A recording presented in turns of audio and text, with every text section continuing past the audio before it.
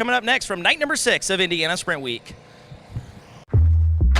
Whatever you drive, however you drive.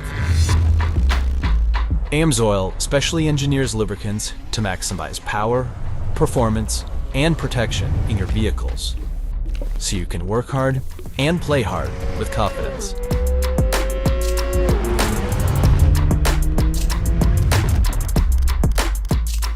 Order online at amsoil.com.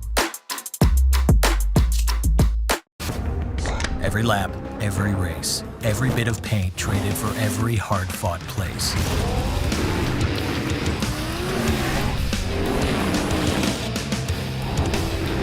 Every checkered flag and trophy raised. Every ounce of dirt, sweat, and gears.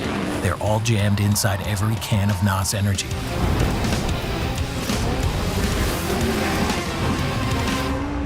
Go ahead, open up a can. The new Dirt Draft app, faster, sharper, built to win. New lock windows and predictive contests.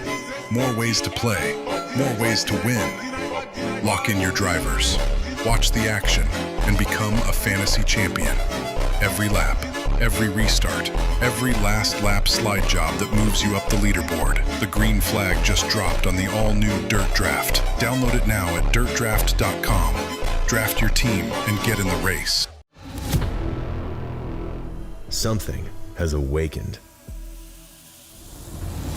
The horsepower and torque you always knew was there, just waiting to make every drive thrilling.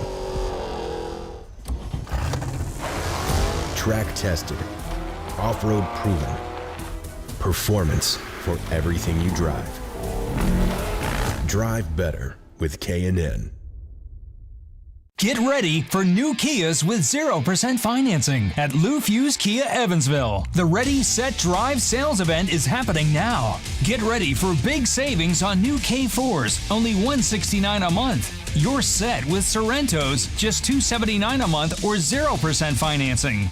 Drive home Tellurides, now $299 a month or 0%. At Lou Fuse Kia Evansville, home of the 200,000-mile warranty. Lou Fuse, we are family.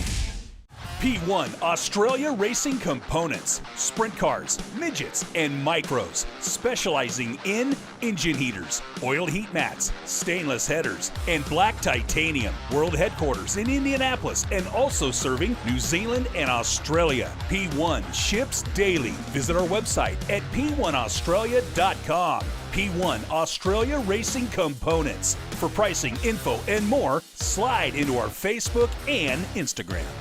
Gas prices keep rising, and fuel economy matters more than ever. Meet Fuel Joules, the only time-release fuel additive on the market.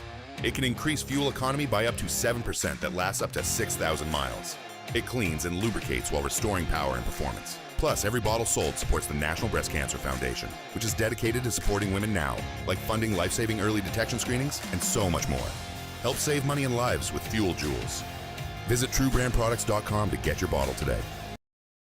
Back to Paragon Speedway here on the FloRacing broadcast, where 46 drivers have checked in with the USAC AMSOIL Sprint Car National Championship. That'll put us into 6 groups of Dirt Draft Hot Laps. Those will be making their way out to the Speedway here in just a little bit. 5 groups, of Dirt Draft Hot Laps. Drivers will come out for engine heat and wheel pack. We'll whittle that down into Dirt Draft Hot Lap session number 1. We'll set them loose. Then we'll come back with Learn Lab qualifying. 2 cars at a time will enter the Speedway.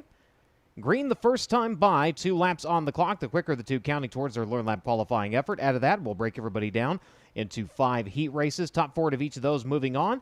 5th and 6th will go into your 5-star body semi-feature event. The remainder going into the Cookout C Main. 30 laps the distance and $10,000 to win here tonight at Paragon. Of course, back on the Sprint Week schedule for the first time since 1998. And again, 46 drivers have checked in. During Learn Lab qualifying, the time they're all chasing was established by Carson Garrett last year during the Fall Brawl, a 14.309 second lap, 94.346 average miles per hour.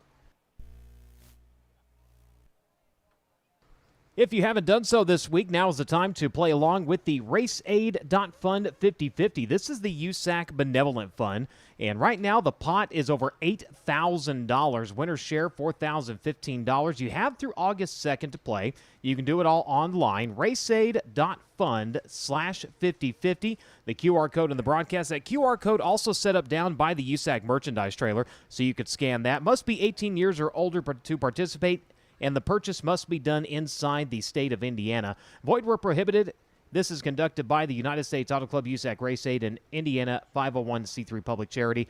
And again, we reiterate every night because not everybody knows what Race Aid is. The Benevolent Fund, this goes into effect in a time when, say, a driver is injured on track or they end up in a crash, a crew member, an official.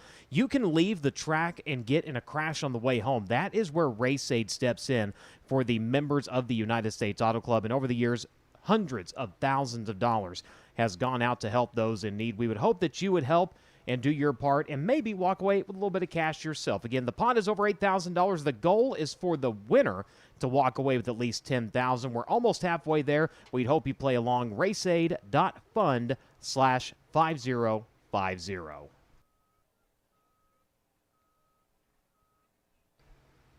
So as we wait cars to make their way out onto the Speedway, talking about Dirt Draft Hot Laps, of course, we always have driver v. driver and the chance to play along against those drivers. And remember, Dirt Draft kind of changing things up here. It is no longer the season-long marathon now. It's a week-long sprint. They kind of shook things up here. And every Monday, it resets, and everything you do goes towards the new Dirt Draft Cup leaderboard. And for more on that and to find out the drivers in competition tonight, let's go down to Drake York.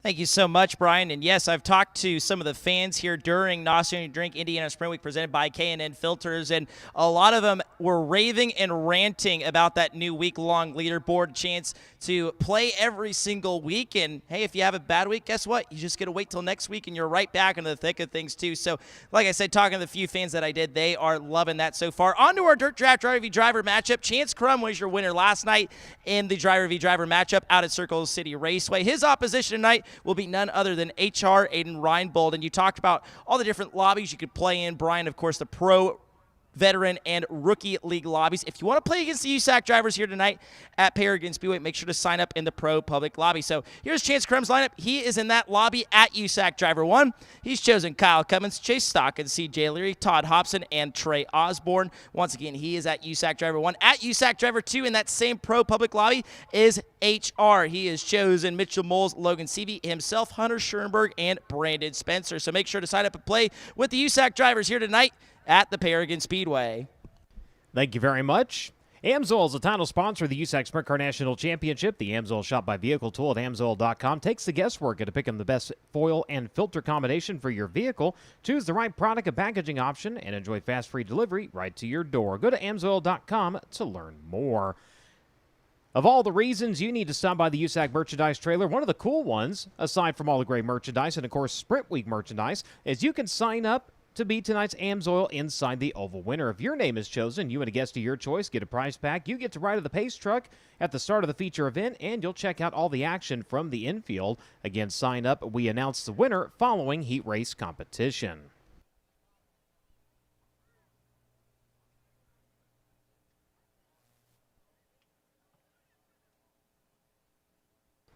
High-performance racing demands high-performance energy. NOS Energy, fueling USAC's fastest drivers and fans all season long. Up in Merchandise Row, stop by and grab your complimentary can at the NOS Energy sampling booth. A look at season points coming into tonight's racing action. Kyle Cummins continues to lead the way, 2,147 markers to the good right now. Coming into Paragon, Mitchell Moles trailing him at 2,031. Justin Grant, 2,025, sitting in third. Briggs Danner at 1,838. Jake Swanson riding at your top five at 1,770. Logan Seavey currently sitting in 6th, Chase Stockin in 7th, Robert Blue, Kevin Thomas Jr., and C.J. Leary make up the top points. Top 10 in the season-long driver standings. Now in Sprint Week points, a change at the top by 1 point now. Mitchell Moles has taken over at 284. Kyle Cummins back to second at 283. Justin Grant at 278. Brady Bacon at 257. His win last night jumping him up into the top 5. Jake Swanson in 5th. Gavin Miller in 6th. Gavin, unfortunately, the team not in action here tonight. Set to be back, we're being told, at Bloomington. Robert Ballou currently sitting in 7th. Logan Seavey in 8th. CJ Leary and Jaden Rogers currently making up the top 10. Of course, a $50,000 point fund paid out through the top 8. The champion walking away with $25,000 and that Bridgeport rocker. One of the other bonuses and incentives up for grabs this week, of course, Learn Lab qualifying, Rod Supply, hard charger, all of that getting a little bit of a boost this week, but also the Parallax Group and ProSource putting up the Passing Master this week, up to $1,000 of the driver who advances the most positions throughout the entirety of NOS Energy Drink Indiana Sprint Week, presented by K&N Filters. And Gavin Miller has the lead at 32, tied with Hunter Schoenberg. Schoenberg in the house tonight, so has a chance to take that over and put the team in the running for a $1,000 bonus there. Justin Grant currently sitting in 3rd, Jake Swanson in 4th, Robert Ballou in 5th, Mitchell Moles with Cale Coons, Kobe Simpson, Jaden Rogers, and Chase Stockin currently making up the top 10. Again, a big thank you to ProSource and Parallax for partnering to get that to $1,000 for the drivers who, again, advance the most positions throughout the course of the Indiana Sprint Week, and that is every time drivers are on track. And if it's a heat race, a C feature, a semi-feature, the A feature, different from our season-long Parallax Passing Master, which is A feature competition only, that $2,500 bonus awarded at season's end at the USAC Awards Banquet. A couple other extra dollar bills up for grabs here this week. Every night, Eclipse Claim Consulting putting up a couple of bills. The first one to the first non-transfer, and also the fastest lap in the feature getting at $100. Rod Supply, mentioned them, $200 to be your hard charger this week. Vogel Real Estate Auction and Appraisal semi-feature hard charger, also worth $100. The Hard Work Award, which is the driver who starts from the 24th position in the feature event, they get $100. And the Justice Family Racing bonus is $250. That goes to the driver who transfers from the most semi-features throughout Indiana Sprint Week. Looking down to the pits as track crew continues to do a little bit of work here around the bottom side of the speedway. They still have the plow disc out there attached to the old John Deere as they go to work trying to get everything squared away and ready to go. We'll have cars coming out to the track here in just a little bit.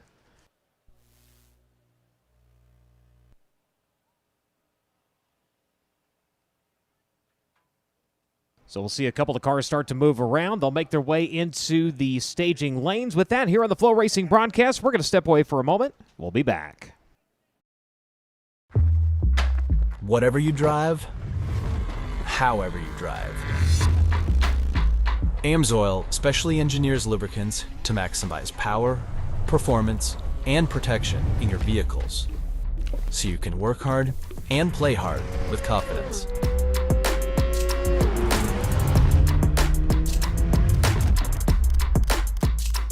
Order online at amsoil.com.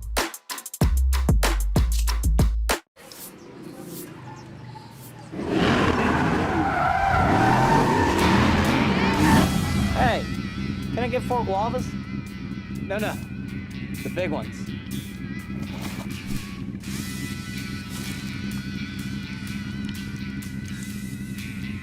Thanks. Ignite your taste with new NOS Energy Grand Prix Guava. Buy it now at a store near you. The new Dirt Draft app, faster, sharper, built to win. New lock windows and predictive contests.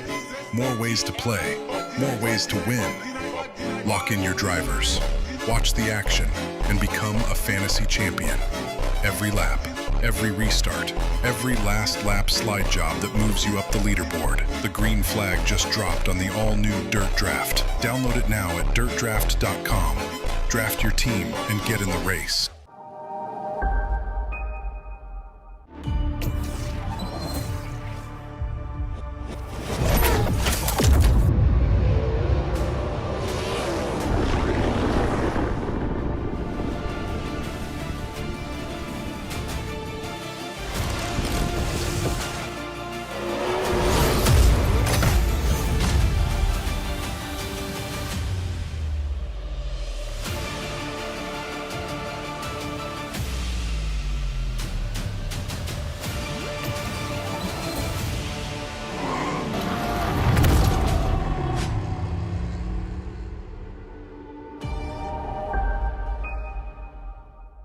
At Lucas Oil Center, we keep you moving with confidence.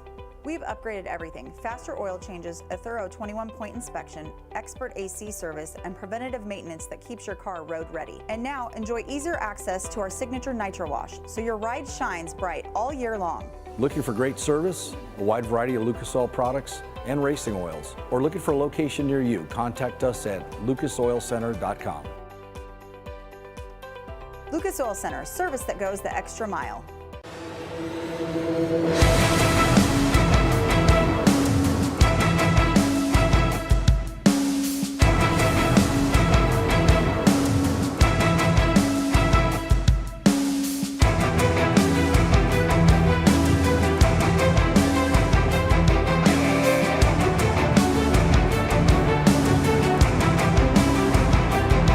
Go harder, faster, stronger with Rod End Supply. Whether you are running industrial, farming equipment, or a race car, Rod End Supply has the assortment of rod ends, radius rods, and specialty products that will help you lead the field in performance. Our superior design means our rod ends last longer and perform better, giving you the edge on the track and saving you money. Contact Rod End Supply or order online today at rodendsupply.com. We don't just sell them, we race them. rodendsupply.com. Serving the racing community for over 30 years. Crashing, it hurts, right? The car owner usually pays to get the car fixed, but who pays for you to get fixed? Are you a race car driver that does not have coverage insurance? Steeda is your answer. Don't race another lap without being covered. Get info now at steeda.com or call 1-800-378-4608. We'll go back to Paragon Speedway here on the FloRacing broadcast. Again, remember, when you can't be there live, you can catch all the action for all three national touring divisions of the United States Auto Club on FloRacing, and that is a part of the Flo Sports Network. So more than just racing, it's just about every sport you can imagine. Are you a fan of hockey, bull riding, wrestling? Do you like marching band, cycling, grappling, cheer, baseball? It is all available with one subscription to Flo Sports. On the racing side, not only do you get the United States Auto Club, you get the Lucas Oil Late Model Dirt Series, the All-Star Circuit of Champions, Interstate Battery High Limit, plus marquee events like the Dome, the Snowball Derby, Wild West Shootout, Hyper Racing Tulsa Shootout powered by NOS Energy Drink. That happens December 29th through January 3rd. And, of course, the Chili Bowl Nationals powered by NOS Energy Drink happening January 11th through the 16th. Get that subscription, whether it be yearly or monthly. It is all the same with Flo Sports and FloRacing, the official live online broadcast provider of the United States Auto Club. Cars starting to make their way out onto the Speedway for wheel pack and hot laps.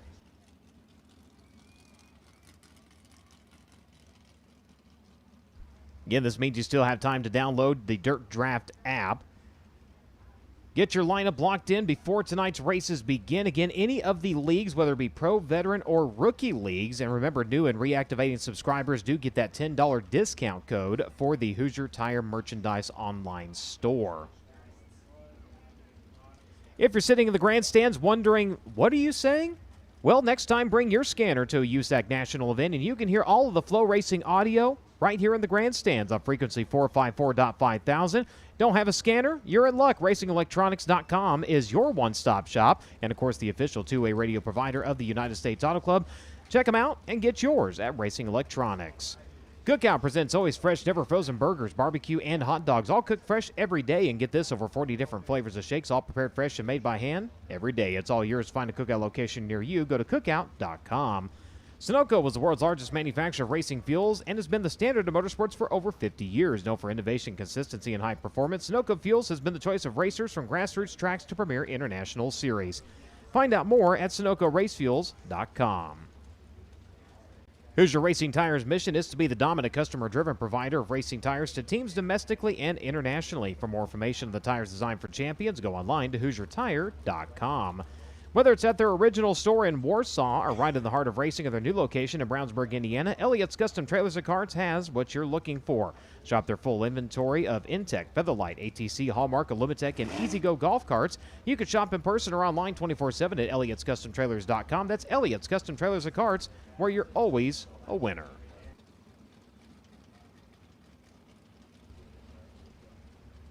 So drivers will begin to make their way out one by one as they make laps and the track begins to come in. The officials on the one-way receiver communication device will radio down and let them know they can make their way back into the pit area. We'll whittle everybody down until we have everybody in place for Dirt Draft Hot Lap session number 1. Again, Sprint Week t-shirts are back in stock at the USAC merchandise trailer. Those sold out in a hurry, so make sure and get down there while your size and color is available. Again, that is available now trackside starting tonight. They will be online at usacgear.com starting at 10 a.m. tomorrow. So again, tomorrow, those shirts will be back online at 10 a.m. But make sure and get yours tonight while they are fully in stock and waiting for you. While you're there, of course, all the 2026 race day must-have gear awaits you at the USAC merchandise trailer. Hats, got 'em, t-shirts, you know it, hoodies. It's going to cool off before you know it, so you might want to restock. And blankets, because nothing increases home value and makes a house warmer and more comfortable than a custom USAC blanket. Make sure and grab one of those before they're gone. The Top Shot here at Paragon is brought to you by LGMG, featuring a focus on safety and customer support for mobile elevating work platforms and telehandlers, and bringing an ever-expanding high-quality product line and a vision for growth. The company has a complete line of scissor lifts, agricultural booms, telescopic booms, and rough terrain scissor lifts. Check out lgmgna.com and lift your spirits today.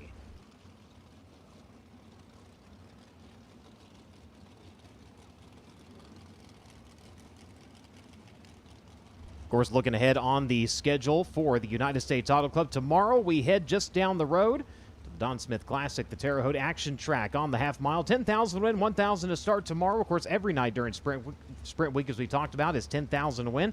But the Smith family coming in and adding a little bit more money to the bottom side of the purse, making it 1,000 to start tomorrow at Terre Haute. Bloomington Speedway on Friday, and of course, everything wraps up at the Tri-State Speedway in Hopstad on a Saturday. We hope you can be there to find out who is going to walk away with that $25,000 champion check and the Bridgeport Rocker. The big car is back on track at Iowa Speedway. Silver Crown Series action on August 8th. The return to the Iowa Oval.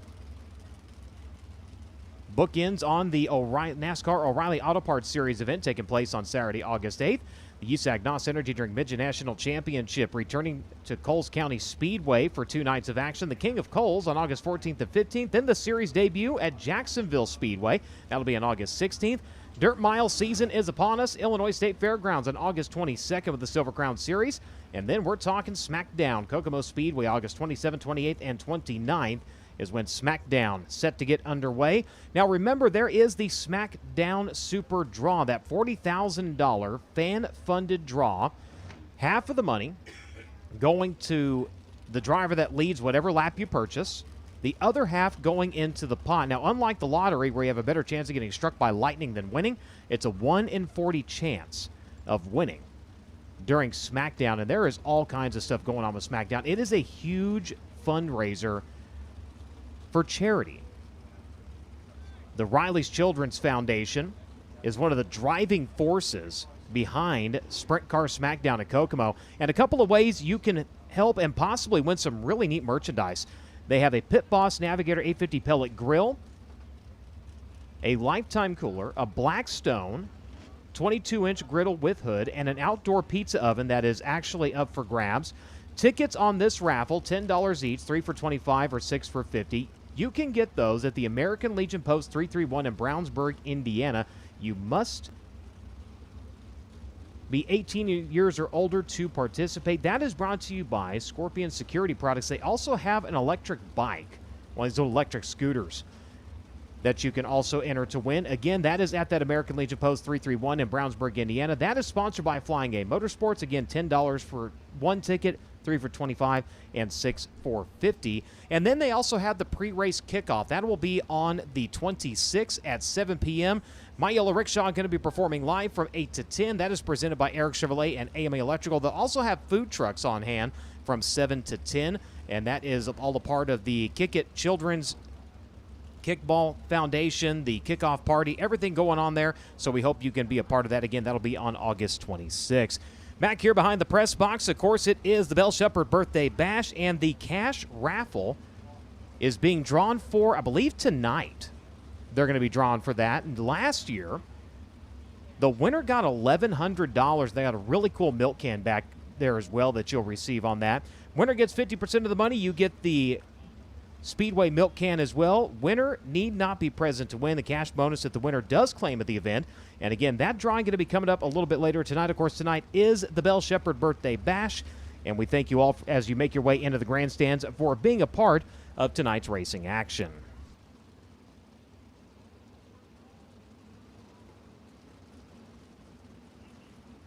So cars continuing to roll out to the Speedway one by one. They'll get called back down into the pits. And again, we'll take it down until we have the drivers slated for Dirt Draft Hot Lap Session number 1. 5 sessions here this evening. Again, 5 Dirt Draft Hot Lap sessions. 2 cars at a time for Learn Lap qualifying. Talking about that a little bit earlier. And then a group of 5 heat races with 4 drivers moving on out of each to set the stage for tonight's A, Semi, and C feature events. All the different ways you can follow along with the racing action tonight. Of course, here on FloRacing, the My Race Pass app, which is free to download in the Apple and Android markets. Rosters, lineups, results, all right in the palm of your hand. And with your premium membership, that does include live timing and scoring. We remind you, though, if it is on MRP with live timing and scoring, it is unofficial. Social media, you can look up USAC Racing on Facebook and USAC Nation on X and Instagram to follow along there. But for all the official news, notes, points, and updates, you can go to USACRacing.com, and we point out when you go to USACRacing.com, click up on the USAC shield right next to it, and that'll take you to UnitedStatesAutoClub.com, because USAC is more than just circle track racing. It is amazing the amount of racing and sanctions that operate under the United States Auto Club. Circle track, road racing, off-road power sports, even the NASCAR Youth Series operates under the United States Auto Club. So make sure and check out the entirety of USAC when you go to UnitedStatesAutoClub.com.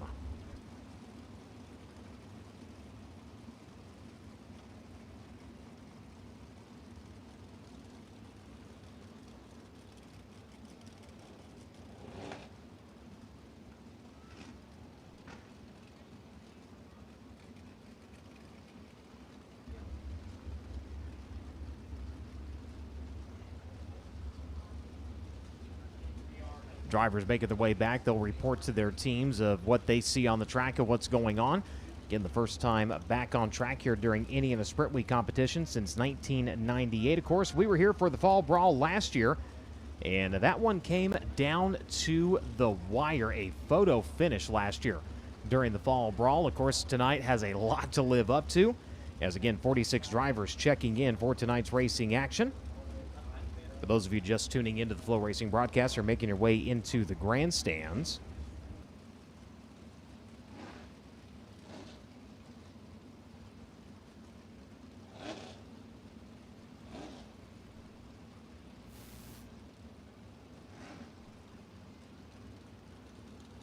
so all 46 drivers have made their way out and presented as timing and scoring checks to make sure everybody's transponder is working A-OK. Drake down to the infield, getting a look at the racetrack, and this crew has been on equipment or on a water truck since we got here a little after 11 today, and they've been working all week trying to get this track ready to go. That's the thing about dirt track racing, Brian. You can't just show up the day of expecting to have an amazing racetrack, and the crew here at Paragon Speedway has been out here the last few days making sure everything is in tip-top condition, not to mention the racetrack, but also the fan side of things. Of course, the fan experience when you come to a USAC National Sprint Car Race is so important to not only us at the United States Auto Club, but each and every single venue we go to. As this field continues to work in the racetrack, still a few slick spots I'm noticing too, so I think even if we stay out here for a few minutes longer, things will be ironed in and we'll be ready for Dirt Draft Hot Laps. But tip of the cap to the crew here at Paragon Speedway. They have been making continuous improvements over the last few years. I would say the biggest one is that main grandstand we see here on the front straight. Of course, that wasn't here just a few years ago. It used to be hillside seating. They got these really nice grandstands in, and talking to a lot of the fans in the Midway earlier today, they have loved the improvements here at Paragon Speedway. It's quickly become one of the fan favorite tracks here in the state of Indiana. Not to say that it wasn't before, but I think it's an elevated value of that now, Brian.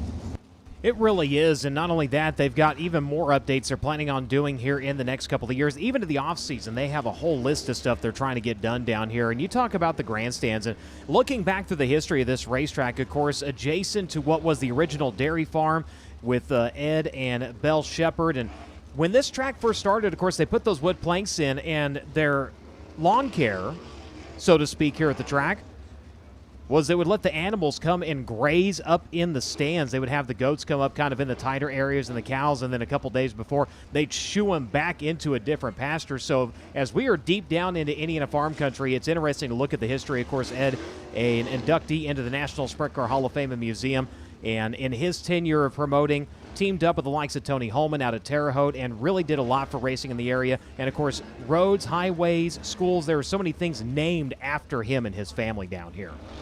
Yeah, there certainly is, too. And to kind of add on to the history of it, there used to be a barn here that stood for a number of years. I was a part of that dairy farm, but it's funny to hear you talk about having the goats, the sheep, the cows graze the grandstands. That's something that we've seen at Sonoma Raceway over in California over the years, and there's a lot of cool history here at the Paragon Speedway. We could really sit here and talk about it all day, but there's a lot of cool stuff here at Paragon Speedway. It's been a hidden gem of the Indiana dirt track scene for as long as a lot of people can remember. You talked about it earlier, Brian. Indiana Sprint Week has not been here since the late 90s, so it's great to have NOS Energy Drink Indiana Sprint Week presented by K&N Filters back here. It's such a historic venue. It really is, as drivers continue to make their way down into the pit area. Drake looking at every night so far here during NOS Energy Drink Indiana Sprint Week and looking at how tight the points are. And last year, we saw it come down all the way to the last couple of laps. And, well, guess what? Looks like we're setting up for that once again. Well, you just have to remember the fall brawl that we had late here last year at Paragon. It was a photo finish between eventual champion Kyle Cummins and Mitchell Moles. And I think even if we get a race that is half as entertaining as that, we're still going to have a really good show here tonight at the Paragon Speedway. And even if you come here to the local Saturday night show at Paragon, I feel like it's one of those quality bang for your buck racetracks. We talk about hidden gems in the state of Indiana.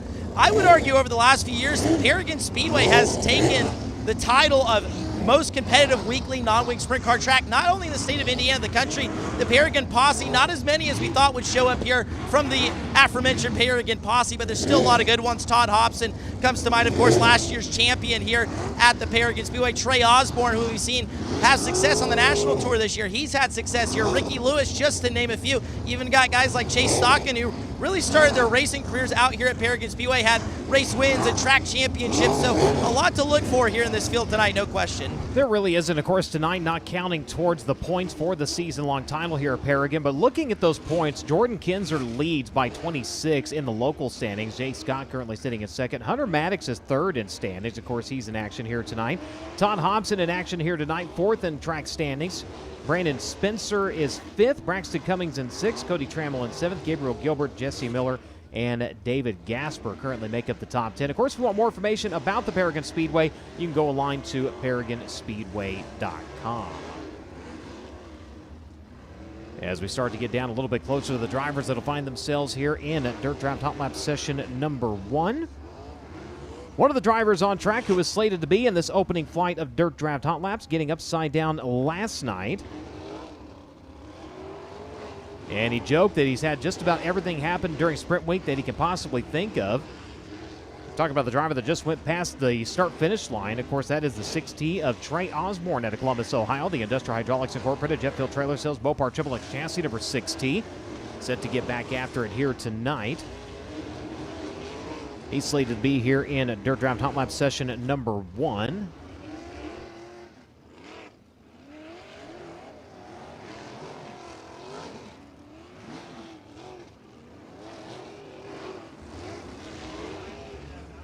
Looking behind him, Kyle Cummins out of Princeton, Indiana, driving the Novix Outdoor, Avante Windows Door, Stanton Machwa Chassis, Petty Performance Racing number 3P. The 21K also on track, rolling towards turns 1 and 2. That is Kobe Simpson out of Bonham, Texas.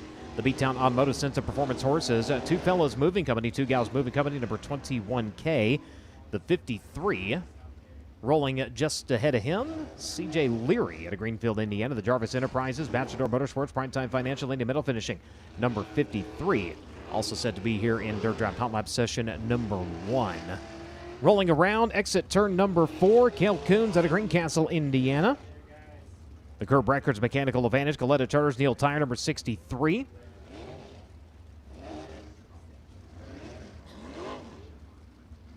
Driver in 34, R.J. Miller out of Edgewood, Texas. The Pro Source, Main Street Auto Care, Miller Power, Maxim Chassis, Wills Point Automotive, number 34M, making his way into turns 1 and 2. The 39 out of Allentown, Pennsylvania, entering turn number 1 right now. The E. Schneider & Sons Recycling, Keystone Cap Boulevard Truck Repair, Rider DRC number 39. That is Briggs Danner. In the number 39. The 19 AZ, Mitchell Moles out of Raisin City, California. The AMA Electrical, Mesilla Valley Transportation, Ryan Bull Development Incorporated, number 19 AZ. And the 4, Justin Grant out of Ione, California. Last night's Ronda Supply Hard Charger at Circle City. Driver the NOS Energy Drink, MBO Logistics, Top Industries, G&G Racing Fuels, Amsoil, number 4. As we'll get the field wound up and set loose here in Dirt Drive Hot Lap session number 1.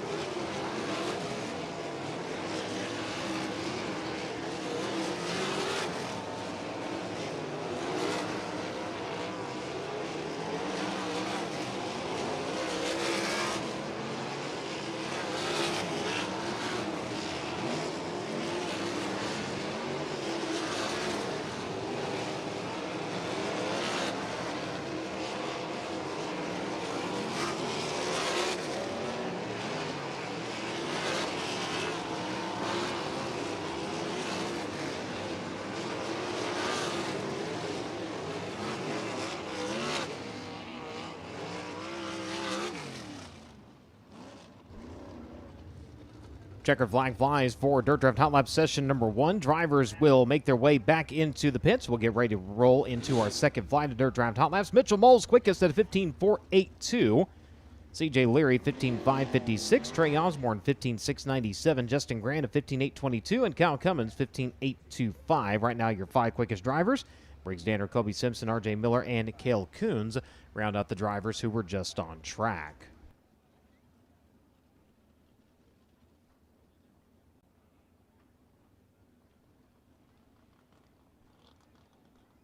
Second group of Dirt Draft Hot Laps. Those cars are beginning to make their way out onto the racing surface. First driver out onto the clay. Looking over the exit to number 4. That's Cody Trammell out of Bloomington, Indiana. Driver of the Whitman Roofing, Trainer Chevrolet, DRC, the Ace Corp. TJ Tile, Schaefer Racing Oils.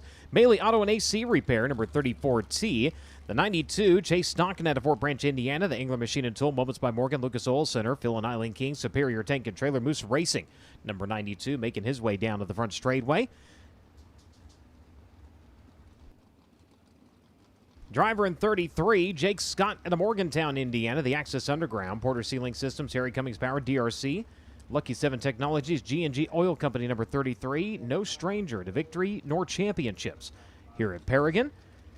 Makes his way into turns 1 and 2. Colin Parker out of Martinsville, Indiana. The Smith Small Engine, GTCarts.com, G&G Oil, Bill Trainer Powered, Magnum Chassis, number 16K. Makes his way into turns 1 and 2. Here in the front stretch, Charging Charles Davis Jr. to Buckeye, Arizona. The MP Environmental, Black Magic Bead Breaker, Spider Crane, 80 Race Parts, Central Arizona Raceway, number 47. On the front straightway in 11, Jack Hoyer out of Frankfort, Indiana. The Intact Management Group, Woodruff Mowing. Ruoff Mortgages, Truck Finishes, Hoyer Chevrolet, DRC Chassis, number 11.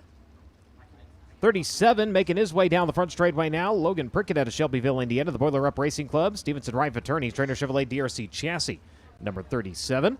The 15, Kevin Thomas Jr. to Coleman, Alabama. The Driven Racing Oil, Middle-Aid 1, and then Rigging, Indy Metal Finishing. Brad Alexander Suspension, Bird Racing, number 15. Makes his way towards turns 1 and 2. Driver swap in the number 26. Normally, Matt Thompson. Tonight, it is Hunter Maddox out of Bedford, Indiana. Driver of the Roan's Garage. Stat Tool, Clark Excavating. Jerry Davis Power. DRC Chassis, number 26.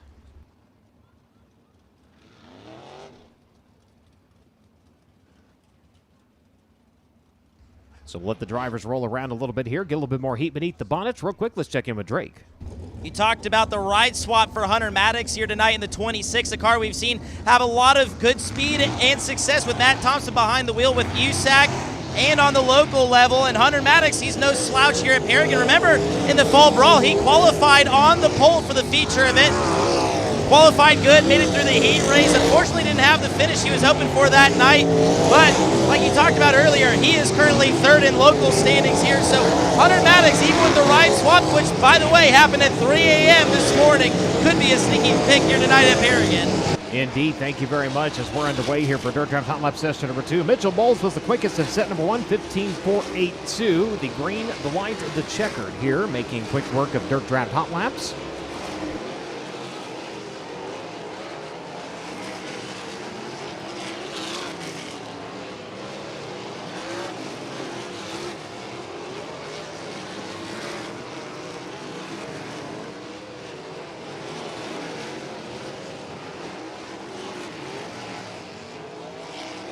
Times continuing to fall. Chase Stockin coming around with a 15.220, 15.220 for the driver, the number 92. Kevin Thomas Jr., 15.256. Jack Hoyer, 15.370. Mitchell Moles back to fourth quick at a 15.482. Hunter Maddox at a 15.549. CJ Leary, Charles Davis Jr., Trey Osborne, Jake Scott, and Cody Trammell currently make up the top 10. First to 10th difference, just a little over a half a second right now. Problems for Colin Parker in the 16. Slow down the front straightaway. Now the Indy Power Sports four-wheeler coming up behind him. And Drake, not sure if maybe you were able to get a glimpse at what went wrong here. That 16K machine just ran out of noise down the backstretch, Brian. There was no RPM spike on that machine. There was no smoke, so nothing obvious wrong on that race car. I did see Colin take a look down between his legs where the drive line runs through, so not sure if it's something with the drive line or what, but you'd have to imagine it's an internal issue on the 16K as the Indy Power Sports quad pushes him back to the pit area. Hopefully repairs can be made before Learn Lab qualifying later on this evening. Thank you very much. Drivers onto the track here for round number 3 of Dirt Draft Hot Laps, beginning with the 22 of Brandon Spencer out of Nashville, Indiana. The AA Auto Body Myers DRC number 22 making his way into turns 1 and 2. Driver behind him out of Rockland, California, the Suburban Subaru. Deaton's Waterfront Service, Berks Western Telecom, England Machine and Tool, Hinchman Indy number 12. That is the Madman, Robert Ballou. The 77S, the driver to Santa Barbara, California, the Simply Birdhouse TSR Clee CSI Tyler Sturgeon Race at number 77. That is David Gasper. Gasper in the number 77.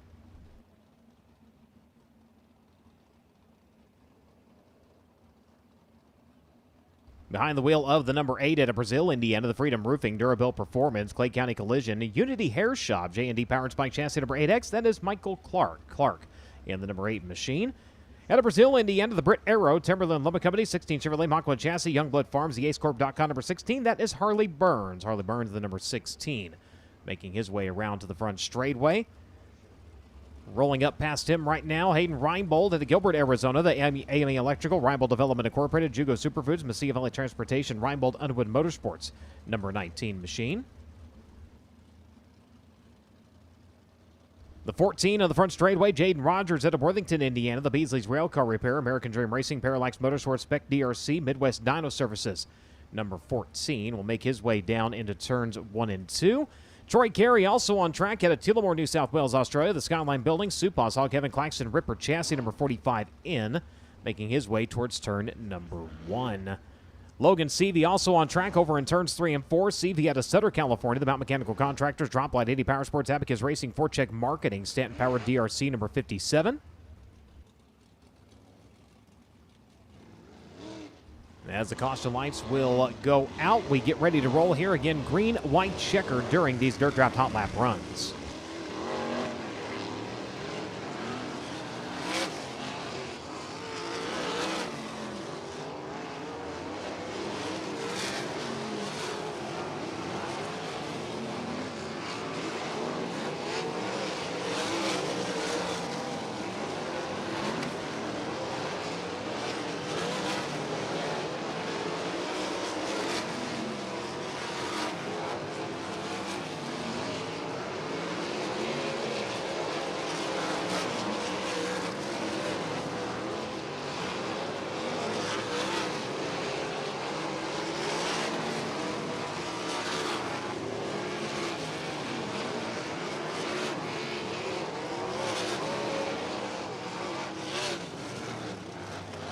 Inching closer to the 14-second bracket. Harley Burns brings it down to 15.110. Hayden Reinbold 15.130. Jaden Rogers 15.163. Logan Seavey fourth quick at a 15.213 second lap. And Chase Stock at 15.220. Kevin Thomas Jr. 15.256, Gasper at a 15.307, Ballou 15.330, Hoyer at a 15.370, and Mitchell Moles 15.482. Right now, your top 10. Difference first to 10th, 0.372 seconds. Problems for the 45 in a Troy Carey. Drake going down to find out what's going on there. Troy told me that motor is just simply missing right now, so they're going to try to thrash on the 45 end before we get to Learn Lab qualifying. I'm not sure, Brian, but I don't think he got a really competitive lap in there. It seemed like to me he grabbed the throttle in turn number 4 and dived straight to the infield. So good heads-up driving by Troy not to really try to run that motor ragged here in hot laps and see if they can maybe fix the issue before Learn Lab qualifying. But definitely a tough way to start the evening for the Tullamore Tornado. Yeah, you are correct. Troy Carey did not turn a lap there that registered a time. As we get ready to go, Dirt Draft Hot Lap session number 4.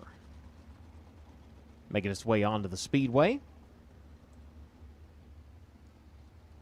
Behind the wheel of a 16W last night, able to put his car back together for tonight at Topeka, Kansas, the Wholesale Battery, Harris Fabrication, Jaden Soap Foundation, Donna, XXX number 11W. This is Wyatt Burks. Wyatt Burks in the number 11W. Back on track in his machine here tonight. Rolling down the front straightaway, winner last night up at Circle City at a Broken Arrow, Oklahoma, the Concord American Flagpole racer Jim Weed, High Performance Lubricants, Chris Dyson, number 20. That is the Macho Man, Brady Bacon. Your reigning champion here at Paragon at a Clyde, Victoria, Australia, the NBL Transport, Wingo Freeland Power, DRC, Steel Products, Wingo Performance Development, Maxima Oil, number 77 in turns 1 and 2. That is Todd Hobson. Hobson in the number 77. Driver in 3, Hunter Scherberg at a Sykeston, Missouri, the Majestic Electric, Lucas Oil Center, Stanton Mach 1 Chassis, Rock City Racing, number 3R, makes his way onto the back straightaway. And Jim Tribby at Martinsville, Indiana, behind him, the JTR Trainer Chevrolet, DRC, Indy Race Parts, Bulldog Rear Ends, number 9. Driver in 28 to the back straightaway, Brandon Maddox at a Terre Haute, Indiana, the Whitman Roofing, TCB Speed North, Gressman DRC, Shelter Insurance Company's number 28. And the 10G... Joining us once again this week, Gabriel Gilbert at Greenwood, Indiana, driver of the DRC Chevrolet Gilbert Racing, number 10.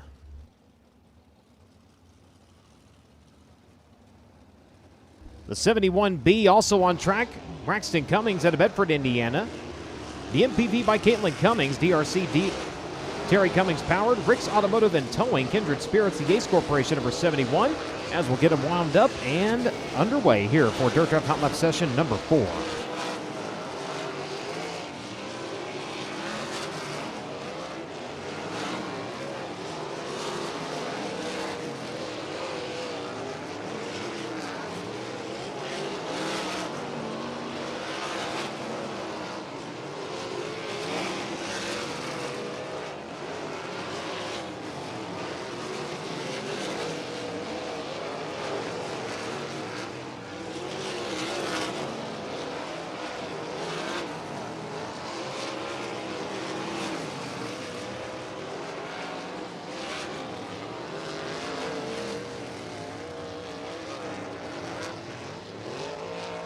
One driver finding the 14-second bracket, Brady Bacon, 14.845, the only driver right now under 15 seconds. Todd Hobson was at the top of the boards for a moment with a 15.060, currently second quick. Harley Burns at a 15.110. Hayden Reinbold fourth quick at a 15.130, and Jaden Rogers 15.163 currently make up the top 5.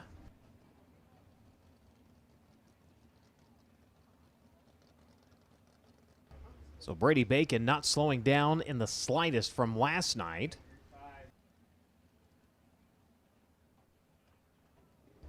As we roll into our final flight of Dirt Draft Hot Laps, cars will begin to push out onto the Speedway. First one exiting the pits will be Chance Crum. It is in Homebush, Washington. Driver of the Pit Logic, 83 Customs, Elevate Race Media, Race Redeem Foundation, FG3 DRC chassis number 83C. He'll make his way around to the exit of turn number 4. Next driver on track will be the G5, Gunnar Setzer to Columbus, Indiana. Driver the Setzer Fabricating, Aviation Tax Consultant, Stanton Mach 1, the Cure Starts Now Foundation, Lynch Machining, number G5. The 9Z making his way around to the front straightway, the Unleash the Beast, T.A. Smith Distributing, Oak Motors, Pizza King, G&G Oil Company, number 9Z out of Yorktown, Indiana. Makes his way just past the flag stand. Also on track out of Scurry, Texas, the Pendleton Farms, Bennick Enterprises, Honest Abe Roofing. Claxton DRC chassis number 2B, that is Dalton Stevens.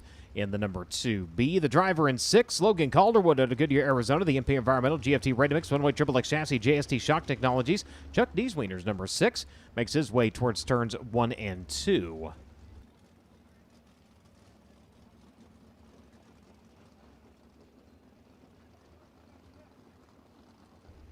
Next driver to tell you about rolling here down the front straightaway, that is the AU26 of Todd Moole. He's at Heathcote, Victoria, Australia, the EMI Claxton Moole Family Racing number 26 machine. Driver that just rolled past him, Ricky Lewis out of Oxnard, California. The Cutters Lawn and Landscaping, Superior Tank and Trailer, Stinson DRC Chassis, Physical Medicine Consultants, Mesilla Valley Transportation, Morris Farms, number 41. Ricky, a tip of the cap and a thank you to Cutters Lawn and Landscaping for coming on board. Next driver to tell you about, just past the flag stand here. Before we get to that, let's go and go to the 55 of Eli Wilhelmus out of Newburgh, Indiana. The Traders Brewing Company, Jerry Eigner Construction Spec DRC Chassis number 55. Now to Tony Hilton out of Spencer, Indiana. The DRC 16 Chevrolet, the Ace Corporation, number 87. Midpoint of the backstretch for that driver.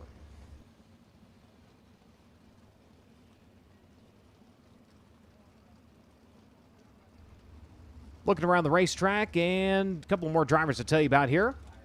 Driver in 38 out of Albuquerque, New Mexico, the DRC Chevrolet Oldfield owned number 38. That is Travis Oldfield.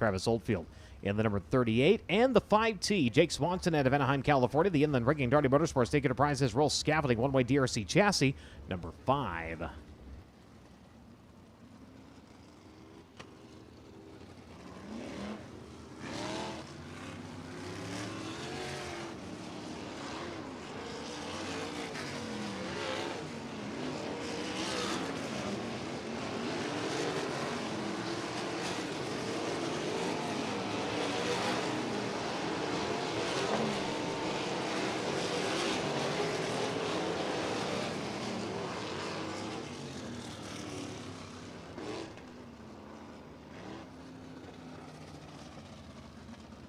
Caution is Moole orbited the racetrack for a moment, so they'll allow the drivers to get a little bit of space here before they set them loose again.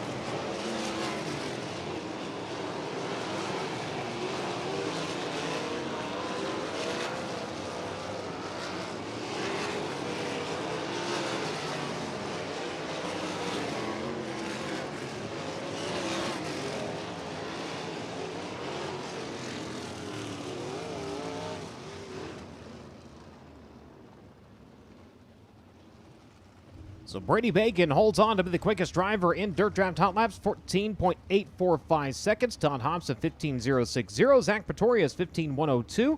Harley Burns, 15.110. Hayden Reinbold, 15.130. Your top 5 quickest drivers. Gunnar Setzer, Jaden Rogers, Todd Moole, Logan Seavey, and Chase Stockin make up the top 10. Difference first to 10th, 0.375 seconds.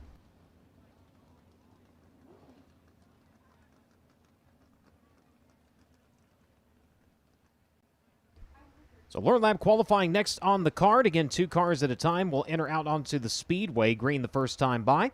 They're quicker of the 2 laps, counting towards their qualifying effort. Carson Garrett, the current 1-lap track record holder, establishing that September 26 of last year, 14.309 seconds, 94.346 average miles per hour.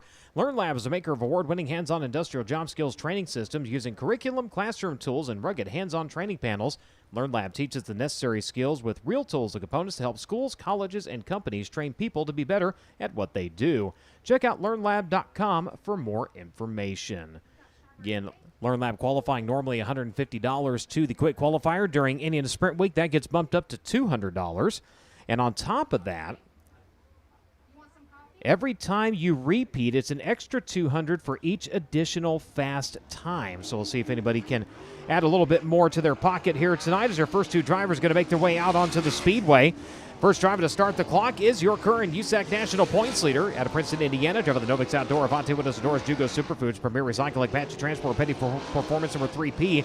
It'll be Cal Cummins, joined on track by the 21K of Kobe Simpson out of Bonham, Texas. Cummins coming around. He'll set the mark at a 14.462. And Simpson 15.697 on his opening lap. Just off of the track record. Can Cummins come around and take it away? Second time by new. Slower 14.491 to 14.462 on lap number 1 for Cal Cummins. Kobe Simpson, second time around for him, is slower 15.967 or 15.697 on his opening lap. A 16.403 second time around. Next two drivers out onto the racing surface. CJ Leary, one of them out of Greenfield, Indiana. The Jarvis Enterprises, Bachelor Motorsports, Foxco DRC chassis number 53. Problems. Leary up off of the racetrack, brings it back down to the racing surface as we go under yellow flag conditions. So Leary, a little bit of a misstep here.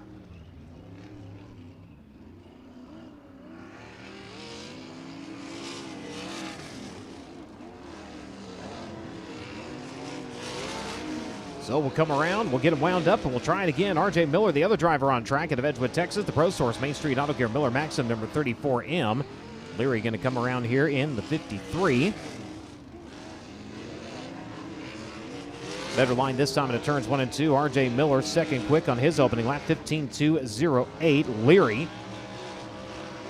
see if he can make up some time here on lap number 2. Much better run, and he will go to third quick at a 15.343. 13.343 for CJ Leary. RJ Miller, lap number 1, 15.208 will be his best attempt. Lap number 2, issues for that driver. As we get underway once again, Justin Grant on track and the NOS Energy Drink, MPV Logistics, Top Industries, G&G Racing Fuels, Amsoil, Just Eminent Storage number 4. And he's going to be joined on track by Trey Osborne. Osborne out of Columbus, Ohio, the Industrial Hydraulics Incorporated, Jeff Hill Trailer Sales, Hidden Hook Follow Farms, number 6T. Something on the right side. Coming off, it was part of his hood. Came off of the number 6T here. He continues on, though, as Justin Grant goes second quick in his opening lap of 14.879. Trey Osborne, 15.368 on his opening attempt. Justin Grant coming around, and lap number 2 is slower, 15.462. And Trey Osborne improves a little bit, 15.352 seconds for the driver, the number 6T. Next two drivers onto the Speedway, going to be led out by the 19AZ of Mitchell Moles out of Raisin City, California. The AME Electrical, Messiah Light Transportation, Reinbold Development Incorporated, Reinbold Underwood Motorsports number 19. And he's going to be joined by the 63 of Cale Coons out of Greencastle, Indiana. The Curb Records, Mechanical Advantage, Galetta Charters, Neil Tyer, Joe Dooling, Kerbeck Janian, number 63. First time by for Mitchell Moles is third quick, a 14.880. Cale Coons coming around 8th quick at a 15.854. Moles up deep into the cushion at turn number 3, down to the exit at turn number 4. See if he improves second time by. He does second quick at a 14.790. 14.790 for the driver, the number 19 AZ. And Coons coming around. He does improve. 15.476, 7th quick for the driver, the number 63.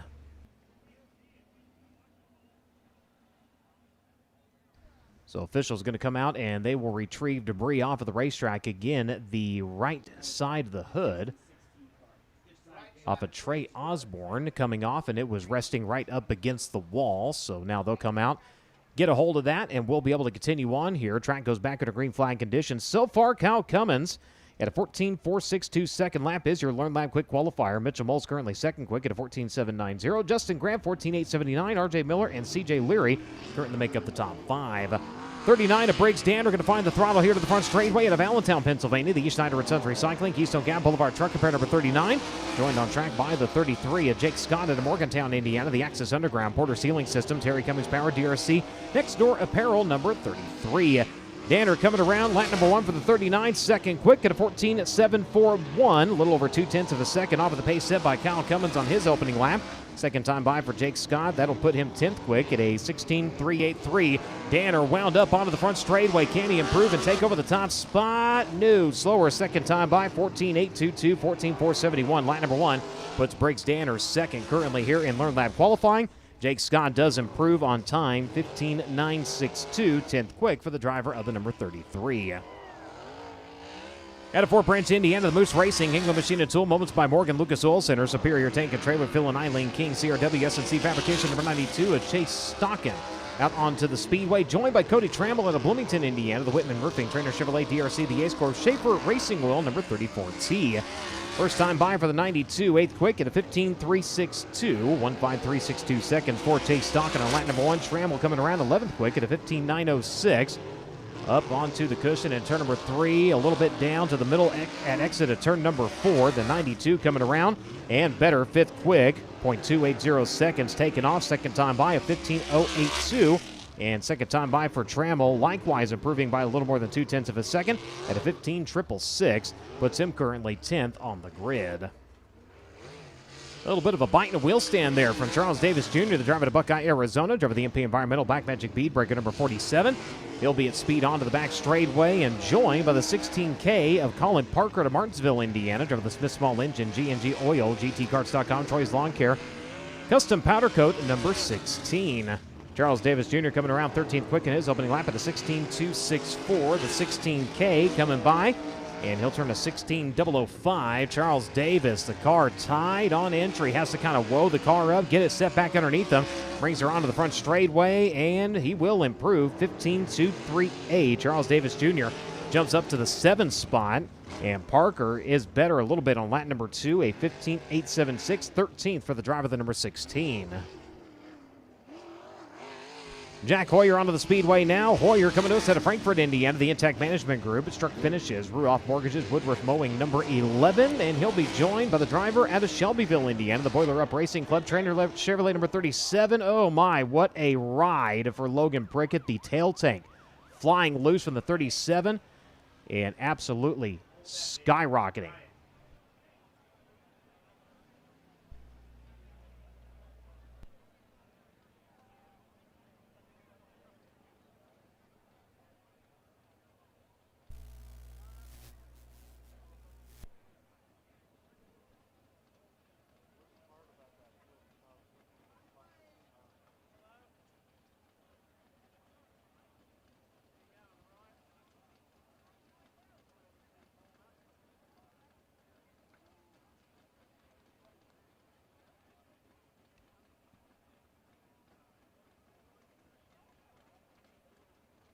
So safety crews on scene again. Logan Prickett, driver of the number 37, if you're just joining us here on the broadcast or in the grandstands, has brought us under red flag conditions. Safety crews checking his condition.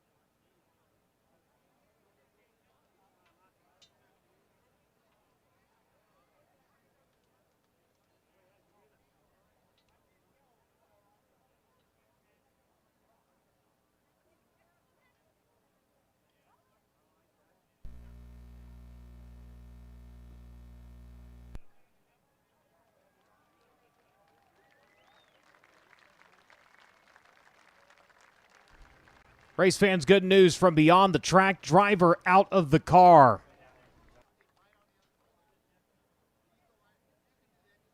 Man, what a ride. Taking a little bit of time to get out of the car.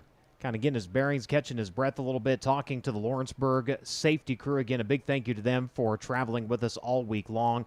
One of the absolute top-notch trackside emergency safety crews in the country. We're very fortunate to have them. And again, the good news, Logan Prickett out of the car.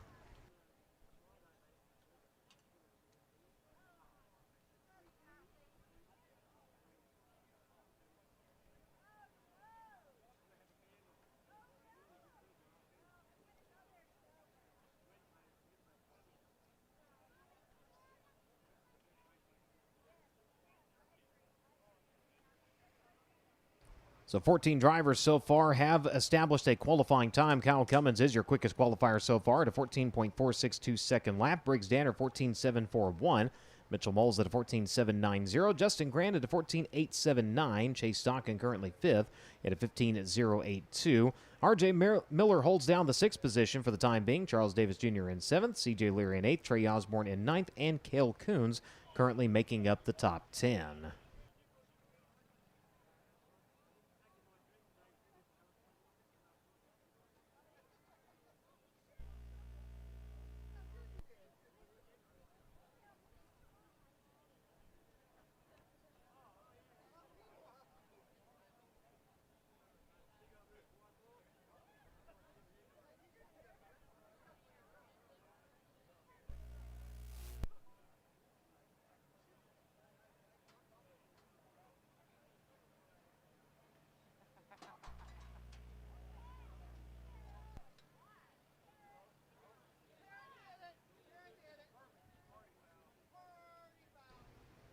So again, Logan out of the car talking to officials, still taking precautions over off the top of turn number 2. In the meantime, here on the FloRacing broadcast, we're going to step away for a moment. We'll be back.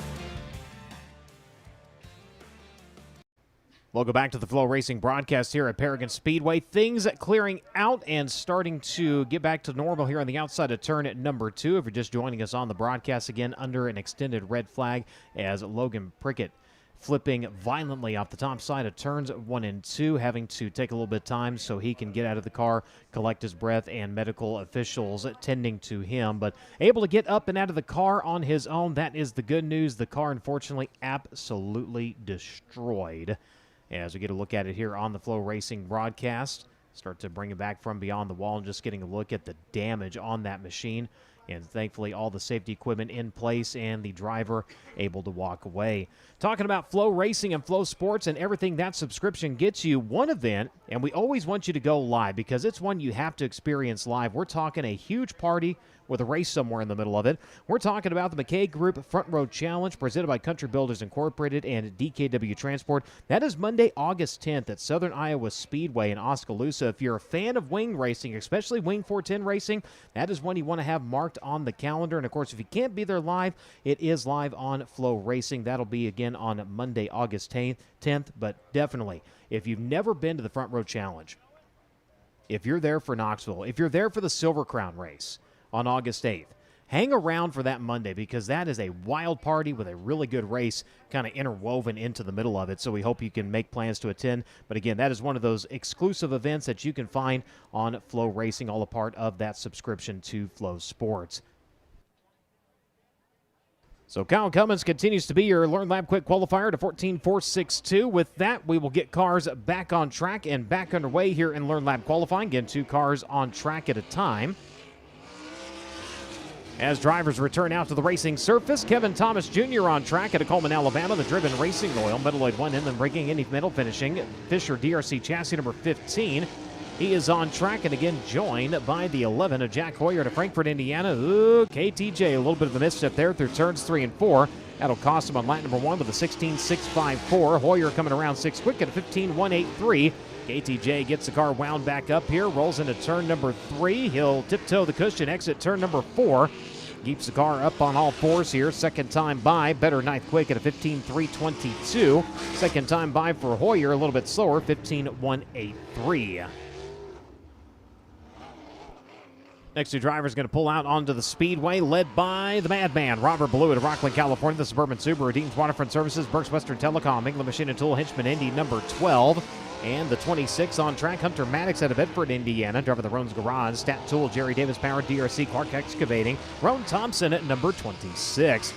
The Madman coming around, lap number 1, ninth quick at a 15.303, 153.03 seconds for Robert Ballou. First time by for Hunter Maddox, 14th at a 15.555, a whole bag of nickels for Hunter Maddox on lap number 1. Ballou twists her off at turn number 4 in the 12. We'll see where he ends up here. A little bit slower, still ninth quick, 15.400. And lap number 1, all 5s. Lap number 2, a little bit slower, 15.572 for Hunter Maddox, 14th currently on the field. Problems during Dirt Draft Hot Laps, but now he's going to find some RPMs here. Troy Carey out of Tullamore, New South Wales, Australia. Driving the Skyline Building, Claxon, Ripper Chassis, Supas, Hog, Kevin Davis Brothers, number 45 in. He'll be joined on track by Michael Clark out of Brazil, Indiana, the Freedom Roofing, J&D Powered, Spike Chassis, Durabuilt Performance, Clay County Collision, Unity Hair Shop, number 8. First time by for Troy Carey, 17th at a 15.726. Hangs the Hoosiers onto the back straightaway here as Clark comes around in his opening lap. Sets her up into turns 1 and 2, and he'll stop the clock at a 16.155. The 45 in onto the front straightaway. Second time by, slower, 15.726. Clark making his way around off of turn number 4. See where he stops the clock here in the Freedom Roofing machine, and it will be better, 16.051. 20th for the driver of the number 8. Harley Burns out to the speedway now at Brazil, Indiana, driving the Brit Aero, Timberland Lumber Company, Youngblood Farms, the Ace Corp, DGH Electric, 16 Chevrolet Mach 1 chassis number 16. He'll be joined by the 22 of Brandon Spencer to Nashville, Indiana, driving the AA Auto Body, Ryan Myers, DRC, Spencer Racing number 22. Burns in the 16 coming around here on lap number 1, and he'll go 15th at a 15.624. Spencer in the 22 coming around his opening lap, 19th quick at a 15.830. Driver the number 16 making his way to the high side of 3, brings it down off of the cushion, exit turn number 4. We'll see if he finds some more speed, and he does. 6 quick, Harley Burns over a half a second quicker, 15.082 seconds on his second attempt. And Spencer does pick up some time, a little shy of 0.3 of a second, 15.593, 16th currently on the field. Out of Southern California, driver of the Mount Mechanical Contractors, Dropline, Indy Power Sports, CGCPA, SportCheck Marketing. Abacus race number 57, Logan Seavey. Seavey on track and joined by Hayden Reinbold of the Gilbert, Arizona. Driver of the AME Electrical, Reinbold Development Incorporated, Mississippi Valley Transportation, Jugo Superfoods, number 19. Lap number 1 for Seavey is 5th quick at a 15.076. Opening lap for Hayden Reinbold, 15th quick at a 15.430. See how Seavey does here into 3 and 4. Slides the car, but gets her just a little upset on the cushion there at the exit turn number 4. That's going to cost him 0.3 at a 15.392. Second time by for the 19 is better. Jumps to 8th quick at a 15.168. That was Reinbold in 19. Onto the Speedway now, bouncing his way onto the front straightaway to Worthington, Indiana. Driver of the Beasley's Railcar Repair, American Dream Racing, Parallax Motorsports, Spec DRC number 14. That'll be Jaden Rogers. He's joined on track by David Gasper out of Santa Barbara, California. Driver of the Simply Birdhouse TSR Clay CSI DRC, and Tyler Sturgeon Racing number 77. Jaden Rogers opening lap 11th quick at a 15.209, 152.09 seconds for the driver, the number 14. Opening lap for Gasper, 23rd quick at a 15.792. Hard into the cushion over turn number 3, bounces her up just a little bit and onto the front straightaway. Better though for Rogers, 8th quick, second time around, 15.095. And Gasper going to come around, he'll lose time, 16.142 in his second lap. Kyle Cummins remains quickest at a 14.462 second lap as we continue on here in Learn Lab qualifying. Braxton Cummings out of Bedford, Indiana. Driver of the MPV by Caitlin Cummings. Terry Cummings Power, DRC, Rick's Automotive and Towing. Stealth Design Company number 71B. He'll be joined by the driver of the Duke City of Albuquerque, New Mexico. Driver of the DRC Chevrolet Wayne Oldfield, O number 38. This is Travis Oldfield. First time by for the 71B, 18th at a 15.494. Travis, a little bit of a misstep there at the exit of the 4th turn. Comes around 28th quick, 16.668. See if the 71B can muster a little bit more speed here on lap number 2. Bounces her his way through turns 3 and 4. Loses just a Scotia time, 0.021 seconds, 15.515 second time around. Oldfield in the 38 coming around, improves 16.057, 28th for the driver, the number 38. Out onto the Speedway now at Klein, Victoria, Australia. Driver the NBL Transport Steel Products, Wingo Freeland Power, DRC Willwood. Wingo Bishop Racing number 77. This is Todd Hobson. Hobson number 77. He's going to be joined on track by Gabriel Gilbert. Gilbert out of Greenwood, Indiana. Driver the DRC Chevrolet number 16. 5th quick on lap number 1 for Hobson.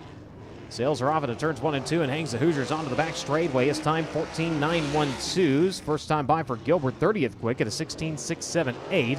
Hobson down low to the exit turn number 4. We'll see if he improves second time by. He does not. 15.469. Lap number 1, a 14.912. 5th quick right now for the reigning track champion here at Paragon. And Gabriel Gilbert does improve by a little over 4/10 second time by at a 16.225. Last night's winner up at Circle City in Indianapolis onto the Speedway, the Concord American Flagpole racer, Jim Weed, High Performance Lubricants rider, Triple X, Chris Dyson, number 20, the Macho Man, Brady Bacon, joined by Hunter Schoenberg at Sykeston, Missouri, driver of the Rock City Racing, Majestic Electric, Lucas Oil Center, Stanton Mockler Chassis, number 3R. Bacon comes around 10th quick on his opening lap, a 15.120, 15.120 for the Macho Man. First time by for Schoenberg, 15th at a 15.249. Bacon gets the left side tires up a little bit there through the middle of turn number 4. Second time around is a little bit slower, 15.349 for Bacon. Lap number 1 will be his best attempt at 15.120. Schoenberg improves 6 quick for the driver of the 3R, a 15.054 for Schoenberg.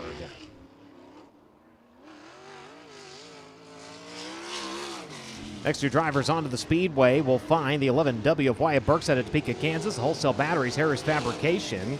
Gage Suspension, Jaden Soap Foundation, Lazy L Ranch, number 11W. And Jim Tribbies out of Martinsville, Indiana. Driver of the JTR Trainer DRC Chassis, Indy Race Parts, number 9.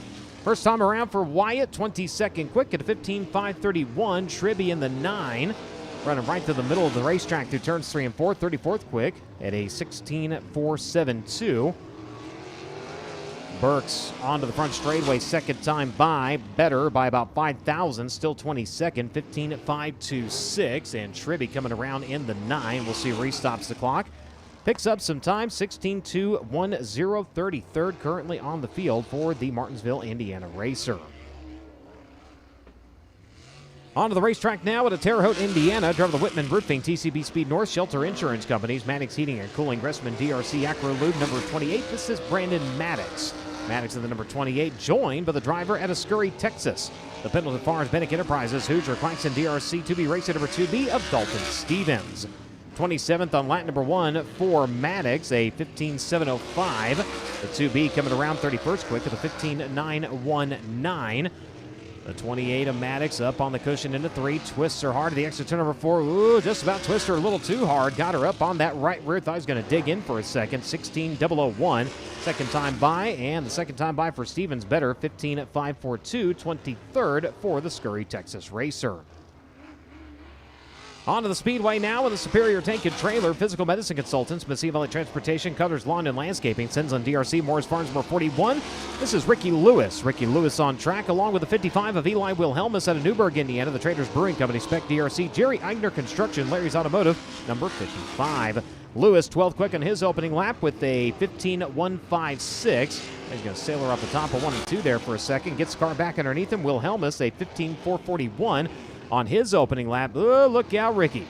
That car catches a bite right in the middle of turns 3 and 4. Just about sailed him off of the racetrack, and it shows. He loses 7/10 of a second, 15.946, but an incredible save at both ends of the racetrack.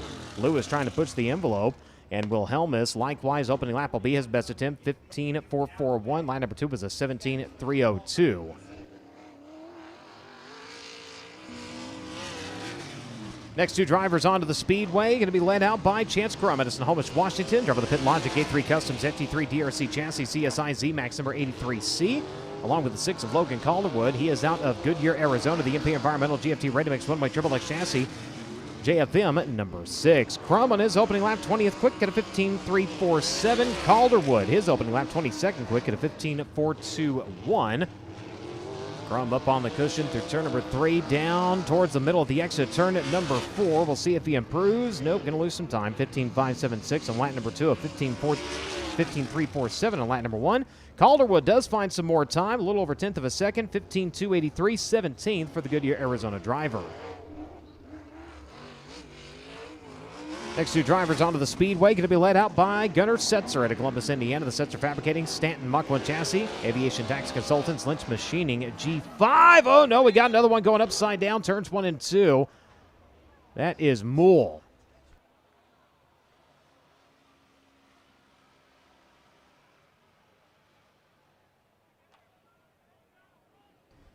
Todd Moole, the driver to Heathcote, Victoria, Australia, taking that EMI Claxton Power number AU26 on an absolutely vicious ride over the top of turns 1 and 2. Found where the wall begins, but the good news, he is already up and out of the car.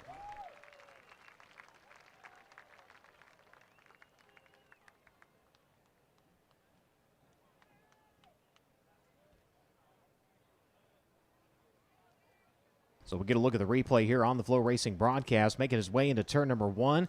Just got her up on the bike, and when he did, dug that right front end, and as we see over and over again, the car just going end over end in a cartwheel.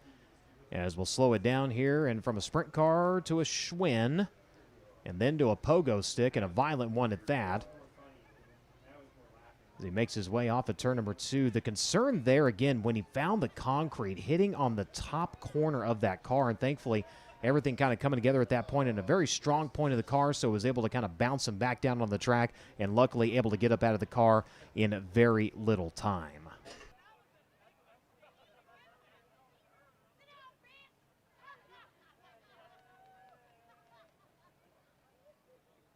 So safety crews going to work, and they will clear the scene on the outside of turn number 2, and able to go down there and get a look at that number 26 machine, and a lot of damage just in what we're seeing here to the front of the car. And you can see the car is actually twisted, the whole front clip sitting a little cattywampus on there, as Drake York with an update down trackside. Brian, you hit the nail on the head. A lot of front clip damage on the AU26. Also took a look at the rear end. The right rear shock is heavily damaged. The tail tank is pushed in along with the bumper. The good news is if they're able to continue on tonight, I feel like this tail tank is salvageable. But, of course, this is a small team buying some equipment here in the United States to run with the United States Auto Club here during Indiana Sprint Week. Not exactly sure what they have for spares, so we'll have to wait and see the status on this team. Maybe for the rest of the week, Brian, that front clip damage definitely not fixable back in the pit area. So tough break for Todd, but the good news is he's gotten up out of this race car and he walked back to his pit area. And like I said, a very scary crash. So really happy to see Todd is A-OK. Indeed. Turns 1 and 2, couple of drivers getting upside down here during a Learn Lab qualifying. Of course, Logan Prickett, the driver earlier, that took a very violent ride and actually going all the way beyond that pit wall at the exit of turn number 2. Took a little bit of time for him to get out of the car. Thankfully, able to do so under his own power, and medical officials tending to him and making sure he is A-OK. And now Moole, the latest driver, who gets up into the fluff and unfortunately goes for that unscheduled ride.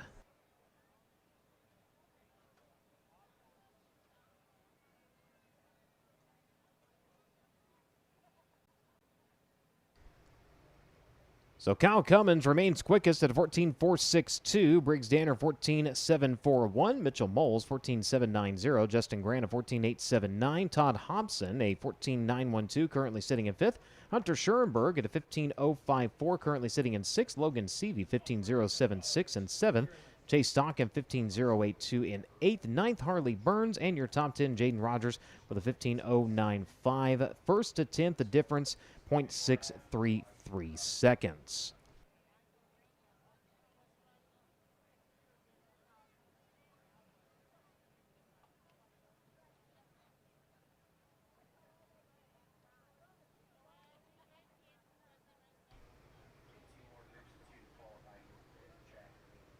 So down to the final few drivers to present here for Learn Lab qualifying.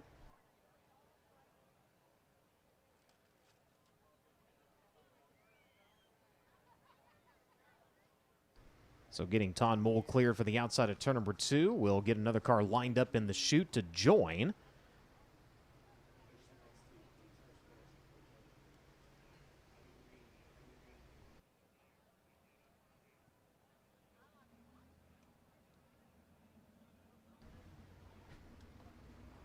So Gunnar Setzer going to make his way back out onto the Speedway in the Setzer Fabricating. The Cure starts now foundation. Stanton Mocklin chassis number G5. And he's going to be joined on track now by Tony Hilton out of Spencer, Indiana. The Ace Corporation 16 Chevrolet DRC chassis. Hilton owned number 87. Hilton in search of his first USAC National start here at Paragon. Of course, was here back in local competition on May 30th. The G5. Gunnar Setzer making his way into turns 1 and 2. One start here back during the Fall Brawl last year with an 8th place finish. Makes his way around a 6th place run during Indiana Midget Week earlier this year. His opening lap is going to be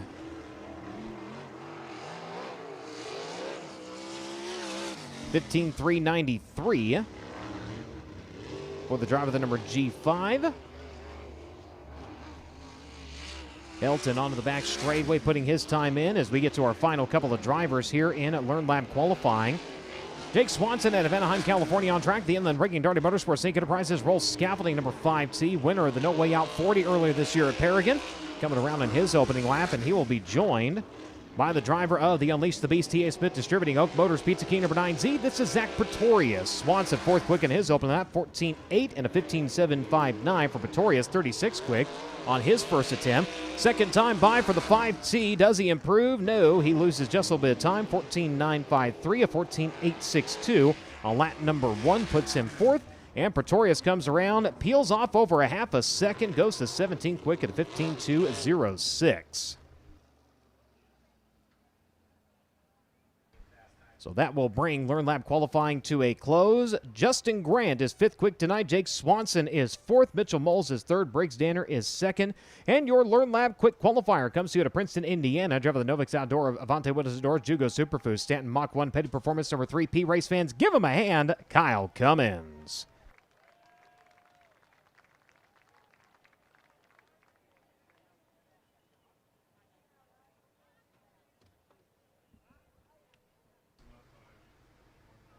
So Kyle going to make his way down into victory lane. He'll get a word with Christy Leary. Well, he trailed by 1 coming into tonight, and just like that, a quick qualifying time puts him right back on top of Sprint Week point standings.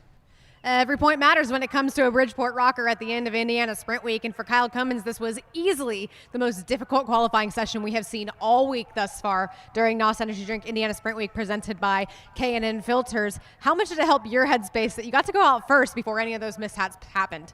Definitely good. When you sit back there and someone turns over it, every time, and you sit there and wait, it kind of leans on you a little bit. But going out first, it's treacherous. That was kind of held my breath there those 2 laps, and glad to be on top there. The heat races are going to be pretty interesting. Glad. I told the guys, I said, man, I felt like I turned over two laps in a row, and it's super uncomfortable. But it's just how it goes. You just got to try to miss the holes and try to find the smooth track part on the track and just go for it. But just got to give it up to Jerry Petty with Vontae Windows and Doors, Bev. Hopefully they're watching. His first heat's going to be a fun one, and you got to make that top 4. So it's showed all week long. It's been it's hard to get in, but we got a really good race car ahead of us. Thanks Novix, Tree Stands for coming on board this week, and haven't got to talk much since the first night. So hopefully we can get a win tonight, and keep the lead and keep on going to tomorrow. Do you feel like going out early there, you were able to set the pace and really kind of determine how the race car was going to make it around the racetrack before you saw everything else? Yeah, it was kind of, the track didn't really have a defined line exactly, so it was just kind of like dark dirt. So, I definitely just kind of made sure I didn't get up over it, just kind of stayed just a little bit. And, it's always, even if you're not making speed in the corners, when you go out early, it's not slick down straightaway, so you can get just little bits here and there without getting out of control in the corner. So glad to go out. I think it's first time all week we've been in the first one. I think we've been in the 5th group all week long. So, put us on the top of the board, and we'll see what we can do later. Early in the night, Kyle Cummins takes back over the NOS Energy Drink Indiana Sprint Week presented by K&N Filters point standings as we head into night number 6 here at Paragon Speedway. Thank you very much. 7th time this season that Kyle Cummins has been your Learn Lab Quick Qualifier.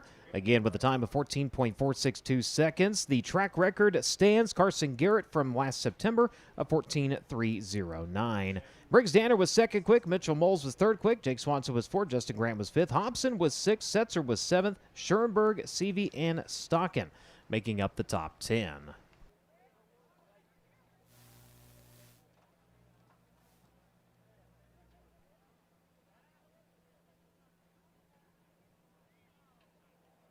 So the tiller making its way through turns 3 and 4. They'll go to work on trying to get a little bit better line around the top of the racetrack here. In the meantime, with the FloRacing broadcast, we're going to step away. We'll be back.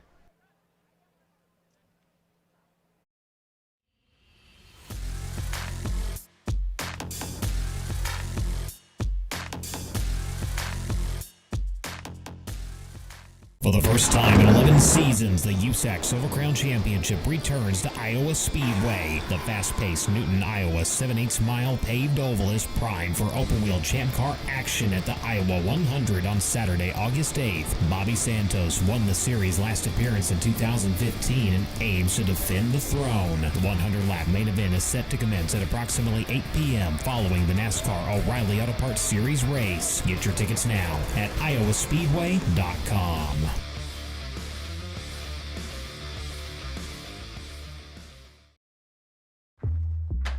Whatever you drive, however you drive. AMSOIL specially engineers lubricants to maximize power, performance, and protection in your vehicles, so you can work hard and play hard with confidence.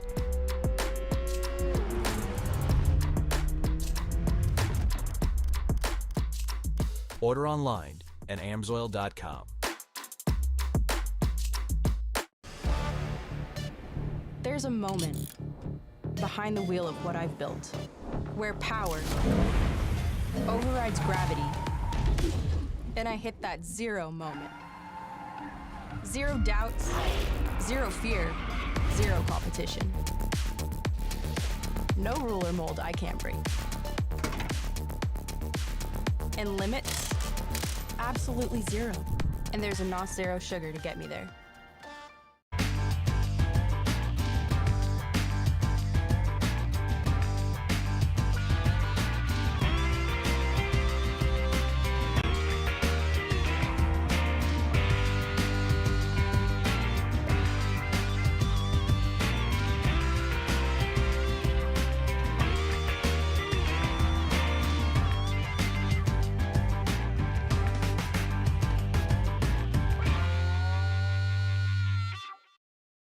Indy Metal Finishing is a family-owned and operated business with 30 years of experience in the industry. Their mission is to support their customers with an exceptional level of quality and service. Conveniently located minutes from downtown Indianapolis, Indy Metal Finishing offers Type 2 and Type 3 anodizing chemical conversions, passivation, and electroless nickel services to motorsports, medical, military, aerospace, and manufacturing industries. Indy Metal Finishing is ISO certified and holds an FFL license. If you have any questions, please call Indy Metal Finishing today at 317-858-5353. Find them online at Instagram, Facebook, and Twitter at Indy Metal Finishing, or visit their website at indymetalfinishing.com.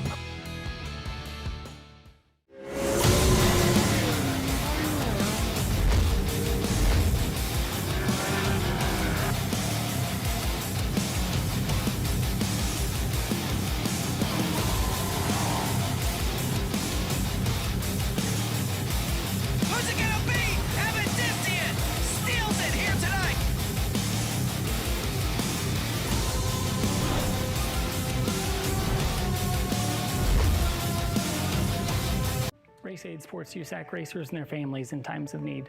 Your generosity fuels our recovery. Your donations help us get back on track. And scan the QR code to donate today. Donate today.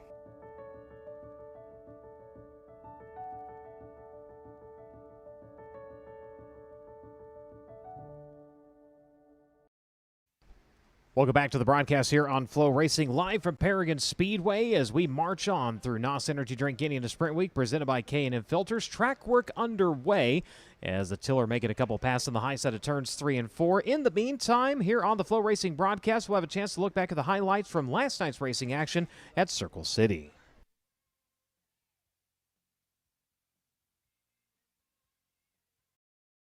Trips around the Circle City Raceway, because race fans, this is what you saved your lunch money for. To the green here in the city of Speed.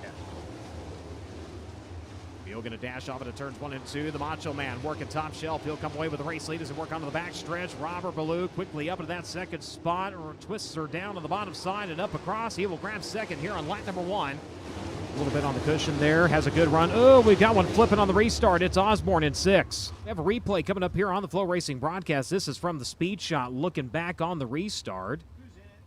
And Trey Osborne up and over. Back to green.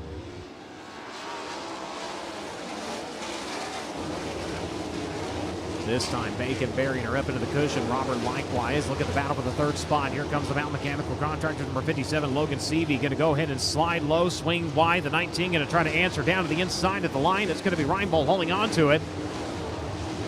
Seavey not done. Turns it off the cushion onto the back straightaway. Burns right back by for the third spot here as they make their way into turns 3 and 4. Reinbold says, nay, nay, I'm going to try to retake this one, but he over-rotates it. Exit turn number 4.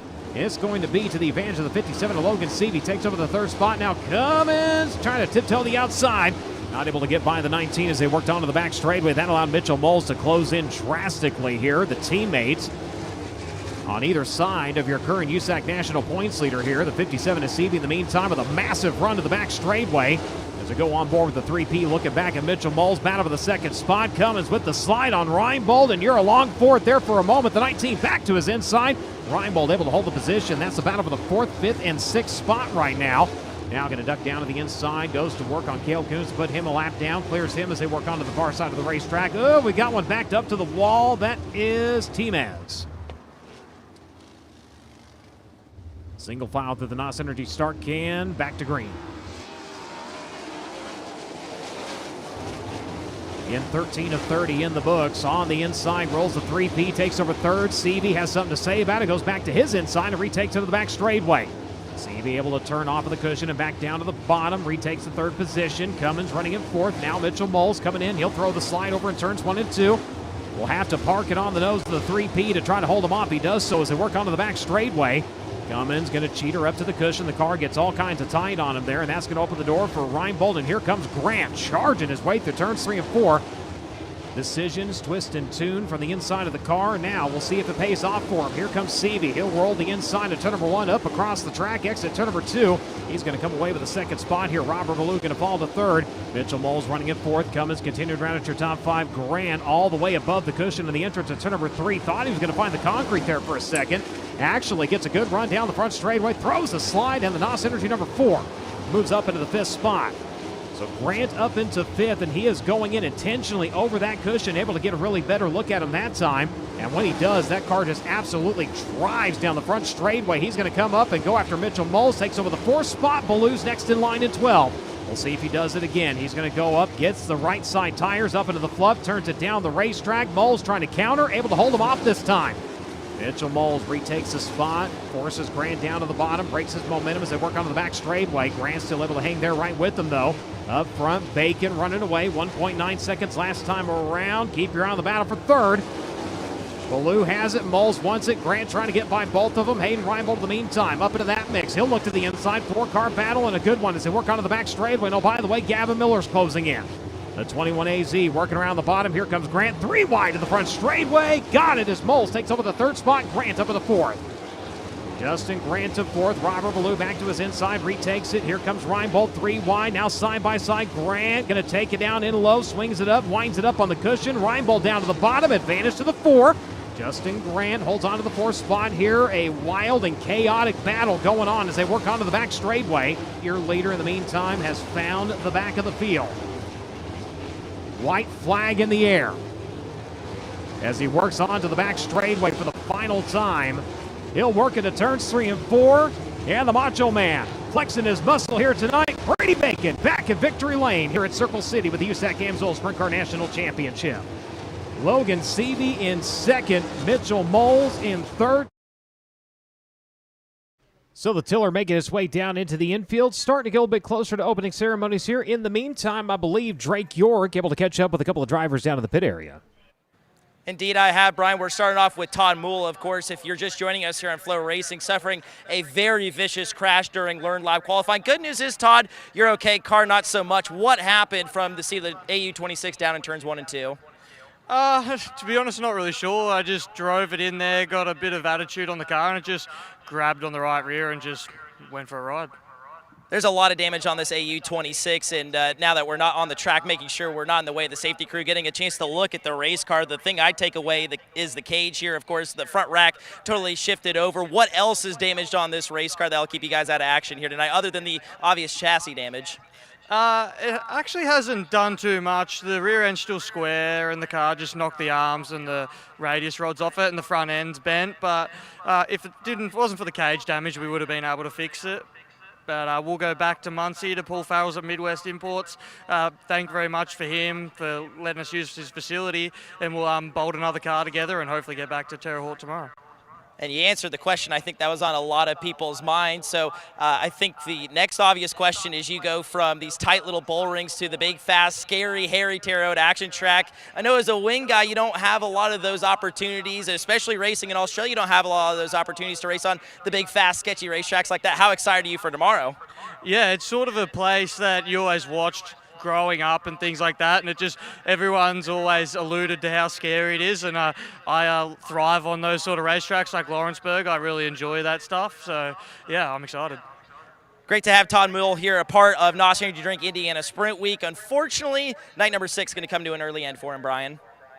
Very unfortunate. The good news again, able to go down, get a chat with him, and good to see him walking around all A-OK. And, man, the damage on that car, and, again, as we were pointing out at the back there where everything comes together, that hard impact, but the safety bars, all the changes and innovations they've done with the frames over the last couple of years, doing exactly as intended and keeping the top of the car from collapsing down on the drivers. So the good news there, showing yet again that those changes are doing exactly what they were supposed to do.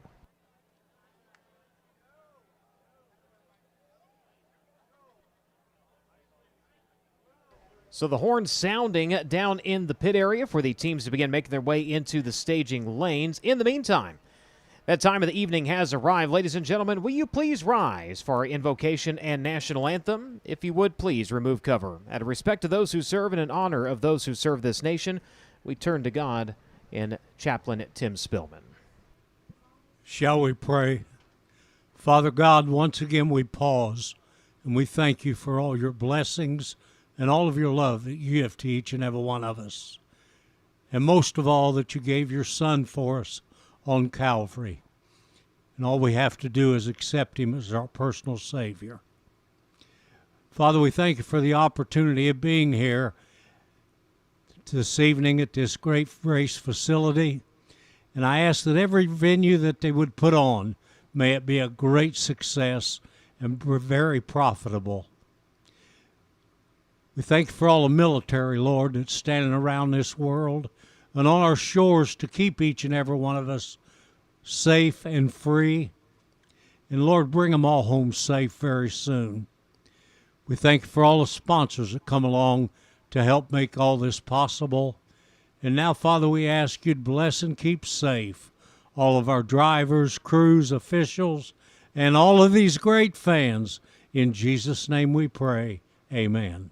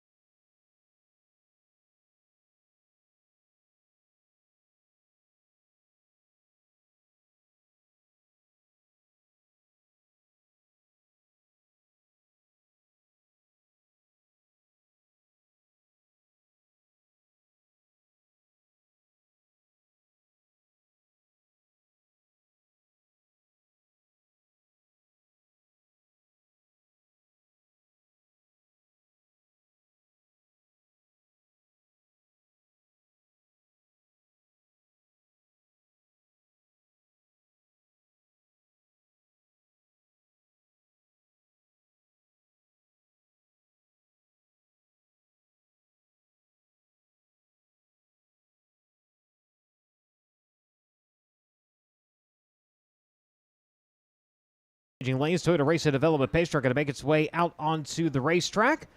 And with that, we are set to go here at Paragon with the USAC Amsoil Sprint Car National Championship. First of 5 heat races going to make its way out onto the racing surface. Heat race number 1 brought to you by K1 Race Gear, and the lineup set to roll to the green like this. Driver on the poles out of Newburgh, Indiana. Driver of the Traders Brewing Company, Jerry Eigner Construction, Spec DRC number 55. It's going to be Eli Wilhelmus. Outside of him, out of Rockland, California, the Suburban Subaru, Dean's Waterfront Services, done on DRC number 12, the Madman, Robert Ballou. Second row from the inside, Jack Hoyer out of Frankfort, Indiana. The Intact Management Group's truck finishes Hoyer Chevrolet DRC chassis number 11. He'll go from 3rd and from 4th. He's out of Brazil, Indiana. The Britt Arrow, Timberland Lumber Company, Youngblood Farm, 16 Chevrolet Power number 16 of Harley Burns. Todd Hobson inside of row number 3, the MBL Transport, Steel Products, Wingo Freeland Power, DRC Chassis, Ronda Supply, Maxima Oil number 77. He'll line up in 5th, and from 6th, your Learn Lab Quick Qualifier to Princeton, Indiana. The Novix Outdoor, Avante Windows and Doors, Jugo Superfoods, Premier Recycling, Petty Performance number 3P of Kyle Cummins. Behind the wheel of the Roan Thompson-owned Roan's Garage Stat Tool, Clark Excavating number 26. It's going to be Hunter Maddox. He will roll from the 7th starting spot with a 45 in. Lining up next to him, Troy Carey out of Tullamore, New South Wales, Australia. The Skyline Building, Supos Hog Heaven, number 45. Final starter set to be Michael Clark out of Brazil, Indiana. The Freedom Roofing at J&D Racing Engine, Spike Chassis, Durable Performance, Unity Hair Shop, number 8. As that'll be your lineup again for K1 Race Gear. Heat race number 1, K1 Race Gear, not only outfitting drivers, but also our USAC trackside safety officials. As K1 Race Gear is proud to be one of the very few companies to outfit any driver, from kids at K1 Speed to USAC champions, where K1 Race Gear and join their list of champions today. Learn more at K1RaceGear.com. Cars begin to make the way out onto the Speedway. 8 laps the distance. Top 4 going to move on directly into the feature event. 5th and 6th going into your 5-Star Bodies semi-feature event. Everybody else moving on into the Cookout C-Main. Of course, entering the night, Kyle Cummins dropping to 2nd in Sprint Week standings by 1 point.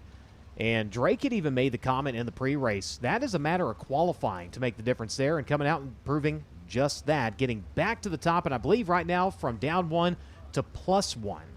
Yeah, so it's still a very small margin, and Mitchell Moles is right there. The battle for the Indiana Sprint Week title is actually so exciting. This far into the week, 6 nights in, and we've got ourselves a neck-and-neck battle for the Bridgeport Rocker. Well, if you remember last year, it came all the way down to the final few laps. It often does. So we'll see who walks away with the 25 grand and the Bridgeport Rocker. I believe Drake York with an update. I sure do have an update, Brian. It's about how cool Paragon Speedway is and the opportunities it gives these race fans. So if you look behind me here on the hill in turn number 1, one of the cool things about Paragon Speedway is they let you back your pickup truck, your SUV, your sedan, whatever, right to the racing surface. There's a few racetracks on tour that do this. Lawrenceburg Speedway comes to mind, but I can't think of a single racetrack where you could literally pull up your pickup truck, back it up, have a tailgate with your friends and family, grab a nice cold NOS energy drink, and watch sprint car racing from such a cool perspective, too. Of course, the straightaways here at Paragon Speedway so long, so they're almost at the fastest point of the racetrack, too, so they get a great sense of speed when it comes to these non-wing 410 sprint cars. Brian, if I wasn't working tonight, you believe I would be over there. I know I would be. So I'm really jealous of these race fans. It's my larger and overall point down here in turn 1. So not only did they get to do that here, but Lawrenceburg, that's another track that comes to mind where you're able to back up. That one's right on the back straightaway, and I think through all the different tracks I've been to, and there's a couple down in the south that you're able to do that as well. And it's one of those where I look at and go, your poor windshield. Well, that, and then, of course, at, like, the Terre Haute Action Track, you can camp in the infield. Yeah. Camp, I say use the term camp lightly. Well, you can camp. I mean, like a day camp, right? Yeah. Like we see people take their tents down there, especially if they have little kids, and that's one of the neat things down there. Of course, we'll be at Terre Haute before long, like i.e. tomorrow. That's a track you want to talk about history. The Terre Haute Action Track, that place is intense, and I know you talk to anybody who has ever held a camera in motorsports, entrance turn 1. That is always like, you have to see the drivers backing it into turn 1. Even as a fan, we'll see them just flock down there to see that. The entrance to 1, the entrance to 3, but it's that entrance of 1 with the covered grandstands and everything that is just so iconic. Yeah, and really cool to be here at Paragon tonight after almost 30-year hiatus. Yeah. Not good at math. 1998. Not good at math, but I was born around that time, so I think I can generally put that together. I was in middle school. Trying to remember, I think I was about the 7th going into the 8th grade the last time we were here. So they'll buzz the racetrack a little bit. If you're just joining us on the FloRacing broadcast or in the grandstands, a little bit of work done to the racetrack. Just before opening ceremonies, the crew's coming out and tilling the top a little bit, trying to seat that back in. During qualifying, started to get a little rough up there, rougher than they had really anticipated or wanted it to. So trying to come out and kind of get that back under control and give these drivers a good two-groove racetrack. You have to imagine on Monday when we rescheduled the Circle City date, they probably got a good amount of rain down Oh, man. And that was Indianapolis at one point. When I looked at the radar on Monday, it was just a red blob over Indianapolis, and it had extended all the way down into here, Bloomington, and just made its way through. So, yeah, they got a ton of rain. And if you remember back to Indiana Midget Week, they'd had a bunch of rain, and we had a lake in the infield. Thankfully not the case, because that much water this late in the year brings out Indiana's unofficial state bird, which is the mosquito. And I've heard some things about the West Nile. It's getting weird. I don't know. Let's not. But we do have corn, and a lot of it. As we are down deep into farm country, again, we thank you for coming out to enjoying the action here tonight as Wilhelmus and Baloo go to row number 1 here in K1 Race Gear Heat Race number 1. Field set to go to green. 8 laps the distance. Top 4 going to move on into the feature event. Here we go. Eli kind of spins the tires a little bit there on the start. He kicked her sideways, got it back underneath in the high line. The advantage for the Madman. Robert Baloo going to take off the race lead in 12. One start here in his career back in 2021 here during the Paragon 30. Ended up 7th that night after starting 19th. Starting off quick here. Goes to the race lead. Wilhelmus able to hold on to that second spot, the 55, as they truck down the back straightaway in turns 3 and 4. Oh my, we got one upside down in a big way in turns 3 and 4. That looked like Hoyer. My, oh my. Up on the rights and then absolute destruction.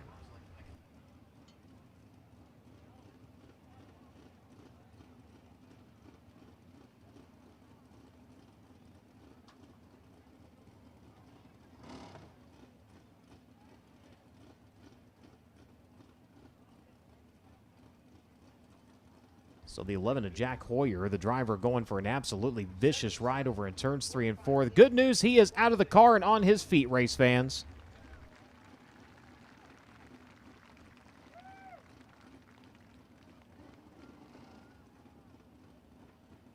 So now the crew will have the task of getting the car back upright carefully. They will set the car down. And man, what a ride. Replay coming up here on the FloRacing broadcast as he makes his way into turn number 3, just outside of the frame, and then coming up on him here, you see him just start absolutely going end over end. And we'll bring it back, and right as they get to him, the car is already in the series of the first flips, and was able to watch him, and it looked like he just got up, biked up, going into turn 3. And again, once you get there, the front end folds, you dig in, and you're just along for it. And tip of the cap to Harley Burns, who was able to make quick evasive action there and avoid making any further contact. So that'll move Burns up into the 3rd spot, and Kyle Cummins now will move up into a transfer spot. And we've seen that here with this amount of cars in the top 4 transferring on. Jake Swanson, 3 times this week, in fact, 3 times in a row, has come up to win your 5-star body semi-feature event, and having to fight his way in after missing the transfer. And he's been right there in contention to get it, just barely missing it there at the end.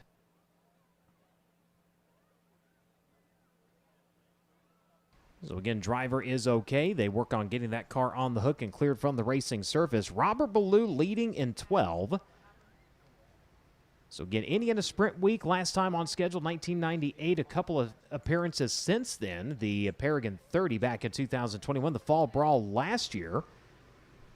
And Ballou, a local win all the way back in 2015 with what was the King of Indiana Sprint Series at the time. As let's check in with Drake York. Getting a look at the damage here on Jack Hoyer's car, and it is absolutely mangled here on the left side, to say the least.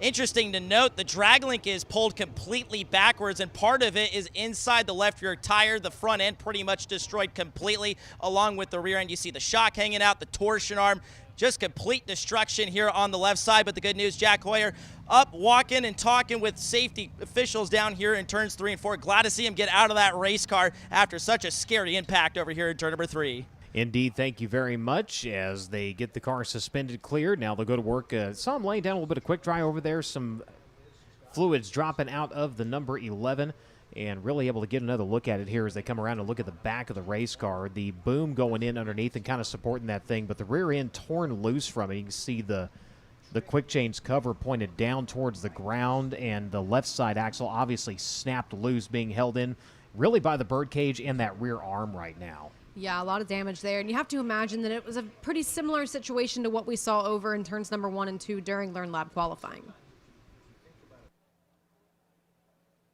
So they'll work on getting the drivers refired here in just a moment. K1 Race Gear Heat Race number 1 on the Speedway. The first of 5 this evening. Just joining us, 46 drivers checking in for tonight's racing action. Terre Haute tomorrow, Bloomington on Friday, and it all wraps up at the class track. We're talking Tri-State down in Hopstadt on Saturday. Of course, the season far from over for the United States Auto Club, as all 3 national touring divisions still with lots of racing action to go. The Don Smith Classic tomorrow, the Sheldon Kinzer Memorial on Friday, the finale of the 39th running of the USAC NOS Energy Drink Indiana Sprint Week presented by K&N Filters on Saturday. Iowa Speedway, part of the NASCAR O'Reilly Auto Parts Series event. Silver Crown on track at the Newton, Iowa Oval. The Lakeland College King of Coals, Mattoon, Illinois, and Coles County Speedway 2 nights. The USAC NOS Energy Drink Mid-National Championship returning. That'll be on August 14th and 15th. Jacksonville Speedway, that one is one that has been marked on everybody's calendar. The debut of the series in Jacksonville, Illinois. That'll be on Sunday, August 16th. The Bentonhausen 100, we're talking dirt mile season. Springfield, Illinois, Illinois State Fairgrounds. That'll be on Saturday, August 22nd. Kokomo for the SmackDown, August 27th, 28th, and 29th. Wayne County, USAC National Midgets on track in September to kick things off there. DeCoin for the Ted Horn 100 with a Silver Crown Series on the 5th. And then Angel Park, the Fireman's Nationals up at Sud Prairie, Wisconsin. That'll be on September 6th. Looking beyond that, we're going back to Pennsylvania a little bit later on with the USAC Amsoil Sprint Car National Championship, the Commonwealth Clash, Lernerville out in Sarver, Pennsylvania.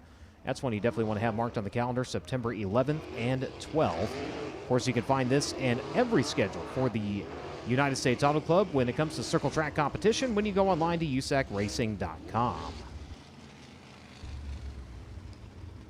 So one lap was completed. It'll be a single file restart with the Madman bringing them to the green flag as we get back underway. One of our photographers watching on the FloRacing broadcast, Carrie down there saying, oh yeah, you are correct. That is absolutely one of my favorite shots in all of motorsports. And I feel like from there, you could ask him, you could ask Dave Olson, Tim Alwyn, Rich Foreman, and the list goes on when it comes to what's one of your favorite places to shoot. And I feel like Turn 1 at Terre Haute is definitely towards the top of the list.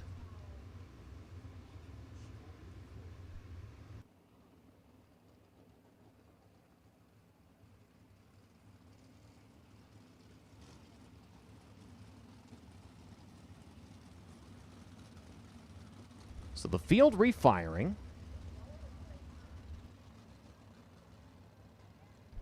Robert Ballou, your leader in 12. Eli Wilhelmussen second. Harley Burns going to take over third. Now Kyle Cummins into fourth. Hobson in fifth. Carey, Maddox, and Clark round out your lineup. And Ballou setting a slow pace this time to the NOS Energy start can. Exit turn number 4. Single file again through that point into the tire track, so the driver in front of you is what the officials are looking for. Robert going to bring him all the way around. Exit turn number 4. We're back underway. One lap officially in this 8-lap affair. Keep an eye on the transfer spot. Turns into a 3-car battle for the second position right now. Burns in the 16. Going to have in the 3P. Oh, we got another one upside down. The Steel Product 77 middle back straightaway.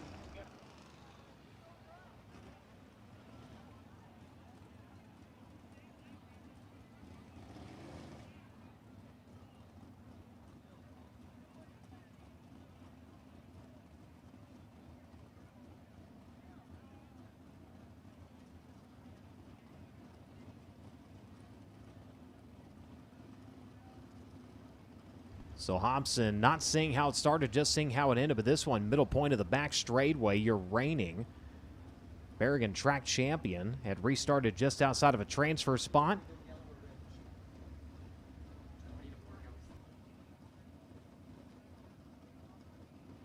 And up and out of the car comes the Aussie. Race fans, he is okay. Drake York already down on scene, getting a look at what's going on.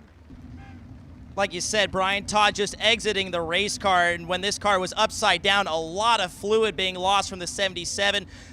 Left rear tire has been pulled off the bead and a lot of front end damage on the steel 77. Looked like there may have been a little bit of contact between Todd and Troy Carey coming off the second corner, but unfortunately for Todd, this is going to put him out of the heat race, and he might be looking for somebody down there. But Todd was your 6th fastest qualifier, which we know with the top 6 invert is so important. So that takes out one of those drivers, Brian. This is a huge turn of events for the feature event starting lineup coming on later tonight. It really is. Thank you very much. And Hobson, he is not happy with somebody. As we could hear him a little bit there in the background. Replay coming up here on the FloRacing broadcast. Try to get a look at what exactly happened. Watching what was a 3-car battle for the second spot. And yeah, he and the 45 in making contact. It looks like rights over lefts. And unfortunately, the 77 getting upside down. Again, focused in on that battle and then coming back. And Troy Carey slow on the back straightaway. Hobson over his right side tires.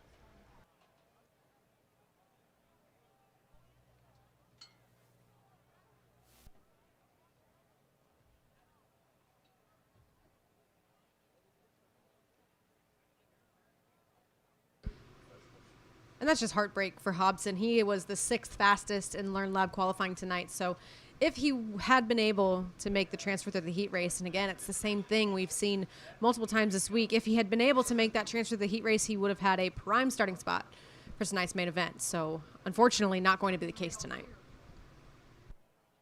So looking around the racetrack, the 45 in sitting over in turn number 3. Once they get him rolling, we'll be able to get a look at the right side of that machine. So Robert Ballou holds on to the top spot here. They get the 77 up in the air and get him cleared down into the pit area here in just a moment. Wilhelmussen second. Burns in third rather. Cummins in fourth. Now, Carey was able to continue on. He will restart in that fifth position. Maddox and Clark now will round out your field. Still one lap completed here in K1 Race Gear Heat Race number 1.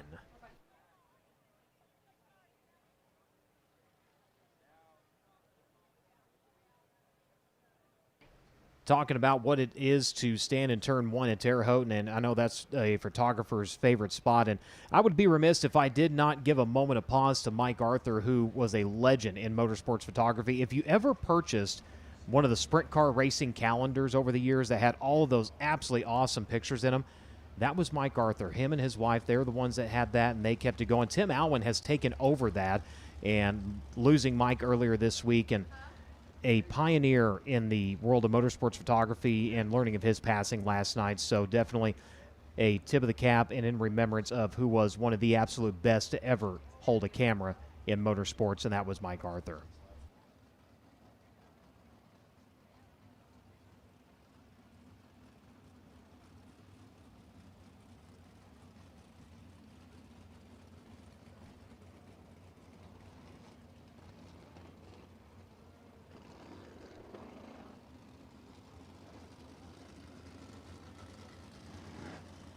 So Will Helmus, as they started to push him, looked like a little bit of fluid kind of dropping out of the 55.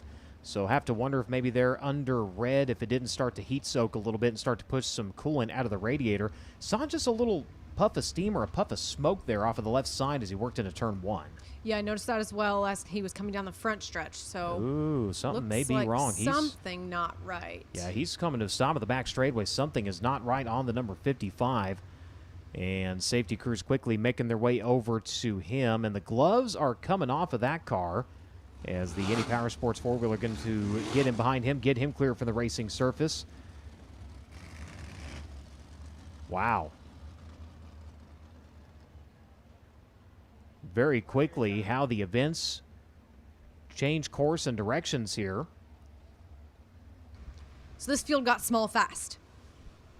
The only two positions, or really the only position so far that has not changed in this one, is Robert Ballou, who's having excellent restarts thus far. This will be the first time that we will see Harley Burns restart behind the 12 of Robert Ballou. So interesting to see whether or not Harley might have a little bit more to offer on a restart. Harley Burns, a two-time winner here in local competition, in search of his first start with the USAC Amsoil Sprint Car National Championship here at Paragon of the Britt Aero Timberland Lumber Company 16 Chevrolet Mach 1 chassis number 16. Remember, it wasn't too long ago, he and Rocksteady Racing getting together and collecting some owner points for the driver, or for the 3R team. Now Hunter Schoenberg back in the actual 3R, but the team handing over a frame as well as the engine, and Harley Burns stepping in to help them out and back behind the wheel of his Britt Aero Racing number 16 here during Indiana Sprint Week. Lines up at that second spot. Robert Ballou, in the meantime, leads the way in 12. Mentioned earlier, a win here in local competition back in 2015. Makes his way around past the NOS Energy start can, and we're back underway. Cummins quickly going to dive to the inside and throws the slide. Exit to number 2 for the second spot. Transfer spot, Hunter Maddox in the number 26, working by Troy Carey. Carey coming back after him in turns 3 and 4. Couldn't get there. The 26 can hold on to it for the time being. Oh, look out. Lane change down the front straightaway. Hunter Maddox now to the bottom side of the racetrack. Troy Carey sitting outside the transfer spot. He's able to keep in tow with Hunter Maddox. Hasn't lost a ton of ground yet. Now makes a look to the inside. Michael Clark and losing a lot of ground just a couple laps ago, trying to make that up now. The A with a good run on the back straightaway, lining up at the tail end of the field.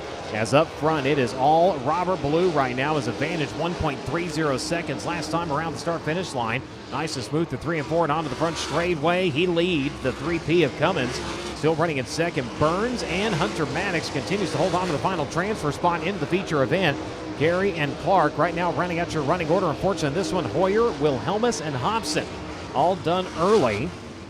Hoyer and Hobson both getting upside down. Wilhelmus problems after he refired and coming to a stop at the back straightaway. He had been running in the second position as we're just past the midpoint here in K1 Race Gear Heat Race number 1. Field coming around, and Ballou continuing to lead. His advantage still a little over a second right now. Troy Carey not done yet, making attempts on Hunter Maddox for that transfer spot. He continues to look to the inside, gets a little bit loose there coming out of turn number 2 and loses some ground. Had to really wait on the car that time as they worked onto the back straightaway. In the meantime, wave of the white flag, 1 to go for Ballou. Hustles around to the back straightaway. He'll make his way through turns 3 and 4 for the final time. Checkered flag gonna greet the madman, Robert Ballou, winner in K1 Race Gear Heat Race number 1. Kyle Cummins in second. Third will go to Harley Burns, and the final transfer spot is going to go to the 26 of Hunter Maddox out of Bloomington, Indiana. Troy Carey and Michael Clark, those 2 drivers on to your 5-star body semi-feature event. Jack Hoyer, Eli Wilhelmus, and Todd Hobson, if they're able to continue on into the Cookout C Main. So the 4 drivers moving on. Maddox in 4th, Burns in 3rd, Cummins in 2nd. Winner comes to you out of Rockland, California. Driver of the Suburban Subaru, Dean's Waterfront Services, Don Ott DRC number 12. Race fans, give him a hand. Robert Ballou. TJ Ford's Heat Race number 2 next on the program. The driver slated for the poles out of Greencastle, Indiana. Driver of the Curb Records Mechanical Advantage, Stanton DRC number 63. It'll be Cale Coons. Outside of him, Kevin Thomas Jr. out of Coleman, Alabama. The Driven Racing Oil, Metalloid 1 Performance Products, Inland Rigging, and Metal Finishing. Fisher Powered number 15. Second row from the inside, and the Unleash the Beast, T.A. Smith Distributing, Claxton DRC number 9Z. It'll be Zach Pretorius, and next to him in 14, Jaden Rogers, driver of the Beasley's Railcar Repair, American Dream Racing, Parallax Motorsports, number 14. Looking to your third row from the 5th starting spot, it'll be Gunnar Setzer out of Columbus, Indiana. The Setzer Fabricating, Aviation Tax Consultant, Stanton Mach 1 number G5, and next to him, Briggs Danner out of Allentown, Pennsylvania. The East Snyder & Sons Recycling, Keystone Cab, Boulevard Truck Repair, number 39. Brandon Spencer out of Nashville, Indiana. The AA Auto Body, Ryan Myers, DRC, number 22, set to roll from 7th with the 77S alongside of him. David Gasper out of Santa Barbara, California. The Simply Birdhouse TSR Clee CSI, number 77. Final starter here in TJ Ford's Heat Race number 2 out of Albuquerque, New Mexico. The DRC Chevrolet, number 38 of Travis Oldfield. As that'll be our scheduled lineup again for TJ Ford's Heat Race number 2. TJ Ford's Wheels was founded to be the best no compromise Ford's wheels for the motorsports industry. Product quality, safety, and customer service are the driving factors for TJ Ford's, and they are committed to being your first and only call for racing wheels. Go to tjfords.com to get started today.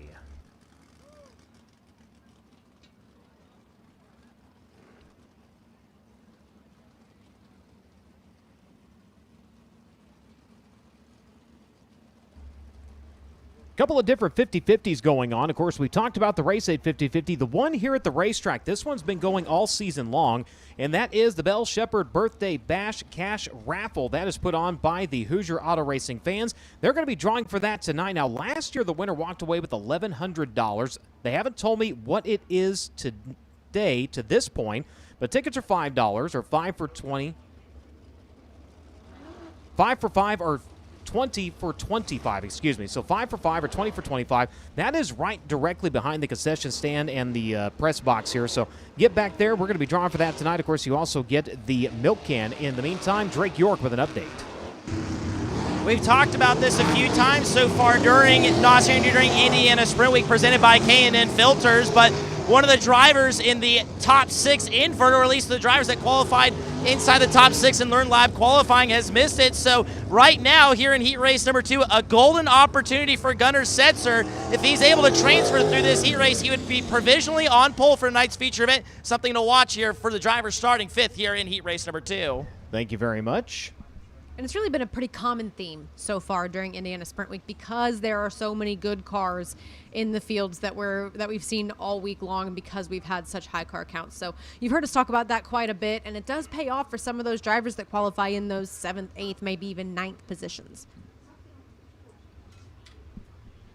So Toyota Racing Development pace truck onto the front straightaway, on board with Jaden Rogers, your onboard shot courtesy of Steeda.com. Looking back at the 39 of Briggs Danner and the G5 of Gunnar Setzer as they make their way through turns 1 and 2 and onto the back straightaway. Gail Coons in the 63. Going to bring him down to the NOS Energy start can of the green flag here in TJ Ford's heat race number 2. KTJ alongside Pretorius, Rogers, Setzer, Danner, Spencer, Gasper, and Oldfield. Off at turn number 4, we're underway. who'll have the advantage at turns 1 and 2. Answer, Kevin Thomas Jr., the 15, going to roll out to the race lead. The 14 of Jaden Rogers quickly up into that second spot. Cale Coons going to fall to third. Now goes for the slide into 3 out of turn number 4. Can he hold on to it? Answer will be yes. Cale Coons back into the second spot. Jaden Rogers in third, and Briggs Danner right now with the final transfer spot. Setzer trying to work to his inside. Pretorius chasing in 9. That was a big move out of Cale Coons, who continues to close that gap between himself and Kevin Thomas Jr. KT knows he's there now, and he's going to have to get back up on the wheel to make sure he hangs on to this heat race win. Gunnar Setzer trying to close up on the 39 of Danner. Danner closing up at the 14 here as they work onto the far side of the Speedway. Third and fourth, with fifth trailing this time into turns 3 and 4. Kevin Thomas, a little bit of a bobble there on the cushion in turn number 3. Gets the car back underneath them as they roll into turns 1 and 2. The field racing by the front straightaway. Cale Coons, a little over half a second trailing last time with the transfer spot. Setzer got there, couldn't get by though. It's close between Setzer and Danner so far, like you just mentioned. Setzer was there wheel to wheel with Danner coming on turn number 2. Still in tow as they come across the front stretch. Now Setzer another attempt across the nose. Danner actually gets a little bit sideways there, and Setzer sneaks on by. Man, what a save of the 39, and it cost him dearly. The G5 going to sail by on the inside, throws the slide through turns 1 and 2, and he's going to take over here during Indiana Midweek with a 6th place finish. Start in last year's fall brawl with an 8th place run behind the wheel of the number G5 here tonight. Makes his way through turns 3 and 4, coming around this time into the closing laps. We'll put 6 laps on the board.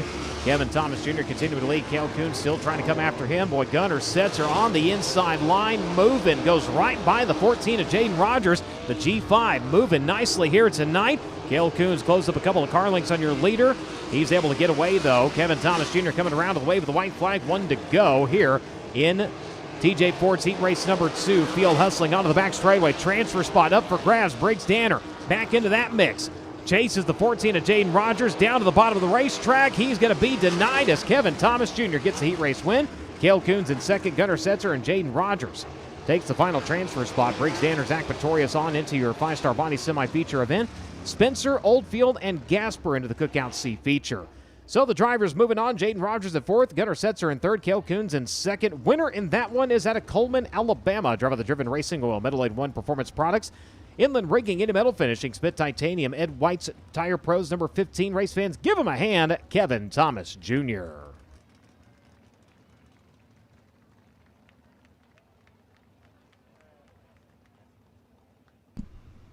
And Briggs Danner, yet another driver who was in that top 6 qualifying invert, but not able to make the heat race transfer. He had the transfer spot. Yeah.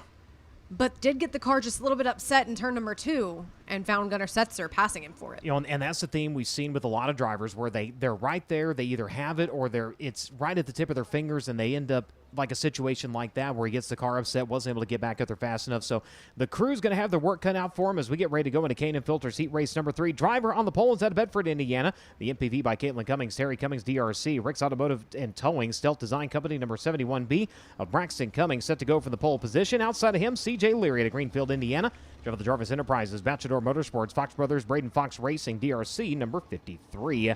Next row for the inside, it'll be RJ Miller of Edgewood, Texas, the Pro Source, Main Street Auto Care, Miller Maxim, number 34M. And next to him, last night's winner at Circle City, the Macho Man, Brady Bacon out of Broken Arrow, Oklahoma, the Concord American Flagpole Racer, Jim Weed, High Performance Lubricants, number 20. Hunter Schoenberg inside of row number 3, the 5th starting spot, the Majestic Electric, Lucas Oil Center, Rock City Racing, Mach 1 number 3R. And next to him, the 19AZ, Mitchell Moles out of Raisin City, California. Driver the AME Electrical, Messiah Light Transportation, Reinbold Development Incorporated, number 19. Next row for the inside, Cody Trammell out of Bloomington, Indiana, the Whitman Roofing Trainer, DRC, Bailey's Auto and AC Repair, number 34T. He'll go from 7th, from 8th and 16. That will be Colin Parker to Martinsville, Indiana. Driver the Smith Small Engine, GTCars.com, G&D Oil, number 16K. Final starter set to be Jim Tribbies out of Martinsville, Indiana. Driver the JTR Trainer, DRC Chassis, number 9. As that'll be your scheduled lineup here in K&N Filters Heat Race number 3. K&N presenting the Clean Air Award, which is presented to the driver who leads the most laps during each USAC National A feature throughout the 2026 season. The award is designed to recognize sustained performance at the front of the field where engine efficiency, reliability, and meticulous preparation are at a premium. Shop for your home and your vehicle at knfilters.com. Driver's going to find the throttle here and make their way up behind the Toyota Racing Development pace truck.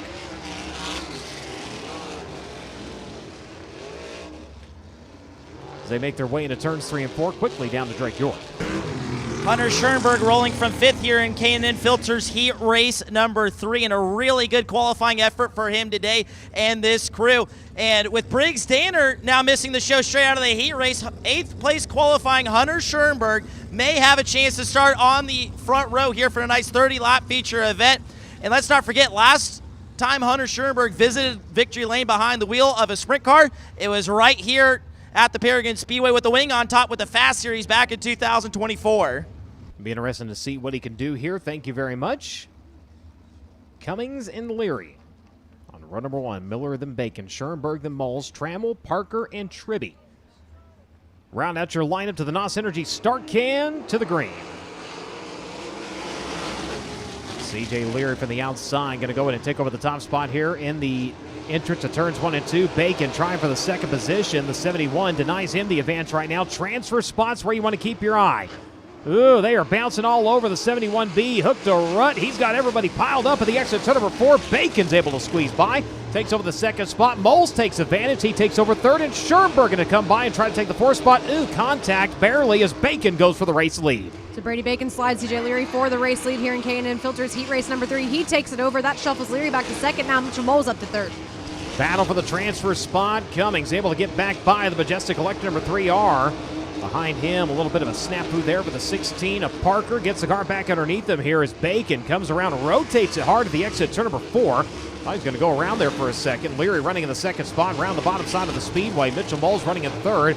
Braxton Cummings in the 71 right now has the transfer spot. Hunter Schoenberg have been up there close in contention, had the spot for a moment. Now trying to get himself right back in, and there it is, the 71. Oh, contact down the front straightaway as Cummings. That car got all kinds of out of shape at the exit turn number 4.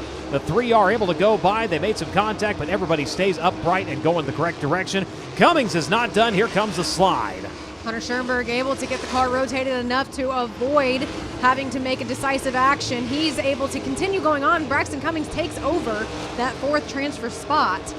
But Hunter Schoenberg still in the fight. Problems. Cody Trammell down in the infield. He'll clear the racing surface. We stay green. Ooh, Schoenberg, man, going up and absolutely slamming the right rear up into the cushion. Thought he was going for a little ride there for a second. Brings it back on all 4s, but Braxton Cummings, he lost that transfer spot, and he was clawing for everything he had to get it back. Was able to do so. Wave of the white flag, though. 1 to go for the Macho Man. Over the cushion once again goes the 71. One more time around. He's got to hit his marks here. Schoenberg closing right back in as they work onto the back straightaway. Leader in the meantime coming around the front straightaway, Brady Bacon. Winner in heat race number 3. Leary, Moles, and for the transfer spot, Schoenberg going to turn off the cushion onto the front straightaway, and at the line, he's got it. Hunter Schoenberg by .078 gets the spot into the feature event. Cummings in 5th, Parker in 6th. He will go on into your 5-star body semi-feature event. R.J. Miller, Jim Tribby, Cody Trammell on to the Cookhouse C Main. But how about it, ladies and gentlemen? Hunter Schoenberg coming by on the final lap to get the final transfer spot. He takes 4th. Mitchell Moles in 3rd. C.J. Leary. Winner in that one's at a Broken Arrow, Oklahoma. The Concord American Flagpole Racer, Jim Weed, number 20. Race fans, give him a hand. Brady Bacon.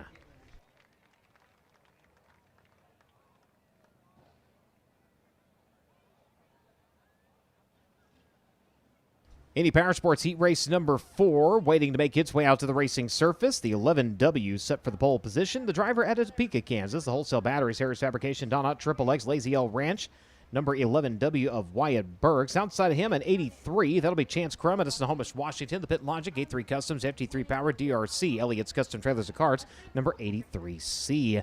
Third starter, Charles Davis Jr. to Buckeye, Arizona. The MP Environmental, Black Magic Bead Breaker, AME Electrical, the Race Shack, number 47.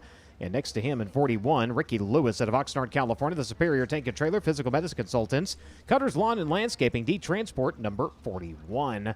Logan Seavey from 5th. He's out of Sutter, California. The Mount Mechanical Contractors, Stanton, DRC. Abacus Racing, Forcheck Marketing, number 57. And outside of him, Jake Swanson out of Anaheim, California. The Inland Rigging Darty Motorsports taking a prize. His roll scaffolding at One Way DRC, number 5T. The 21K, Kobe Simpson out of Bonham, Texas. The B-Town Automotive, Kennedy DRC, number 21. He'll go from 7th. From 8th, that will be Tony Helton out of Spencer, Indiana. The Ace Corporation 16 Chevrolet DRC chassis, number 87. Final starter set to be Gabriel Gilbert out of Greenwood, Indiana. The DRC Chevrolet, number 10G.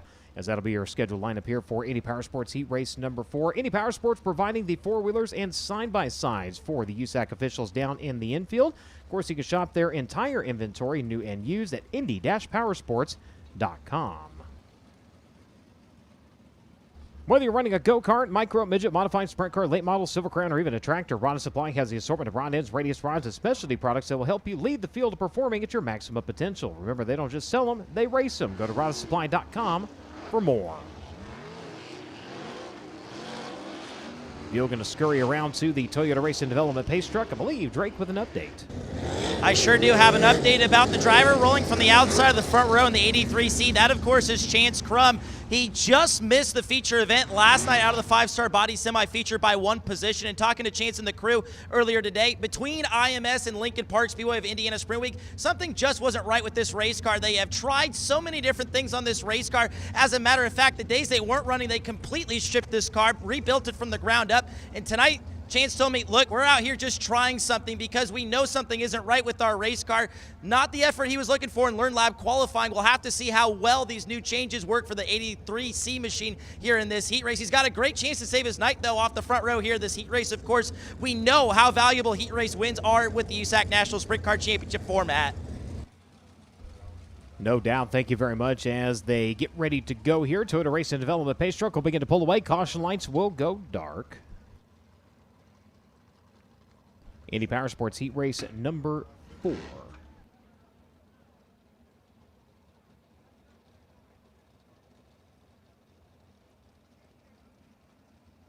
Wyatt Burks in the 11, Crum in the 83. Davis in the 47, Lewis in the 41, Seavey, then Swanson, Simpson, then Helton and Gilbert. Round out your lineup, field working around to the green. So you has the advantage onto the back straightaway here. Side by side for the top spot. The 83C, a Chance Crum so far has it. 3 wide for the third spot. Charles Davis coming across the nose of the 5T. Squeezes up in there, and he'll come away with the 4th spot here in lap number 1. But the winner of the No Way Out 40, the 5T, trying to get by. He looks to the high side. He's got Seavey sneaking down his inside. Swanson with a good run to the back straightaway into the transfer spot by a half a car. Question is, can he come away with it as we've got one flipping? That's Helton in 87.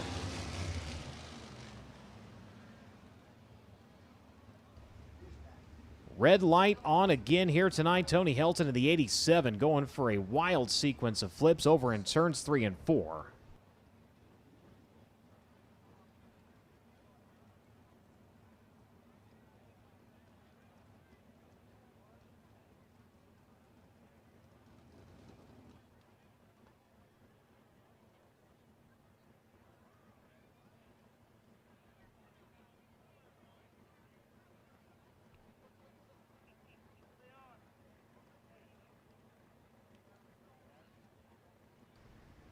So getting the 87 back upright, and Tony is out of the car. He has popped up, and he is okay.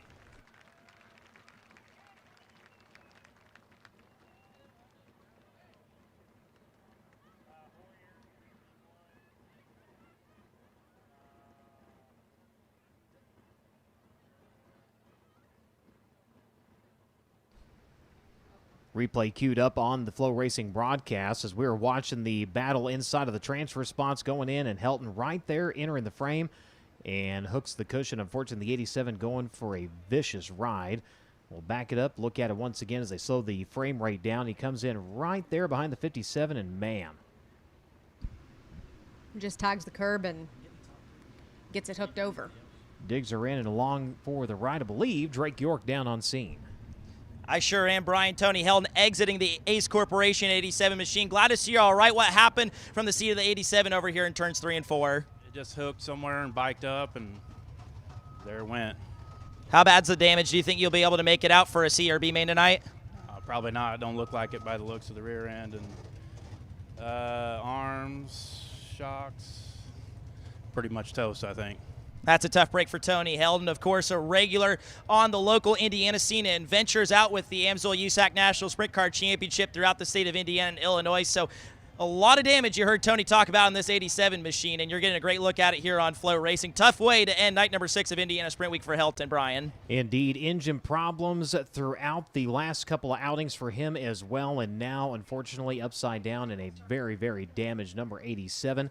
So he will regroup, and hopefully we'll see him back on track soon.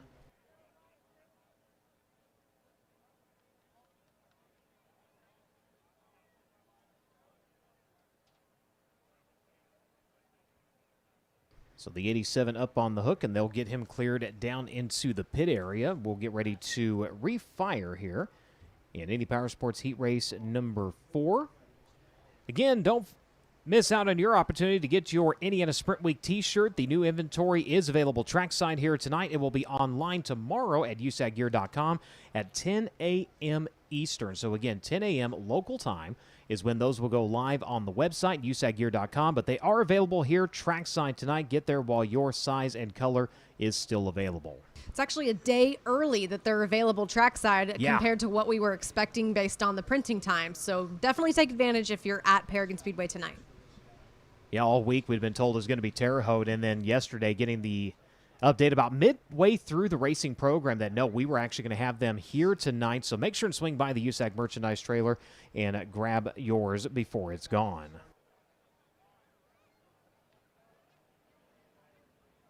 Of course, all the drivers and teams with their merchandise available up behind the grandstands as well here tonight. We'll hope you'll peruse back there. You've got, of course, the USAC merchandise trailer. That's stop number 1.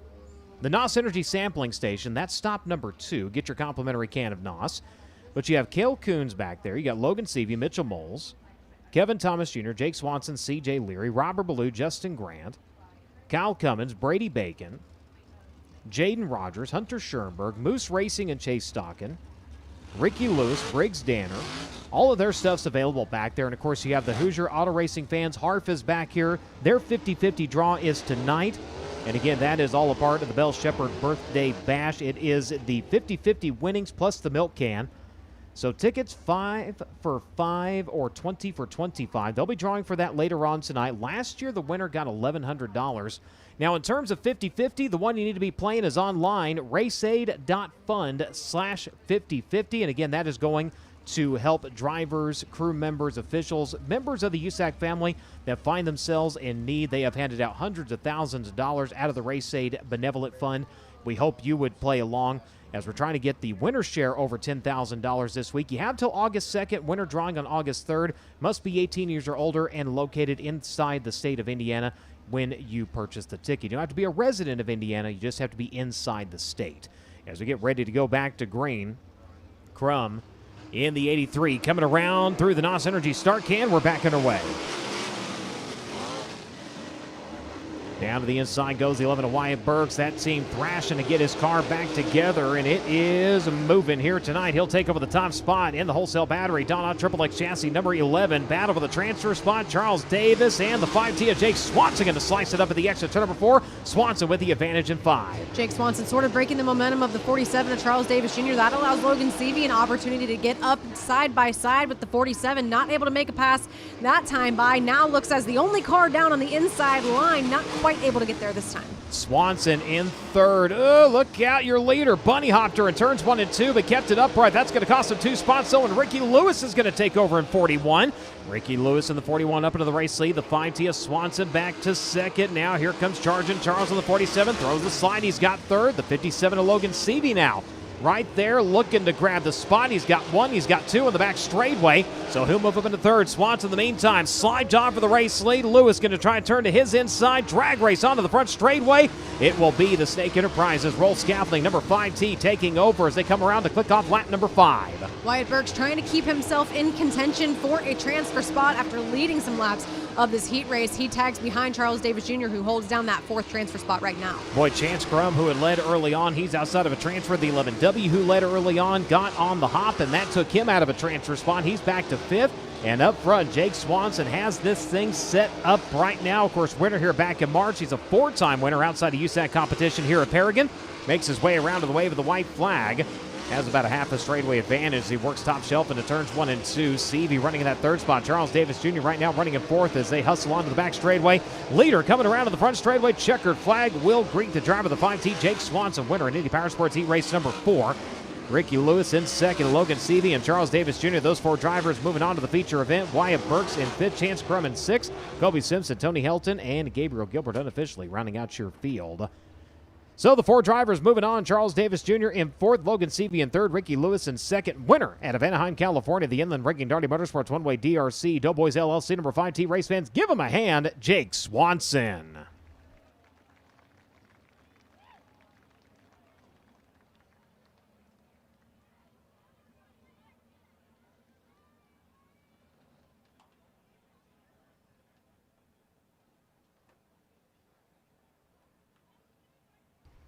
Attention to the grandstands. A phone has been recovered. It has been taken to the concession stand.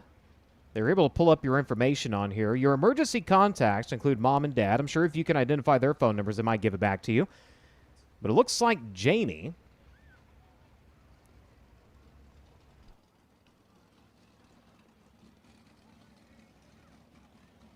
So again, if your name's Jamie, your phone has wandered away, and it has been recovered. Here's the deal. You have to unlock it. You have to be able to unlock the phone. You have to identify a few things, but it is down at the concession stand. So check your pocket, Jamie.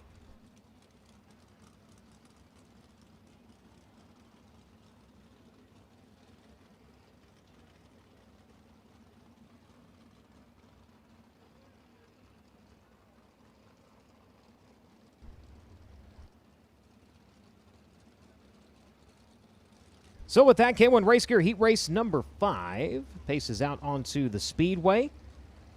Driver to Scurry, Texas, the 2B, Dalton Stevens. The Pendleton Farms, Bennick Enterprises, Hoosier Tire, 2B Racing number 2B. He'll bring him down to the drop of the green flag. Driver to Columbus, Ohio, the Industrial Hydraulics Incorporated, Jet Fuel Trailer Sales, Mopar XXX number 16, Trey Osborne lining up next to him.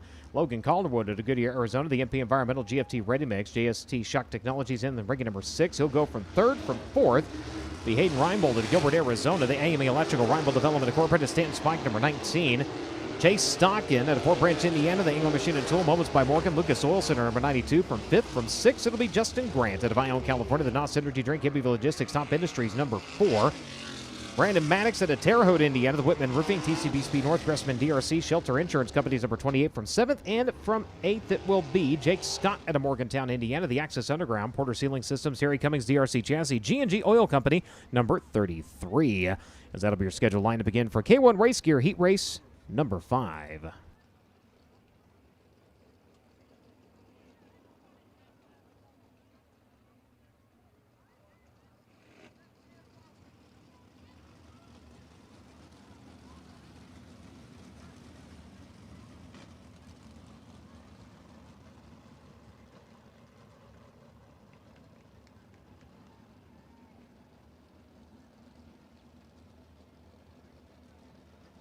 So Toyota Racing Development pace truck going to make its way down into the infield. We are set to go to green. Dalton Stevens, Trey Osborne. On run number 1, Calderwood, then Reinbold. Stockin, Grant, Maddox, then Scott. At the back of the field to the green.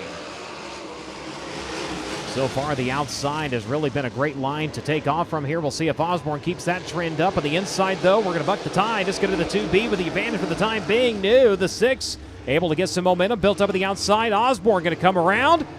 Well, he fell back at the start, but he's right back up there. He'll lead on lap number 1.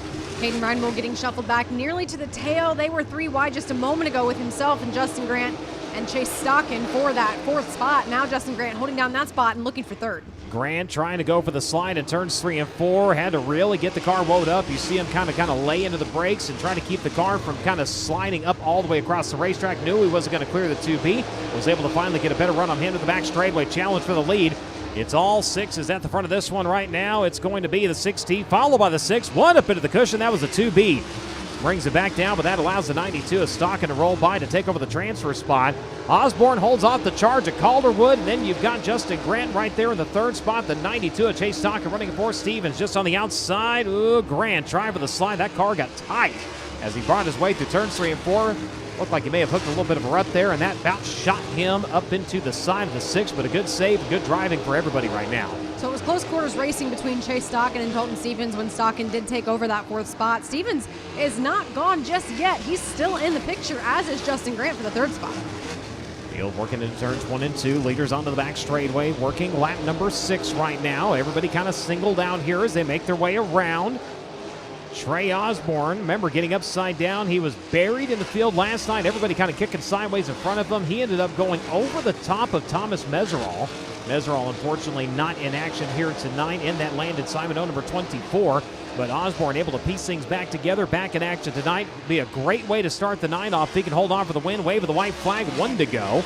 Calderwood running in that 2nd spot. Grant running in 3rd. He's got the 92 of Stockin stalking him on the back straightaway. He's going to look down to the inside of the backstretch into turns 3 and 4. In the meantime, leader coming around. Checkered flag going to fly in this one. Tall's going to get it done. Trey Osborne, winner. In K1 Race Gear Heat Race number 5, Calderwood, Grant, Stockin. They're moving on to the feature event. Stevens, Reinbold, Maddox, and Scott. They've got more racing to do here tonight. Final transfer spot, Chase Stockin, Justin Grant in 3rd, Logan Calderwood in 2nd. Winner, and that one's out of Columbus, Ohio. The Industrial Hydraulics Incorporated Jet Field Trailer Sales Mopar Triple X number 16. Race fans, give him a hand. Trey Osborne.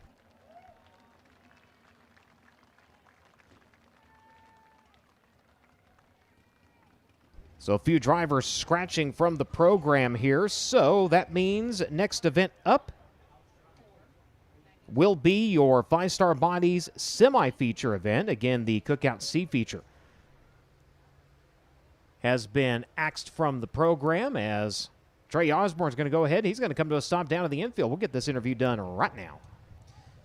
Why procrastinate is the famous saying. Trey Osborne gets the job done. K1 Race Gear Heat Race number 5. And Trey, even when things have gone right this week, they still have gone wrong. What's it like to finally have something go your way here during this Indiana Sprint Week here in 2026? Well, it feels pretty good. I mean, yeah, this has been a pretty rough week, but we're doing all right tonight. Winning a heat race, definitely, we start better. So it's pretty huge. And I really want to thank Rita, Industrial Hydraulics, Jet Field Trailer Sales, and Hindu Follow Farms for getting me out here doing this. And then Matt and my girlfriend Alex for all their help this week. This has been a lot. It sure has been a lot, and I mentioned even when things go right, they have went wrong this week for Trey Osborne. If you go back to Kokomo during this week, he won his heat race, but he blew up his motor in the process. So good on Trey Osborne to finally have something go right this week. And Brian, as we'll anxiously await our other 4 heat race winners to come over to Victory Lane so we could get a quick chat in with them. Thank you very much. Yeah, we'll have our heat race winners down there here in just a moment. Again, if you missed what we were talking about just a second ago, the Cookout C feature has been scratched. Everybody who did not transfer now going on into your 5-Star Bodies semi-feature event. A few drivers, unfortunately, done early here tonight. Don't forget, tomorrow we are back on track. The Terre Haute Action Track for the Don Smith Classic. 10,000 win, 1,000 a star for the drivers of the USAC Amsoil Sprint Car National Championship as drivers continue to make their way down into the infield. Looks like we've got 3 there, 1 more on the way. Let's go back down and check in with Drake and Genevieve. Thank you so much, Brian. We'll bring up our 4 heat race winners, starting off with the winner of K1 Race Gear Heat Race number 1, the Madman Robert Ballou. And Robert, of course, heat race number 1 was chaotic tonight. So many yellows, especially in the first half of that race. Was that helpful or hurtful, your program of trying to win that heat race there? I just needed to get the race going to get it cleaned off like obviously it's trying to do now. Obviously there are some small rough patches there still that are probably going to be there all night, but just build a little character and make it a little extra exciting tonight. So Pete from Suburban Subarus here, they just got here for the week, and Todd had to leave. He's got a wedding this weekend, so cheers to Todd DeReedy Jr. And Berks Western Telecom and everybody involved in that. We appreciate everything that they do. Deaton's Waterfront Service, Chalk Sticks, everybody that just keeps this deal rolling. It's just one of them deals. We just got to keep plugging. I thought the racetrack was a little bit greasy when qualifying, and it obviously was, and then it plowed up, and I wasn't prepared. So got caught with my pants down, and luckily we were able to rebound a little bit. The Madman Robert Ballou gets the job done in K1 Race Gear Heat Race number 1 after a flurry of yellows plagued the start of that one. Let's get it over to Genevieve. Kevin Thomas Jr. picking up that TJ Forge Heat 2 win. Now, been working on this 15 car and getting it better following those past 2 days. Do you feel like you progressed in tonight and headed in the right direction heading into that feature? Yeah, I think so. Obviously, we know we're basically building a new team in the middle of sprint week, which is fine. We just had a couple hiccups, and Lawrenceburg was unfortunate last night. We just weren't very good. There was nothing wrong, but tonight about turned over in qualifying, and those things are just on me at the end of the day. So. We had a good car there for the heat race. Everybody's working hard. Chris showed up today. He's one of the car owners, so I was glad to get a heat race win in front of him. And we'll see what we can do during the feature. It's shaping up to be pretty tricky, but it's raceable. So I think there's going to be some moving and shaking, and we can find our way to the front. That's last year's Indiana Sprint Week winner Kevin Thomas Jr. taking that TJ Forge Heat Race 2. Last night's winner, the Macho Man, Brady Bacon, taking the win in K&N Filters Heat Race number 3. And Brady, you started from the 4th position, got to the front pretty quickly. Would you argue that you probably have the most maneuverable car on property right now, because it seemed that way in K&N Filters Heat Race number 3?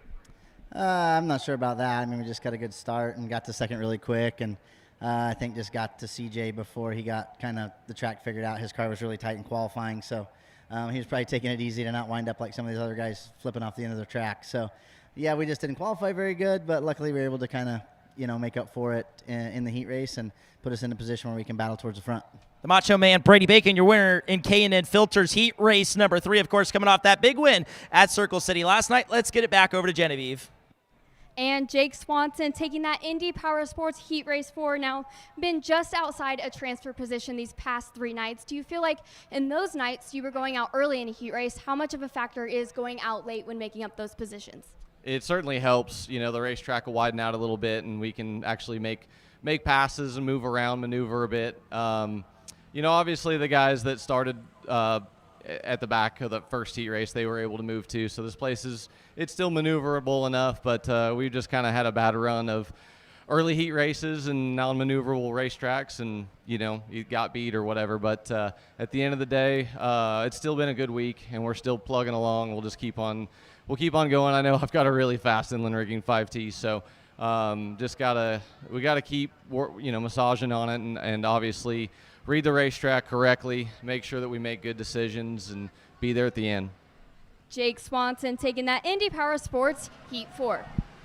That's our 5 heat race winners on the evening here for night number 6 of Indiana Sprint Week. Let's now introduce you to your front row. Starting on the outside of the front row in the G5, it's Gunnar Setzer, and he has been bad fast here all night long. A little bit of luck playing into you starting on the front row, but like I said, a really fast race car. The Setzer family G5 has been rocking and rolling with this series lately. Do you feel like this is the perfect night to get your first USAC National Sprint Car Championship win? I can't really say I guess my first night starting good is going to be the one I win. I just got to play things out, and the car's got to be good, and I got to make consistent laps for me to win this thing. I think I can get probably a good jump off the bat, and then just keep it through there and see if some of the heavy hitters come after me, which I hope we got a good enough car to be able to make it through. But yeah, I got to thank all my guys back there and all my sponsors. Setzer Fabricating, ATC, the Cure Starts Now, R&H Excavating. And then auctionsrealestate.com, Danny Roberts, he's been here the past couple of days. And, my dad, Kent, Brandon, Clayton, everyone watch me home. Gunnar Setzer rolling from the outside of the front row here for night number 6 of Indiana Sprint Week. And now to talk to the pole sitter, let's get it over to Christy Leary. Well, like many others, it's been a week full of ups and downs for Indiana Sprint Week for Hunter Schoenberg, who sits on the pole of tonight's 30-lap main event here at Paragon Speedway. Really, it's just been you making the best of some bad situations so far during Indiana Sprint Week. Is this sitting on the front row of tonight's main event one of the highlights thus far? Oh, for sure. I mean, just because for one, we're not in the B main tonight, which is a plus. But yeah, it's been fun. I've enjoyed my time racing with Hank and B-Gay regardless of the results. But results are obviously more fun when you can get up front. So I'm anxious to see what we can do here. Obviously, starting on the pole, you got a little bit more clean air than what we have been the rest of the week. So it should be fun. The racetrack looks cool. It's got some character. I'm excited about the feature. I know, like to say hi to Tom Dunkel. I was joking with him earlier today that I haven't got his inland rigging suit much publicity up until now, unless it was in a bad way. So maybe starting on the pole is something he can get a little bit bigger kick out of. And obviously, I'd like to thank Hank and BK and everybody with the Rocksteady Racing crew for giving me another opportunity to come race. Well, it's on camera right now, so we'll take advantage of that. Hunter Schoenberg going to sit on the front row of the pole tonight for night number 6 of NOS Energy Drink Indiana Sprint Week presented by K&N Filters. Thank you very much. So, the Bell Shepherd Birthday Bash 50/50 draw has taken place.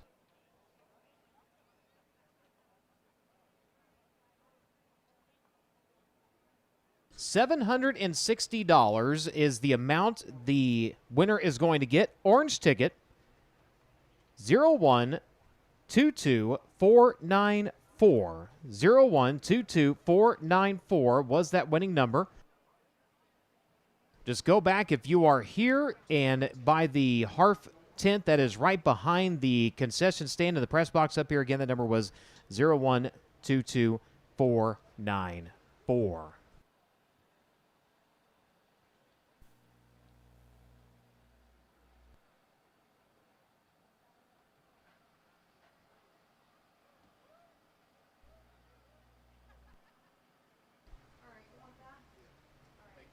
So right now you still have time to get your phone out and play along with the RaceAid 50/50. Again, raceaid.fund/50/50. You can also go to raceaid.fund, the link right there on the homepage.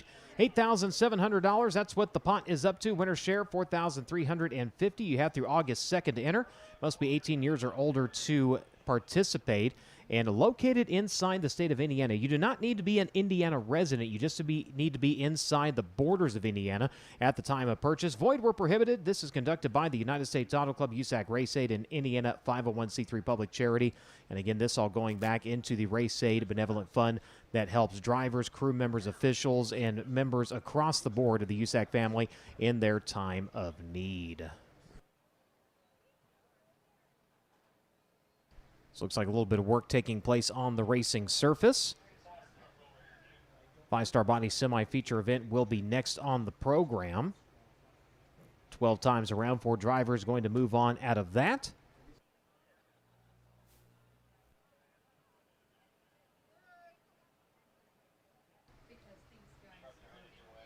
So with the track getting a little bit of work done here, in the meantime, we're going to step away on the FloRacing broadcast. We'll be back.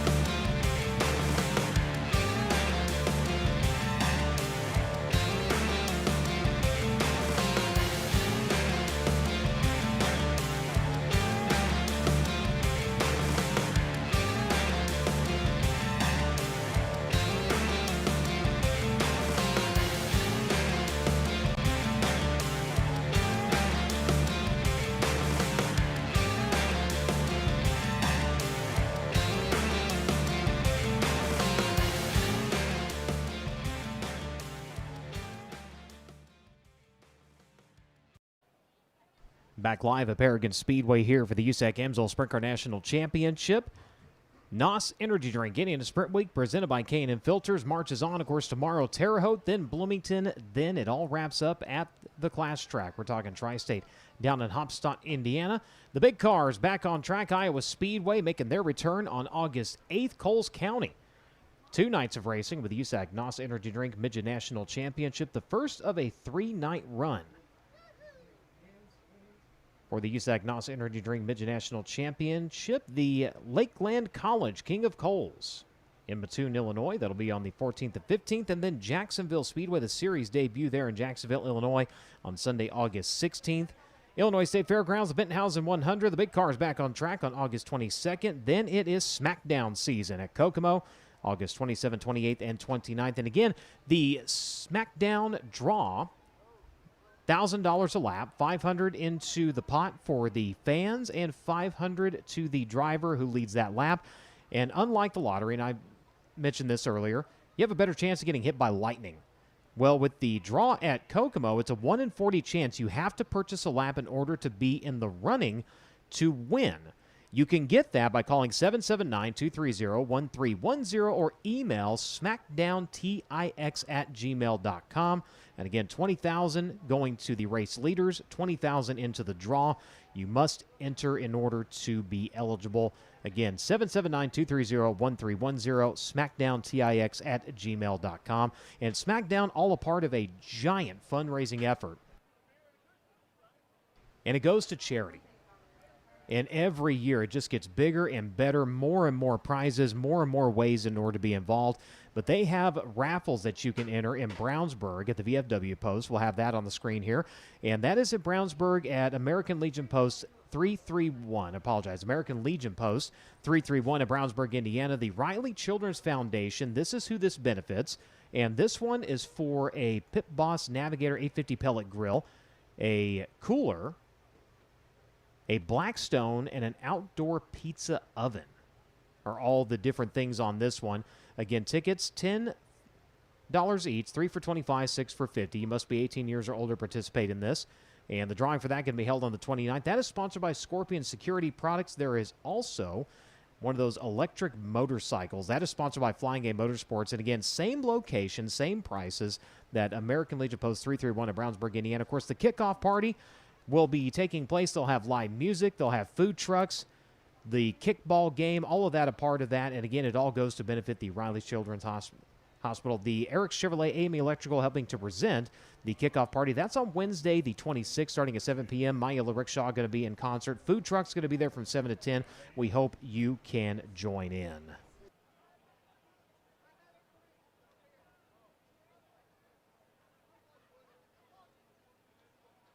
So the horn has sounded.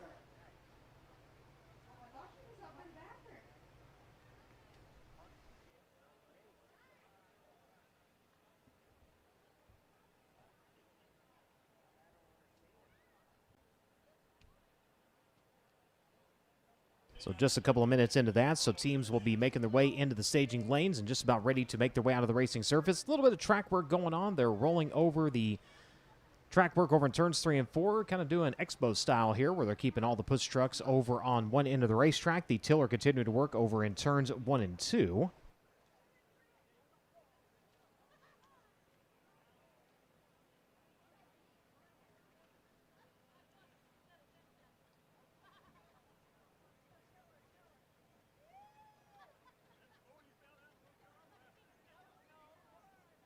So again, initially set to have the Cookout C feature leading into the 5-star body semi-feature event. Several cars, unfortunately, having to scratch from the program, so everybody who did not transfer in now going on into the semi-feature event.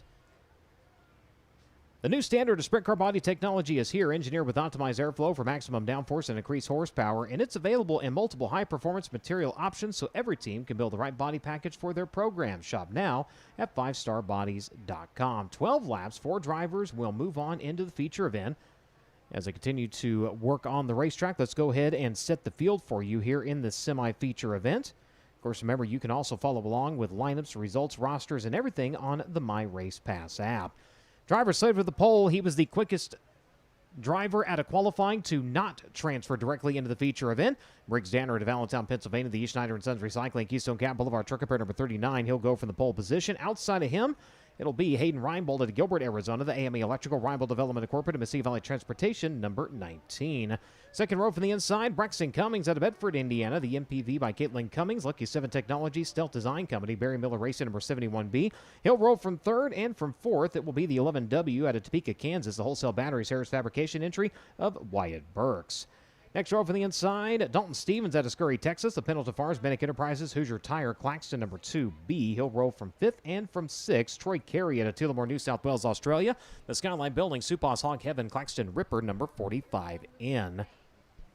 Looking to your fourth row, 7th starting spot, the T.A. Smith Distributing, Oak Motors, Pizza King, G&G Oil Company. Claxton DRC number 9Z, it's going to be Zach Pretorius, and next to him an 83, it'll be Chance Crum at Snohomish, Washington. The Pit Logic, 83 Customs, FT3 DRC Chassis, Race for Dean Foundation, number 83C. Next row for the inside, Colin Parker to Martinsville, Indiana, the Smith Small Engine, Bill Trainer, Magnum Chassis, GTCarts.com, G&G Oil, number 16K. He'll roll from 9th, and from 10th, Michael Clark out of Brazil, Indiana, the Freedom Roofing, J&D Powered Spike Chassis, Durabuilt Performance, number 8. Next row for the inside in 34, R.J. Miller of Edgewood, Texas, the Pro Source, Main Street Auto, Miller Maxim Chassis, number 34M. He'll roll from 11th, from 12th. It'll be Brandon Spencer at Nashville, Indiana, the AA Auto Body, Ryan Myers DRC Chassis, number 22. Kobe Simpson inside your next row at Bonham, Texas, the B-Town Automotive, Sense of Performance Horses, Tops Up Purebred Quality Threads, Get Roof Roofing Company, number 21K, and the 28 of Brandon Maddox at Terre Haute, Indiana, the Whitman Roofing, TCB Speed North, Shelter Insurance Company's number 28. He'll go from 14th. Eli Wilhelmus from 15th out of Newburgh, Indiana, the Traders Brewing Company, Spec DRC Chassis, Jerry Eigner Construction, Larry's Automotive, number 55, and outside of him, from 16, Jake Scott out of Morgantown, Indiana, the Axis Underground, Terry Cummings, DRC Porter Sealing Systems, number 33. Out of Albuquerque, New Mexico, the DRC Chevrolet Oldfield, number 38. It'll be Travis Oldfield, and the 9 of Jim Tribby to Martinsville, Indiana, the JTR Trainer DRC Chassis, Indy Race Parts, number 9. He'll go from 18th. Final starter is set to be the 34T of Cody Trammell out of Bloomington, Indiana, the Whitman Roofing Trainer DRC, the Ace Corp, Schaefer Racing Oil, number 34. As that'll be your scheduled lineup again for your 5-Star Bodies semi-feature event, 12 laps for drivers moving on.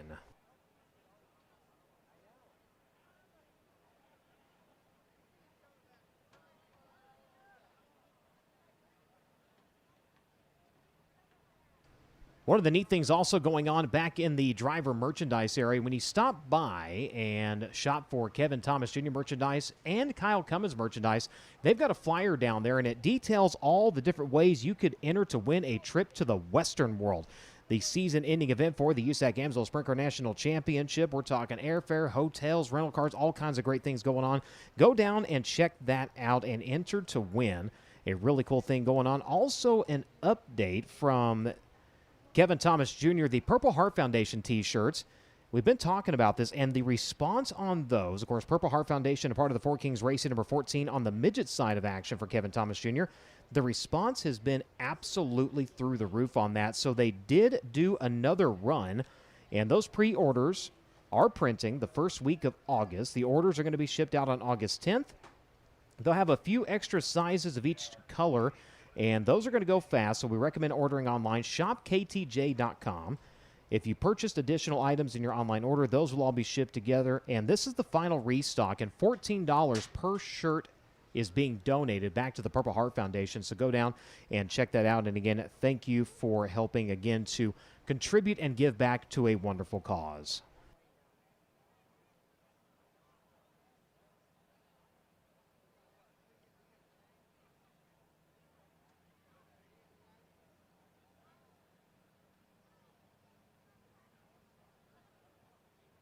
So Tiller making a pass on the bottom side as the push trucks continue to help roll in and iron in the racing surface.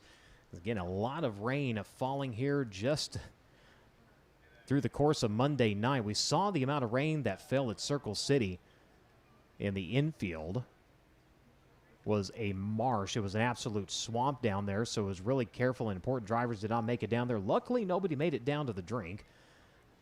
Last time we were here during Indian Midweek, if you remember, a lake over on the inside of turns 3 and 4. Luckily, none of the drivers making it down there, but that moisture definitely playing havoc for the crews trying to get the track ready here. A little bit of rough and tumble, but they are doing their best to try to get things sorted out, smoothed out, and back underway.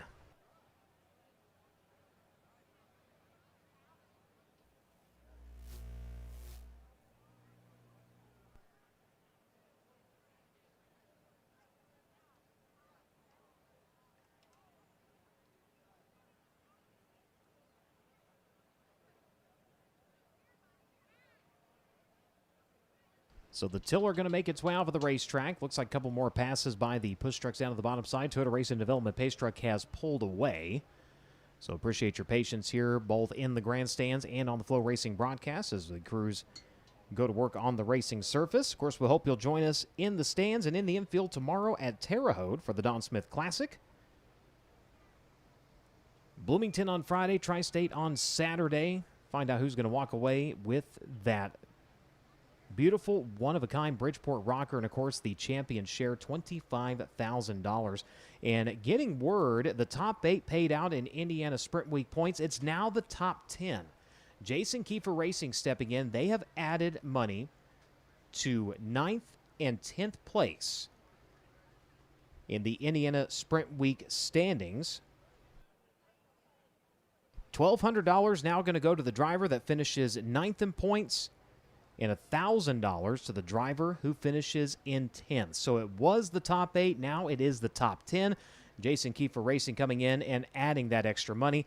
Again, $1,200 now being paid for 9th and $1,000 to 10th. A big thank you and a tip of the cap to everybody with Jason Kiefer Racing for coming in and doing their part to add a little bit more and help the drivers out that are a part of Indiana Sprint Week. Of course, one of the absolute coveted weeks of racing in all of sprint car racing. Champion, $25,000, $10,000 for second, $5,000 for third, $3,000 for fourth, $2,200 for fifth, $1,800 for sixth, $1,600 for seventh, $1,400 for eighth, $1,200 for ninth, and now $1,000 for 10th in final sprint week standings.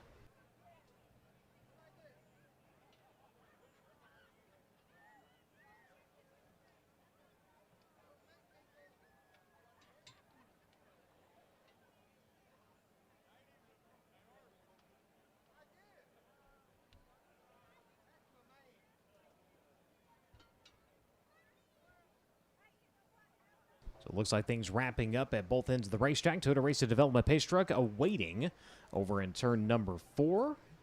Those vehicles are going to make their way back into the staging lanes. We'll have cars on track here in just a moment.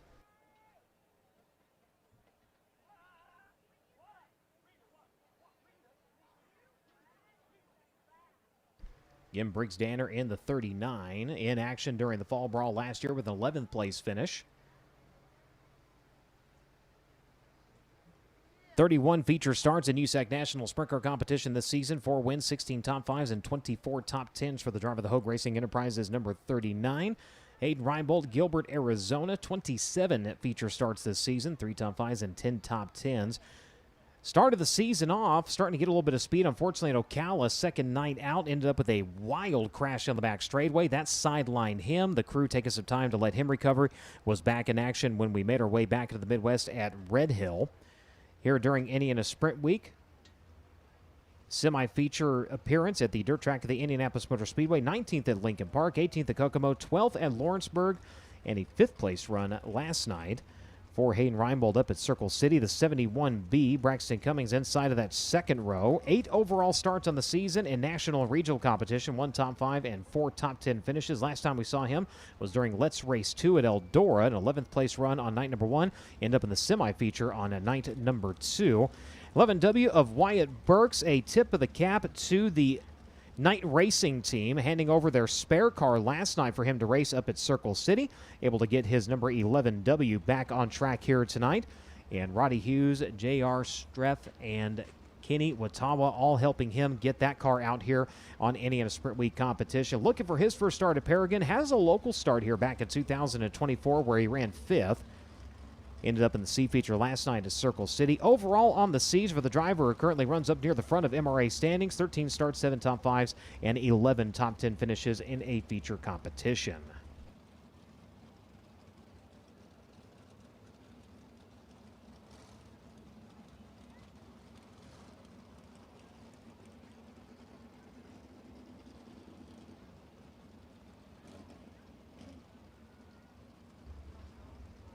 Talking earlier about the subscription to Flow Sports and Flow Racing and everything that comes with that. Well, it is everything. When you get a Flow Racing subscription, that is a Flow Sports subscription. So not only do you get all national touring events of the United States Auto Club, but some of those marquee events, and we mentioned those throughout the year. The Front Row Challenge up at Oskaloosa. If you're a fan of Outlaw 410 wing sprint car racing, that is definitely one you want to have on the calendar. That's going to be on Flow, but of course we want you there live because that is an event that has to be experienced in person. The 31st running of the McKay Group Front Row Challenge presented by Country Builders Construction Incorporated and DKW Transport, Monday, August 10th at Oski, Southern Iowa Speedway. Get your tickets 515-957-0020. But again, if you can't be there live, you can find it on Flow Racing. So when you head up to Iowa Speedway on the 8th for Silver Crown competition, no reason to not hang out. You got 360 Nationals going on at Knoxville. You've got the Cappy going on as well. And, of course, you've got the Front Row Challenge. And then you can head down the road because the USAC NOS Energy Drink Midget National Championship is going to take to the track as we head to Coles and Jackson. Coles County and Jacksonville Speedway, as that'll be coming up here in just a couple of weeks' time. The Lake Lang College King of Coles, that'll be on August 14th and 15th, and of course Jacksonville Speedway on the 16th.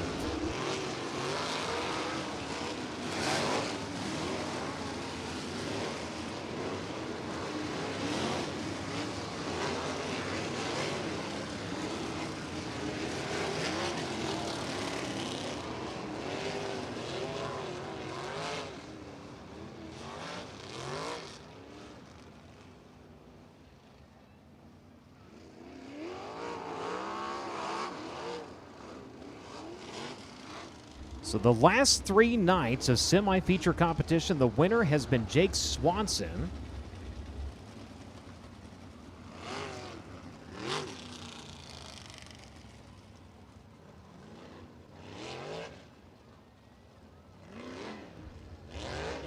Well, tonight the 5T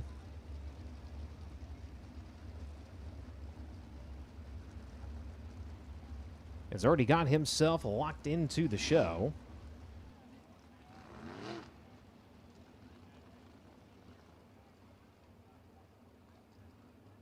Winner of any Power Sports Heat Race number 4.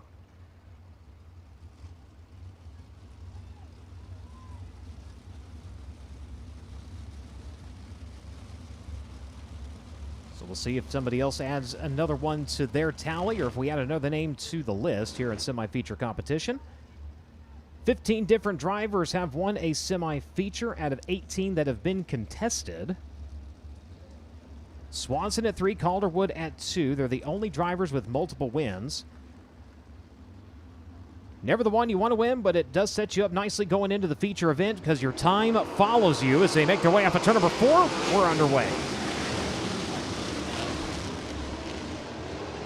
Danner in the 39 going to take off with the race lead onto the back straightaway. Challenge for the second spot here as they work into turns 3 and 4. Working the inside line and absolutely rocketing up in a second here as they come around. Remember, some track work done prior to the start of this semi-feature event. Braxton Cummings was the driver with a good run to the back straightaway. Hayden Reinbold running third. Zach Pretorius right now with the final transfer spot here to make their way into turns 3 and 4. Pretorius working down low in the 9Z, going to work on the 19 of Hayden Reinbold.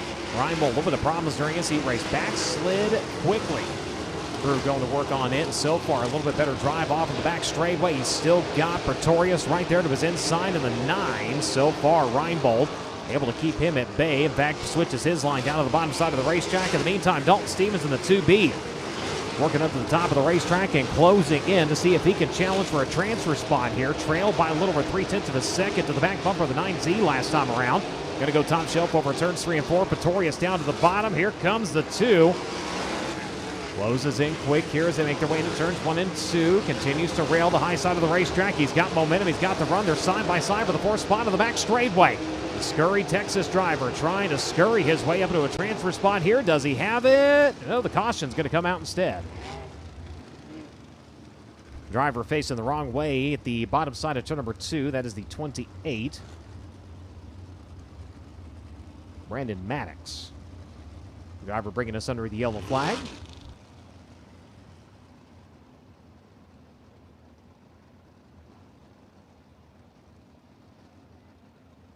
So they'll get him pointed around in the correct direction, see if he's able to refire. If he does, he'll drop to the tail end of the running order as the cause of the caution. Danner leading, Cummings in second, Reinbold in third, Pretorius. Caution coming out at a perfect time for him as Dalton Stevens was finally able to get the momentum of the run to the outside. That'll put Stevens back in the fifth spot, caution negating his advance. Crum running in sixth, Parker in seventh, Carey in eighth, Clark in ninth, and Wilhelmus right now your top 10.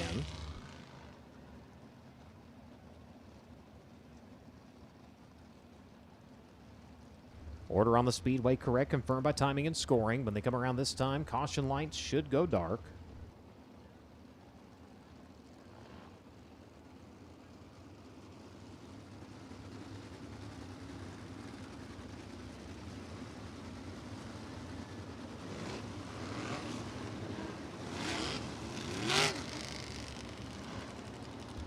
Briggs Danner, Braxton Cummings, Hayden Reinbold, Zach Pretorius. They hold on to transfer spots right now. Keep an eye to the 2B of Dalton Stevens here on the restart.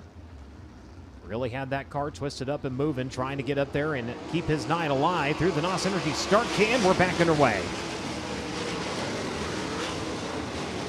Ooh, Dalton gets her up on the right side tires a little bit. That's going to open the door for Chance Crum, the 83C, trying to power to the inside and see if he can get one step closer to a transfer spot. Pretorius down low, the 2B up high, the 83 is there, along with the 16K. Everybody making their way into turns 1 and 2. In the meantime, challenge for the second spot. Reinbold, the 19, able to take that spot away. Braxton back to the third spot. And you've got Dalton Stevens back up top through turns 3 and 4. Pretorius down low, 3 wide in the front straightaway nearly, as now it is all getting shuffled up here for a transfer spot.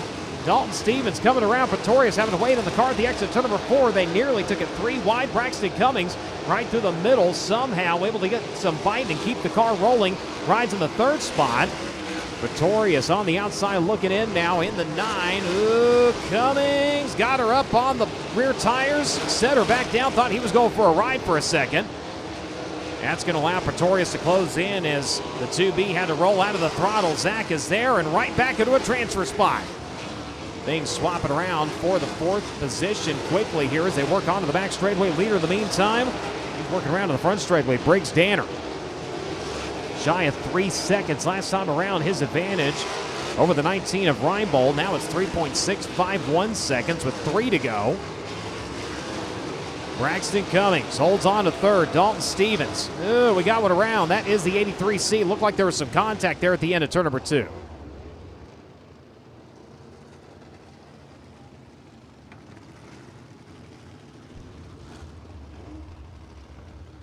And there was that front end sitting catty-wampus. You can see the radius rods in more of a bow position there.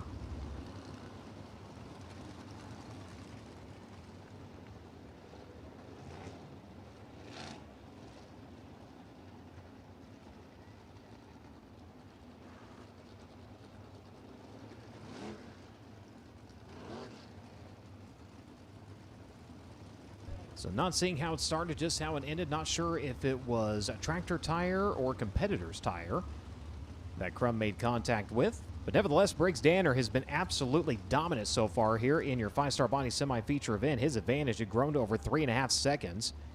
Braxton Cummings and Dalton Stevens once again, this time on the good side of the caution.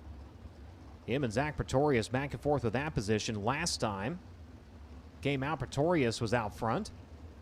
Stevens this time with the spot. Couple of times the 71B getting crossed up, and that has just caused chaos for everybody behind him. Goes in, finds a couple of those ruts, but so far Braxton with some really good saves and holds on to that third spot, trying to fight his way into the show. Reinbold up into second. We'll see if he can take advantage of the caution. 3 laps remain. Danner leads in 39. Pretorius, Parker, Crum, Wilhelmus, Clark, Carey.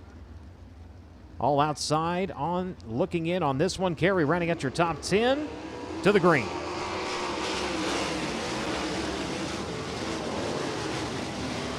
Braxton to the inside, Reinbold to the outside. The 2B launches onto the back straightaway. Gets himself some breathing room this time into turns 3 and 4. Pretorius exits the bottom and goes to the top. Now here comes Parker in the 16. Colin trying to get around to the inside line and get up a little bit closer here as they make their way into turns 1 and 2. Rotates nicely onto the back straightaway. Still, oh my, Braxton Cummings that time. The car got out from underneath them. and he's got damage. White flag coming out. As the 71 is able to clear the racetrack, we avoid the caution. Talk about shaking things up in the transfer spot. Zach Pretorius right back into this one, along with the 16 of Colin Parker. Parker on the inside, Pretorius to the outside. Checker flag going to come out. Briggs Danner going to get the job done in your semi-feature event. Eyes on the transfer spot. It will be the 9Z on the outside coming away with it.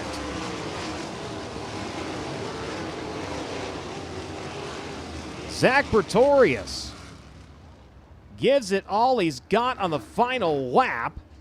Holds on to the transfer spot. Dalton Stevens in third. Problems for him. Post-checkered flag at the back straightaway. Hayden Reibold in second. Winner in that one in Allentown, Pennsylvania. Give him a hand, Briggs Danner.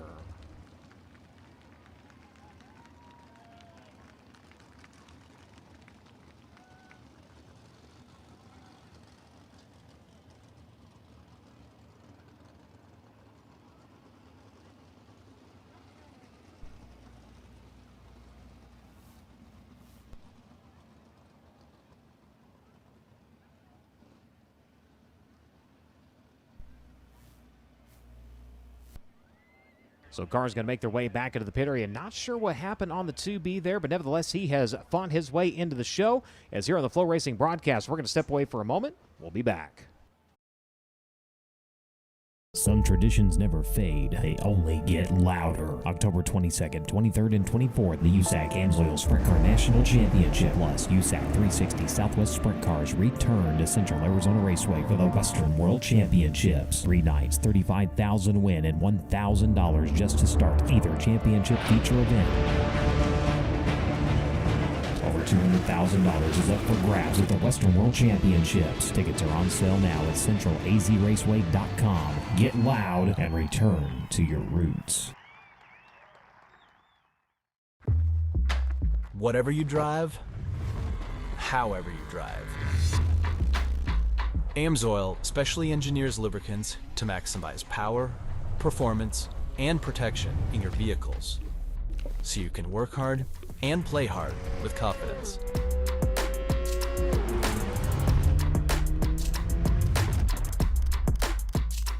Order online at amsoil.com.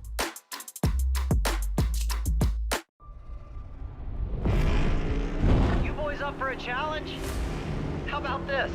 Anything you can do, I can do faster. Okay, bro.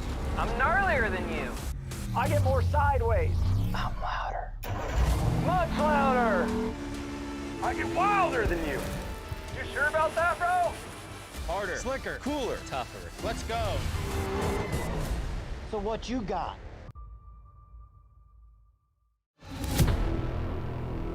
Something has awakened.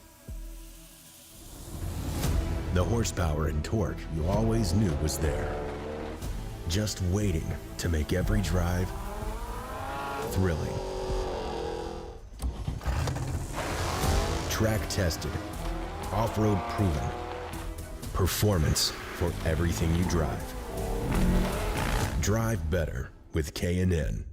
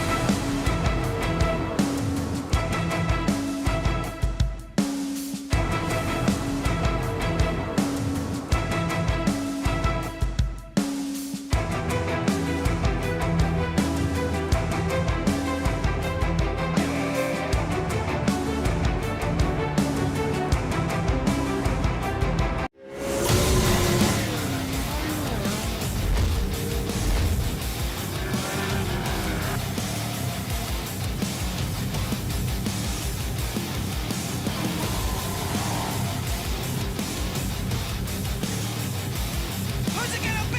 Evan Distian steals it here tonight.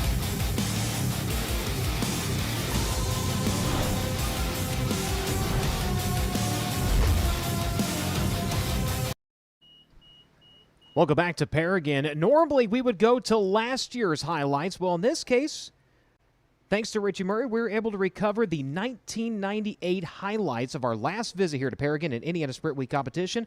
Even cooler, Daniel Owen Laycock, the one and only Racing with D.O., on the call. Coming around to the green flag, Jimmy Sills gets a jump on Derek Davidson, takes the lead down into turn one. Sills goes to the top. Davidson takes a look down at the bottom, tries to do something with him. Can't do anything with Jimmy Sills. It's Sills, Davidson, Kinzer, Darlin, Boat, Williams, Kevin Doty, Ricky Gaunt, and Greg Wilson tiptoeing down on the bottom. Your leader Jimmy Sills running away with it. Back in the pack, Ricky Gaunt, Kevin Doty, Mike Boat, Greg Wilson trying to go forward. Darlin slides up, gets around Sheldon Kinzer Jr. and takes away the third position. Kevin Doty's riding back about 8th or 9th on the outside of Greg Wilson. Ricky Gaunt's right behind him, and Mike Boat right in front of him. But your leader is all Jimmy Sills, Derek Davidson, Dave Darlin, and Sheldon Kinzer Jr. at the moment. Boat down to the bottom underneath Williams. Slides up. Wilson gets her up on two wheels. Kevin Doty gets around Greg Wilson. And here comes Jack Hewitt in the 16 car, trying to get around Ricky Gaunt. Jimmy Sills has got them all held up as it's Sills, Davidson, Darlin, Kinzer, Williams, Doty, Greg Wilson, and Ricky Gaunt. Davidson goes to the top of Sills, goes to the bottom. He gets a bite. The track is taking rubber. Derek Davidson takes the lead on a lead. Lap number 8 at Paragon Speedway. He could be on his way to his first USAC win as it's Sills, Darlin, Kinzer, Williams, Wilson, and Doty. And the rest of the field with Jack Hewitt, J.J. Yaley, and Jace McCord battle for position as Yaley's got the car all jacked up out of shape, hooking up on the rubber that's laying down on this track. After the restart, it's still Derek Davidson over Jimmy Sills, Dave Darlin, and Sheldon Kinzer Jr. But back in the pack, the crowd roars, and it's Jason McCord upside down. Let's take a second look at this one, too. Coming off of turn 4, they get together. Richard Ott gets into Jason McCord. McCord's in the wall, and he's upside down hard. Jason climbs out of the car after a hard crash. He's stiff and sore. He got banged around pretty good. Sheldon Kinzer had one of the best drives that he's had. He's been off duty for quite a lot. Sills putting some pressure on Derek Davidson, but Davidson is not faltering. He's driving right where the rubber is, driving that car straight, trying to get to victory lane. He's never won a USAC event before, and this could be the first one. Sheldon Kinzer Jr., he's up in the loose stuff, turning around, cutting donuts, trying to bring her back on the track, but he'll stop and bring out the yellow flag. Ending a great drive for Sheldon Jr. Back on the restart, it's still Davidson, Sills, now Williams and Darlin. They go into turn 1 behind Darlin, Cerniak, Yaley, Ott, Kent Christian, and Kevin Thomas behind him, Tony Elliott and Brian Hayden.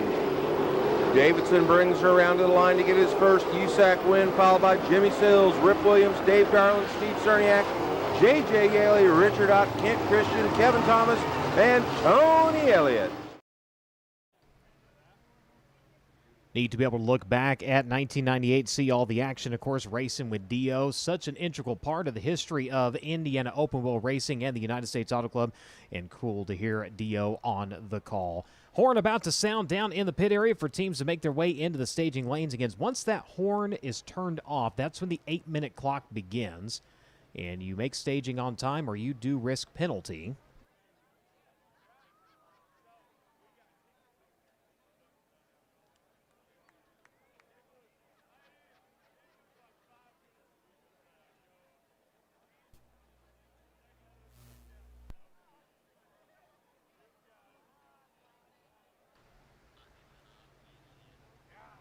And the Race 8 50-50 continues to grow. The overall pot getting up close to $10,000, $9,360. Winner share, $4,680 right now. And again, trying to get the winner share up to $10,000. Again, you have until August 2nd. Winner's going to be drawn on August 3rd. Must be 18. You have to be inside the state of Indiana. You don't have to be a resident. You must be inside Indiana in order to participate. Void where prohibited. Conducted by the United States Auto Club, USAC Race Aid, and Indiana 501c3 public charity.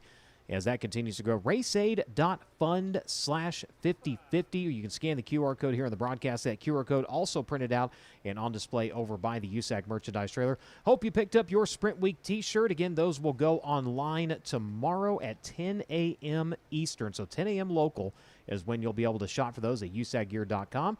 But they were available trackside starting tonight. And again, a day ahead of when we were told originally they would be here. So a big thank you to Brooke and everybody who runs the merch side of things, and of course the printing company, on getting on top of that and able to get that delivered out to the track today.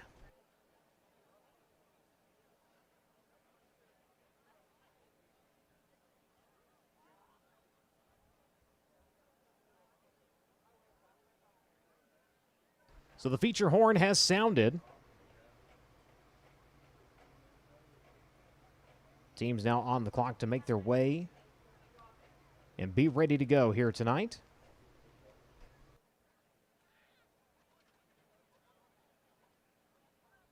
As we go into the 32nd round of competition here in the 2026 season,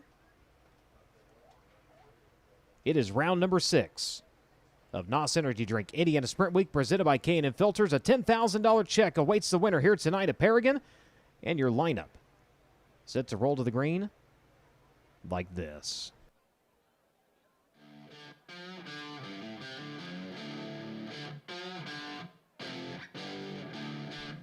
Slated for the pole position tonight, he's out of Sykeston, Missouri. Winner here with the Fast on Dirt Series back in 2024. He drives the Majestic Electric. Lucas Oilson of Rock Steady Racing, Stanton Muckwood, chassis number 3R, Hunter%. It's Hunter Schurenberg. Outside row number 1 out of Columbus, Indiana. One start here back of the fall brawl with an 8th place finish with the USAC Amsoil Sprint Car National Championship. The sets are fabricating. Aviation Tax Consultants, Secure Start South Foundation, Stanton Muckwood, number G5 of Gunnar Setzer. Second row from the inside out of Ione, California. NOS Energy Drink, MBB Logistics, Top Industries, G&G Racing Fuels, Amsoil, Just Gem, and Storage number 4. It'll be Justin Grant. And outside of him, you'll find Jake Swanson out of Anaheim, California. The Inland Rigging, Darden Motorsports, Take Enterprises, Roll Scaffolding, Dirt Roots Digital, number 5T. From 5th tonight, he hails out of Racing City, California, driving the AME Electrical, Mississippi Valley Transportation, Rhinegold Development Incorporated, Stanton Spike number 19AZ. It'll be Mitchell Moles. And from 6th,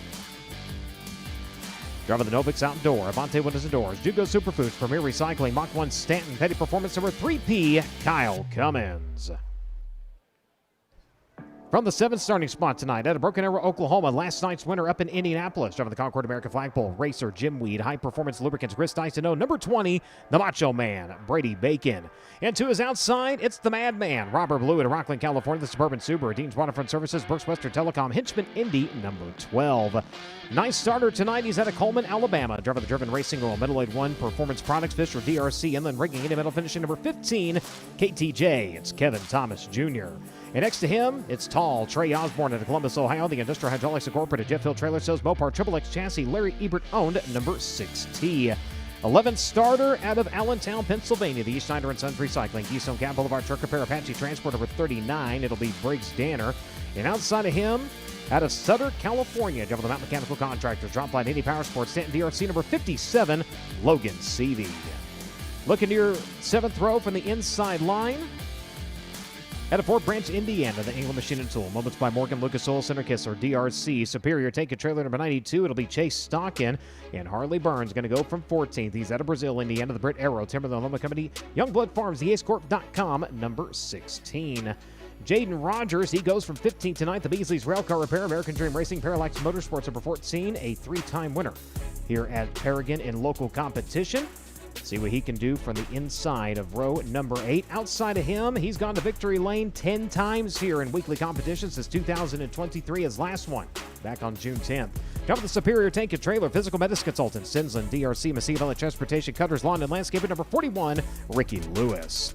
Hayden Reinbold in Gilbert, Arizona. He goes to the inside of your next row. Driving the AMA Electrical, Jugo Superfoods, Massive Valley Transportation, Reinbold, Underwood Motorsports, number 19 from 17th. From 18th, it's Zach Pretorius out of Yorktown, Indiana. Driving the Oak Motors, Pizza King, G&G Oil Company, Jeff Pretorius, own Claxon, DRC, number 9Z.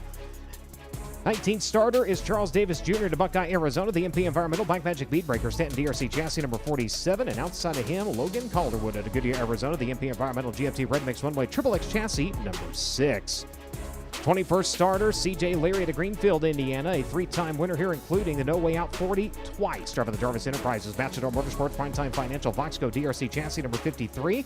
And outside of him, Cale Coons out of Greencastle, Indiana. Driving the Curb Breakers Mechanical Advantage, Coletta Charters number 63.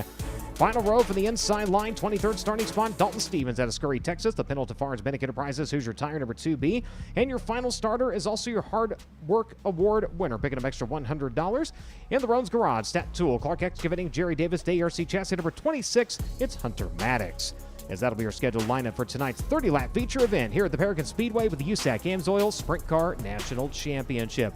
Field parading out to the Speedway, Drake York with one to watch. I sure do. Brian, before we get into our Dirt Draft one to watch this evening, a reminder, there still is time to play in a Dirt Draft lobby this evening. Simply log on to play the Dirt Draft app, but you got to act fast if you still want to play, because that Rookie League lobby, of course, that's the only lobby that's open. That locks when the green flag drops here at Paragon Speedway. Now, onto our Dirt Draft one to watch. I'm keeping my eye on the driver rolling from the outside of row number 2 in the 5T. That is Jake Swanson. His day got off to a great start earlier today in Learn Lab qualifying as he go 4th fastest on the field, and he would absolutely blitz the field in the heat race. He would go all the way from 6th to the heat race win in a night where we've seen not only the track be treacherous to some, but making passes through the field, nay, making the feature event straight out of the heat races has been difficult for some of the top stars of the USAC National Sprint Car Championship, and that's really been an issue all week for Jake Swanson. The start of the week, it was about not qualifying well, heat racing well, and having a good run in the feature event. Well, that kind of flip-flopped over the course of Indiana Sprint Week. He would have really good qualifying efforts. He's been your Learn Lab Quick Time qualifier twice so far this week, but both times he's missed the transfer straight out of the heat races. Well, tonight, good qualifying effort, check. Made it straight through the heat race, check. And that 5T is bad fast. Even despite some of the issues they've had in the middle part of the night with us during Indiana Sprint Week, he still had good runs. I look back at the Lawrenceburg Speedway. He came all the way from outside the top 10 to a podium finish. So we know that car has speed, and that's what Jake has been telling us all week. He has a race car that is good enough to win. And speaking of good enough to win, he was very good here back in the month of March. Of course, the season kickoff here in the Midwest for the local sprint car scene, the No Way Out 40, which saw a lot of the cars and stars you see here tonight. He came out on top that night. We'll see if Jake Swanson can repeat the feat from earlier this season and go to victory lane here at Paragon Speedway. He rolls from 4th. Thank you very much. Field will begin to fire. 30 times around. We're a step closer to finding out who's going to walk away with a $25,000 check and the Bridgeport Rocker. But before we get to that, we got to find out who is going to be tonight's King of the Hill.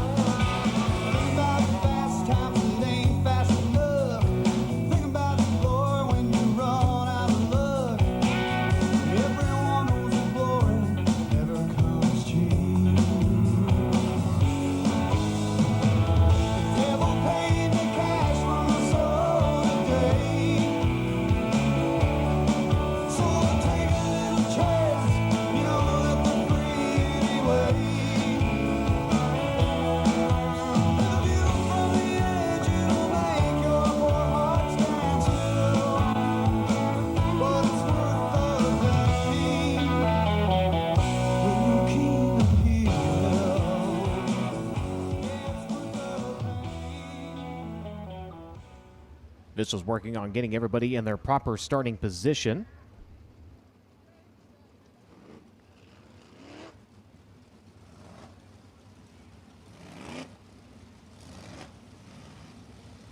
Again, Schoenberg sets her on row number 1. As the field will work to the back straightaway, and from side by side, they'll break rank to 4 wide. Ladies and gentlemen, our drivers, thank you for coming out to enjoy tonight's racing action. Race fans, light up those cell phones and rise to your feet. It's time to make some noise for the Ruts and Guts. Schoenberg in the 3, Setzer in the 5, Grant in the 4, Swanson in the 5T. Moles in the 19, Cummins in the 3P, the 20 of Bacon, the 12 of Ballou, the 15 of KTJ, the 6 of Osborne. Danner, then Seavey. Stockin, then Burns. Rogers, then Lewis. Reinbold, Pretorius. Davis, then Calderwood. Leary, Coons, Stevens, and Maddox. Toyota Racing Development pace truck going to make its way down into the infield. Caution lights have gone dark. For the first time since 1998 in Indiana Sprint Week competition, ladies and gentlemen, it is time to sit back, relax, and enjoy 30 trips around the Paragon Speedway, because race fans, this is what you saved your lunch money for. To the green here at Paragon. You're going to dash their way into turns 1 and 2. A couple of drivers putting her on the hop, and everybody going to make it onto the back straightaway. Up front, it will be Setzer leading. Schoenberg coming after him in the 3, down to the inside. High side working with the G5. He's going to fly off with the race lead here on lap number 1. Schoenberg running in second. We've got him tangled up here on the front straightaway. Caution.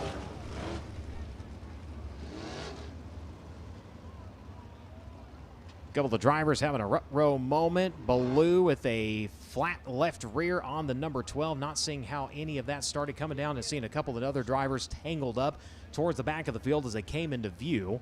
And Ballou going to make his way down to the Indy Metal finishing work area. The Indy Power Sports 4-wheeler going to roll in behind him. Make sure he makes it there. Replay coming up on the FloRacing broadcast. Looking back, and contact, between the 19, looked like Reinbold, and the 12 of Ballou. Trey Osborne with nowhere to go, and his roller coaster of a week hits another downhill turn. So we'll slow the frame rate down. Reinbold off of the cushion. The car is just really lurched up on the right side and just drives him down the racetrack. He gets into the 12. Unfortunately, that sends him down to Trey Osborne. Tough break for the 12 and the 6.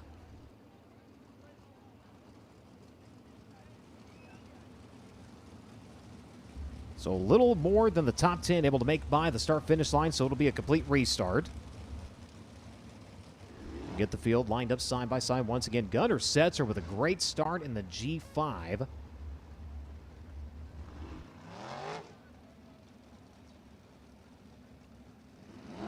Last start with the USAC Amsoil Sprint Car National Championship here during the Fall Brawl in September last year. An 8th place finish. He was 6th during Indiana Midweek earlier this year. Hunter Schoenberg in the 3. Lining up on the pole position. He'll get another shot at holding on to the race lead. The 4, Justin Grant, lining up a 3rd, the driver of Ione, California. 2021, during the Paragon 30, he ran 8th in the Fall Brawl. He was 4th. He was 7th earlier this year during Indiana Midweek. Left rear swapped out on the number 12. Ballou going to make his way into the staging lane, and they'll give him the push. And looks like the 6 of Trey Osborne. They have gone through on that car and knocked the nose loose on that thing. Not sure of any other damage. They'll get him in the push-off lane, and he'll be able to refire.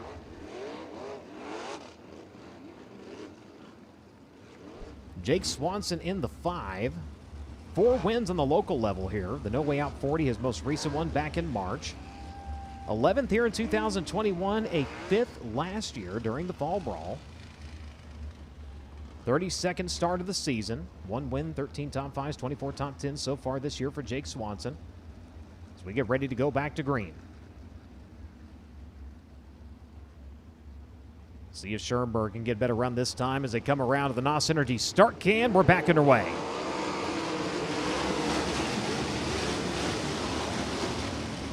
Ooh, that time Setzer hooks a run. That's going to open the door for the Majestic Elect number 3R, as well as the 5T as they make their way into turns 3 and 4. See who comes away with the race lead. Swanson down to the bottom. Schoenberg up to the high side. Drag race, front straightaway. It'll be Jake Swanson leading the way.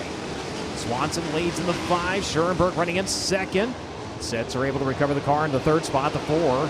Justin Graham right now running in the 4th position. The 3 Pete Kyle Cummins currently running at your top 5. He's going to go upstairs through turns 3 and 4 and trying to get around the 19 of Mitchell Moles in behind them. Moles right now shown in the 6th spot. Bacon at 7th. Danner, KTJ, and Harley Burns right now your top 10. Problems for the 5. Setzer.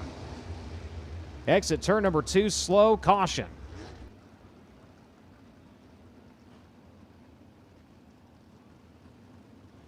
Gunnar Setzer off of the pace onto the back straightaway, looking back to the top 10, not seeing what started it, just seeing the end result. He'll pull down to the Indy Metal Finishing Work area. He's pointing up to the right front, or possibly indicating, yeah, go ahead and keep pushing me.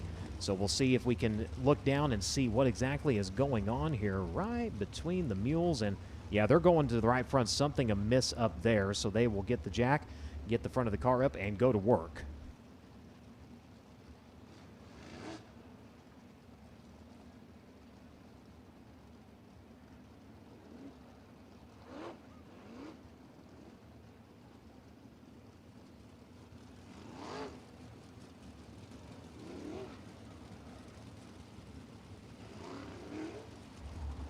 So lineup squared away, time ticking down to the Indy Metal Finishing Work area. And Drake, there was a little shift in the lineup. You have an update on that. Yeah, there sure was. For context, Jaden Rogers was slated to roll off from the 15th starting position. When they went to initially fire that car, it did not respond. So they took him to the Indy Metal Finishing Work area. The car was able to respond from there. And since starting at the very tail end of the field, he has already driven back up to the 15th position. So keep an eye on Jaden Rogers. Despite having to go to the rear of the field, that car has some speed here early. It definitely does. Thank you very much.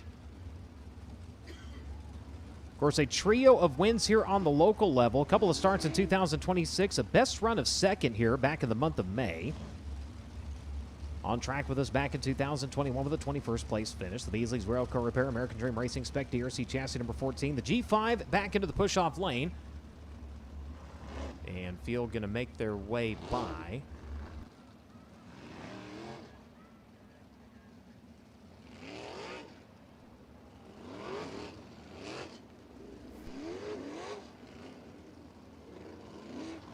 So the G5 rolling back out to the racetrack. He'd been pointing at the right front, but it looks like it may have been the other side of the car was the issue. Yeah, that's the report we've been given so far by USAC officials here on the ground. It was a drag link that went bad on the G5. Fortunately, he's able to make it out of the Indy Metal Finishing Work area and tag the tail here for this restart. Thank you very much. Swanson leading in 5. Schoenberg in 2nd. Now Grant up into 3rd. Cummins in 4th. And Mitchell Moles, your top 5. We get ready to go back to green. 2 laps completed. 30 the distance. Single file through the NOS Energy start can. Back underway.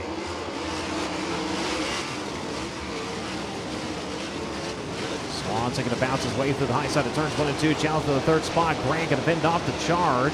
And now he's going to go for 2nd. Ugh, contact. They go tire to tire to the bottom side of turn number 3. Grant going to muscle his way by Schoenberg. Schoenberg now going to go to the inside. He's going to throw the slide on Justin Grant, but the car gets upset. Wasn't able to get there fast enough. Grant going to pull away as they work onto the far side of the speedway. It's Schoenberg still right there. Cummins trying to get by him. The 3P going to look up to the top shelf. He's going to have the run onto the front straightaway. Couldn't quite clear the Rocksteady Racing entry, though. They work into turns 1 and 2. Schoenberg, good rotation around the bottom, able to fend off the charge of the Novix outdoor number 3P. Now they're going to swap lines around as they make their way to turns 3 and 4. Schoenberg up top. It will be Cummins down to the inside. The 3R still with the advantage. Behind them, Brady Bacon in the 20. Trying to march his way forward in this one. Up a couple of spots so far in the Concord American flagpole entry. Now past to the 3rd spot. Cummins takes it away from Schoenberg. Bacon around the bottom, trying to make some speed here as they work around to the front straightway. Closes right up on the back bumper of the 3R here as they work into turns 1 and 2. It's a near 4-car battle for the 2nd spot there for a moment. Justin Grant so far able to stay up ahead, but Cummins starting to move his line around. Enters to the middle, brings it down to the bottom. Grant holds him off for the time being. Heavy on the brakes. That inboard rotor an absolute blow into turns 1 and 2 as Jake Swanson. We'll check on him for a moment, and, well, he's gone right now. He's found the next county as he makes his way into turn number 1. Everybody else exiting turn number 4. His advantage currently sits at 2.764 seconds. Grant in 2nd, got the nose from the 3P, and now he's got that thing pedaled a little bit harder here. Cummins running in the 3rd spot. Schoenberg in 4th. Bacon in 5th. Mitchell Moles right now running in the 6th position. Brings it around to the front straightaway. Driver chasing him is going to be the 15 of Kevin Thomas Jr. He runs in 7. Logan Seavey in 8th. Harley Burns in 9th. And Ricky Lewis right now running after top 10. So far, Ricky Lewis and C.J. Leary both sitting atop of the Ronda Supply Hard Charger standings in this one. They've each advanced 6 spots. Lewis with the better position right now, so the nod would go to him.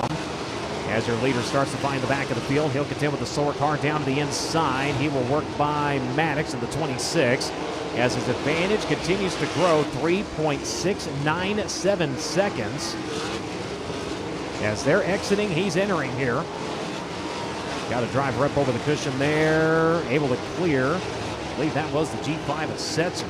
Remember, he had to go down to the work area with a drag link failure as he was running up inside the top 5. Now he goes a lap down, and he's going to slow in the back straightaway. Looks like he's going to turn to the infield. Yes, he does. He will clear the racetrack. We will try to avoid the caution here as he is down onto the grass, and we continue. It is the 5T. Jake Swanson still leading Justin Grant comfortably in that second spot right now. Cummins still running in 3rd. Schoenberg running in 4th. Challenge for the 5th spot. Mitchell Moles able to get by Brady Bacon. Bacon back down to the bottom of turns 3 and 4. The 19 through the slide in turns 1 and 2. The high side getting high enough now. That line really starting to smooth out for these drivers. Just a few laps ago, still a little rough and tumble, but boy, that curve is a building. We've seen a few drivers go up and it reaches out and grab them. Kind of upsets the car a little bit as now your leader having to contend with heavy slower traffic. He's got him to the inside, the outside, the front, the back. They're all over the place right now. The 5, oh man, close quarters. Thought he was going to get into the left side tires of Calderwood there for a second. Makes his way around the middle groove of turns 3 and 4. 3 wide in traffic. Trying everything he can to keep his advantage growing here. 2.6 seconds between himself and Justin Grant. We'll see if Justin's able to take advantage of this here as he will clear now. Clean racetrack up in front of your leader as he works the high side. Exit turn number 4. You'll have a couple of lap cars coming back into play here in just a moment. In fact, right now, Charles Davis in the 47 of the 2B of Dalton Stevens directly ahead. Still sitting at 2.6 seconds, so nothing gained, nothing lost for the 4 or the 5T here. Looks like he may have made up a few car lengths on the back straightaways. They'll come around this time, and then we'll click off lap number 18. Swanson leads. Justin Grant in 2nd. Kyle Cummins in 3rd. Schoenberg running in 4th. Moles in 5th. Bacon in 6th. Kevin Thomas Jr. in 7th. Harley Burns in 8th. Logan Seavey in 9th. Ricky Lewis still your top 10. Stockton in 11th. Ryan Bolden 12th. Danner in 13th. Leary in 14th. Jaden Rogers right now running up to your top 15. See if traffic brings anything to bear here for the 2nd spot. Grant able to work by Calderwood. The 6th can go and turn it down to the infield. His not going to come to a close. Pretorius next in line. He's already a lap down to your leader. Grant sitting in that 2nd spot. Try to make work of him here as they work onto the back straightaway. Cummins in the meantime has made up some ground. Not enough to try to get up and challenge, but he is stalking as they make their way into turns 3 and 4. Leader in the meantime has 9 laps remaining. Swanson from the 4th starting spot. Restart working nicely for him. Was able to get up and get to the top. And so far, that's where he stayed. As he'll have some more traffic to contend with here in just a moment. We've got one up on the fluff. He's still rolling, trying to keep it green. Looks like this one's going to have to go into yellow, as I believe it looks like it was the 9 of Pretorius. Indeed it is. Pretorius, who has come to a stop at the outside of turn number 4.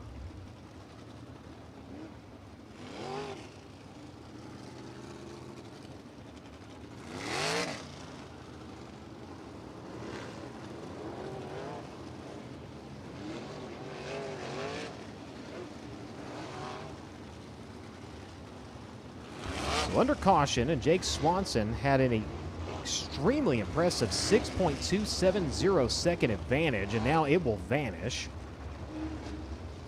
Replay here on the FloRacing broadcast. Left side of the screen going to come in there, and yep, went in, grabbed the cushion, and boy, Grant, very lucky he did not drive straight into the back of the 9Z. We'll slow it down here, and you see him airborne. Lanzer and Grant, man.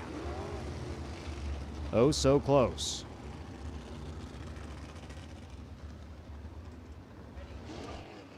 So Grant holds on to the second spot. Cummins in third. Moles in fourth. Schoenberg in fifth. Bacon in sixth. Burns in seventh. Kevin Thomas Jr. in eighth. Logan Seavey in ninth. Ricky Lewis in 10th.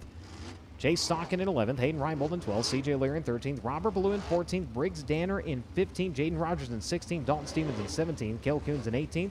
Charles Davis Jr. in 19th. And Hunter Maddox now should round out your field in 20th.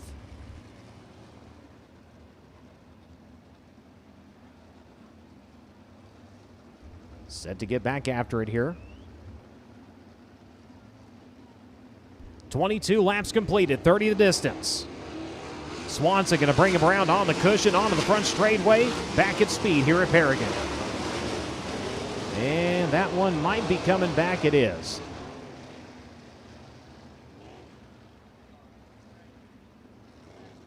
In the tire tracks of the driver in front of you through the NOS Energy Start Can and Hunter Schoenberg.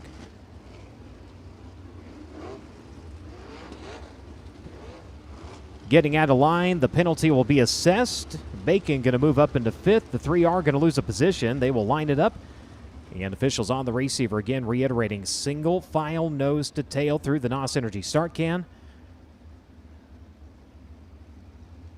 So again, Swanson. He's been buried in that cushion. That's where he's going to restart him once again. Ooh, that time it nearly bit him. Came off of turn number 4, bounced her onto the front straightaway. Able to settle the car back down, though, as he got it straightened out. Justin Grant now. He's got company once again. Here comes your defending champ. He's going to work down to the bottom, looking for the second spot. Grant off of the cushion, gets the car upset, all kinds of sideways, and 3Ps there to capitalize. Grant coming back after him, though, into turns 1 and 2. Justin right up alongside of Kyle Cummins, but boy, the cushion gave a little bite and let him loose there. Luckily, he was able to get it sorted out as everybody shuffling through turns at 3 and 4. Swanson so far has been near perfect in this one. He'll come around to a fistful shown. This time it'll be 5 to go. Backs are onto the cushion, exiting turn number 4. Brady Bacon in the meantime, he is coming after the third spot. Graham with a couple of snafus off of the top side. That time a nice smooth run into 1, launches the car in the back straightaway, able to clear the Macho Man here as they work into turns 3 and 4.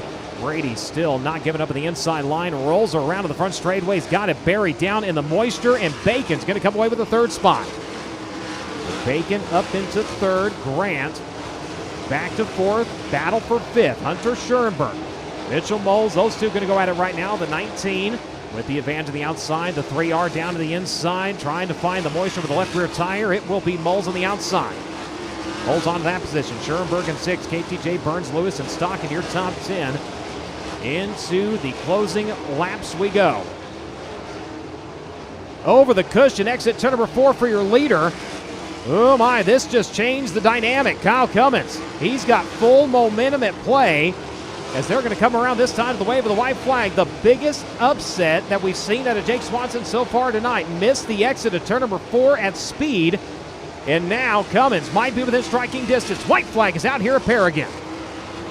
Works the high side through turns 1 and 2 and onto the back straightaway. Has to be perfect this time. He'll find turn 3. At a turn number 4, checkered flag will fly. He'll bounce her just a little bit, but it won't matter because Jake Swanson is a winner here at Paragon tonight. Kyle Cummins in second, Brady Bacon in third, Justin Grant in fourth, Mitchell Moles in fifth, Hunter Schoenberg in sixth, Kevin Thomas Jr. in seventh, Ricky Lewis, Harley Burns, and Chase Stockin. Unofficially rounding out your top 10.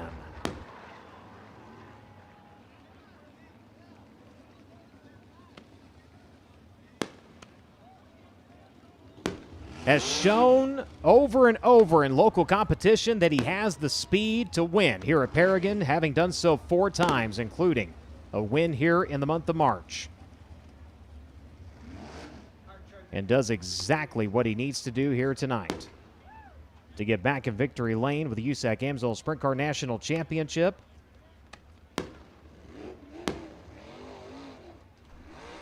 As he'll drop the donuts and the fryer over in turn number 4. And the Daming Swanson with Darty Motorsports number 5T. Going to head down to victory lane. Second time this season. Last one all the way back at the start of the year at Volusia.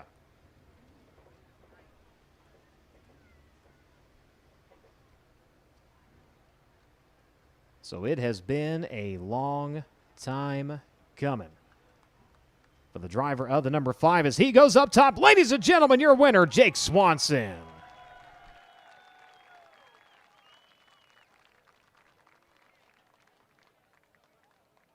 32nd start of the season, second win, his 14th top 5, his 25th top 10 coming in his 268th career start, his 9th career win, top 5 number 69, and top 10 number 154.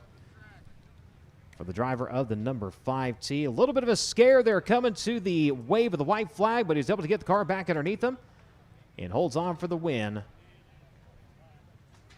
Big one here tonight, Christy. Well, they've been waiting for this one all week long during NOS Energy Drink Indiana Sprint Week presented by K&N Filters.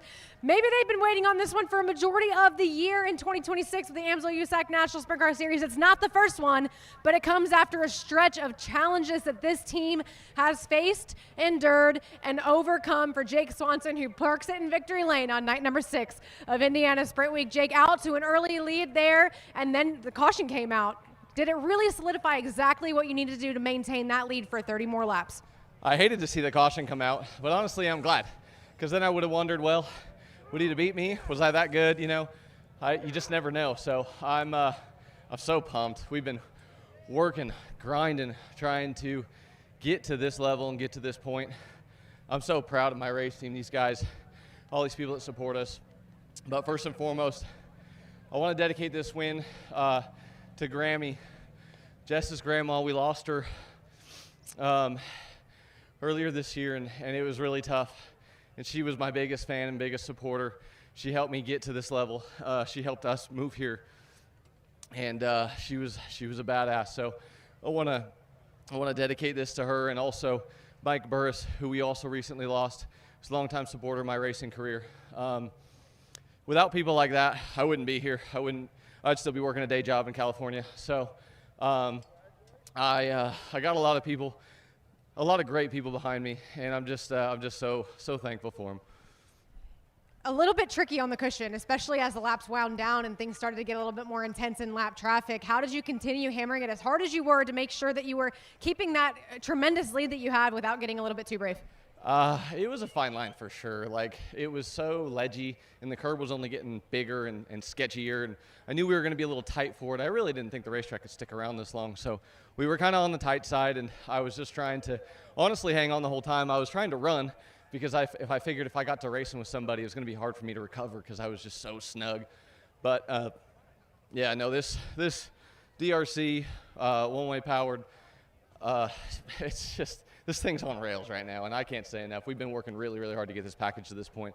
Got a lot of great people like Snake Enterprises, who has helped me just kind of massage on this thing and fine-tune our a lot of little things to help us get more efficient and get better and get faster, and a handful of other people too. But inland rigging, fine line drafting, the Houstons are here tonight. Thank you guys for cooking for us, and Leslie McMurray for cooking for us all week.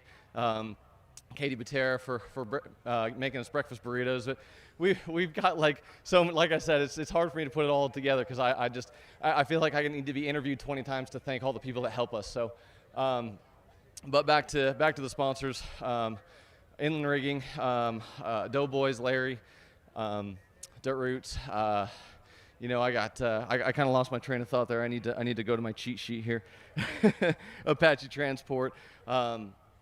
And just all these people right here. Ben, thank you. Doug, couldn't do this without you, man. We're finally there. We're finally here. Uncle Chris, Austin, Caleb, Kyle.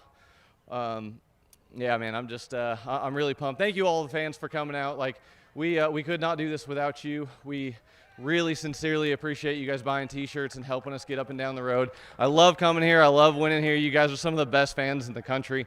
You guys are so dedicated, and you always pack the place. They're doing a great job of turning this place into a real solid racetrack. You know, it's safer, it's lit up, and it's fun to race. So, yeah, we're gonna enjoy it. Jake Swanson and his team. It's been a long journey, but they put it in victory lane for night number 6 of NOS Energy Drink Indiana Sprint Week, presented by K&N Filters. The track workers here at Paragon Speedway lovingly refer to this event as the Bell Shepherd Birthday Bash to honor the original owners of the Paragon Speedway, Drake.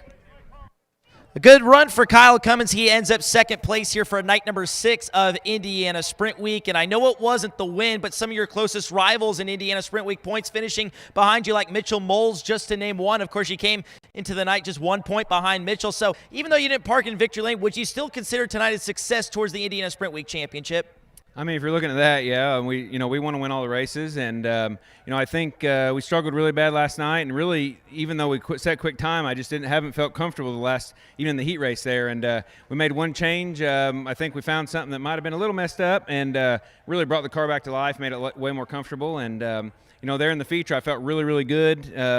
And then it just, kind of once you get single file, it's really hard to pass. And, Jake got way out there in front of us. I don't even think I could see where he was at up there. But just me and Justin, and I guess everyone was in a line there. But there on the restart, we had a little bit of action there. But, I think me and Justin bumped there coming off. And, that was nothing intentional. I just I tried to I slid him, and I kind of waited, and I thought, well, I don't think he's going to come back around me. But the way the curb was, like, Jake was getting messed up, and everyone was kind of getting messed up. So I thought, if you can show a little pressure, that the guy would mess up there. So just happy to, bring this thing in, second after last night's, great 8th place performance. But just thank Jerry and Bev Petty with Avante Windows and Doors for, giving me all this equipment and, relying on me to make the right calls and trusting in me and my team. And Novik's tree stands, we finally got him back on the podium again, and going into some tracks that I'm really accustomed to and really enjoy, and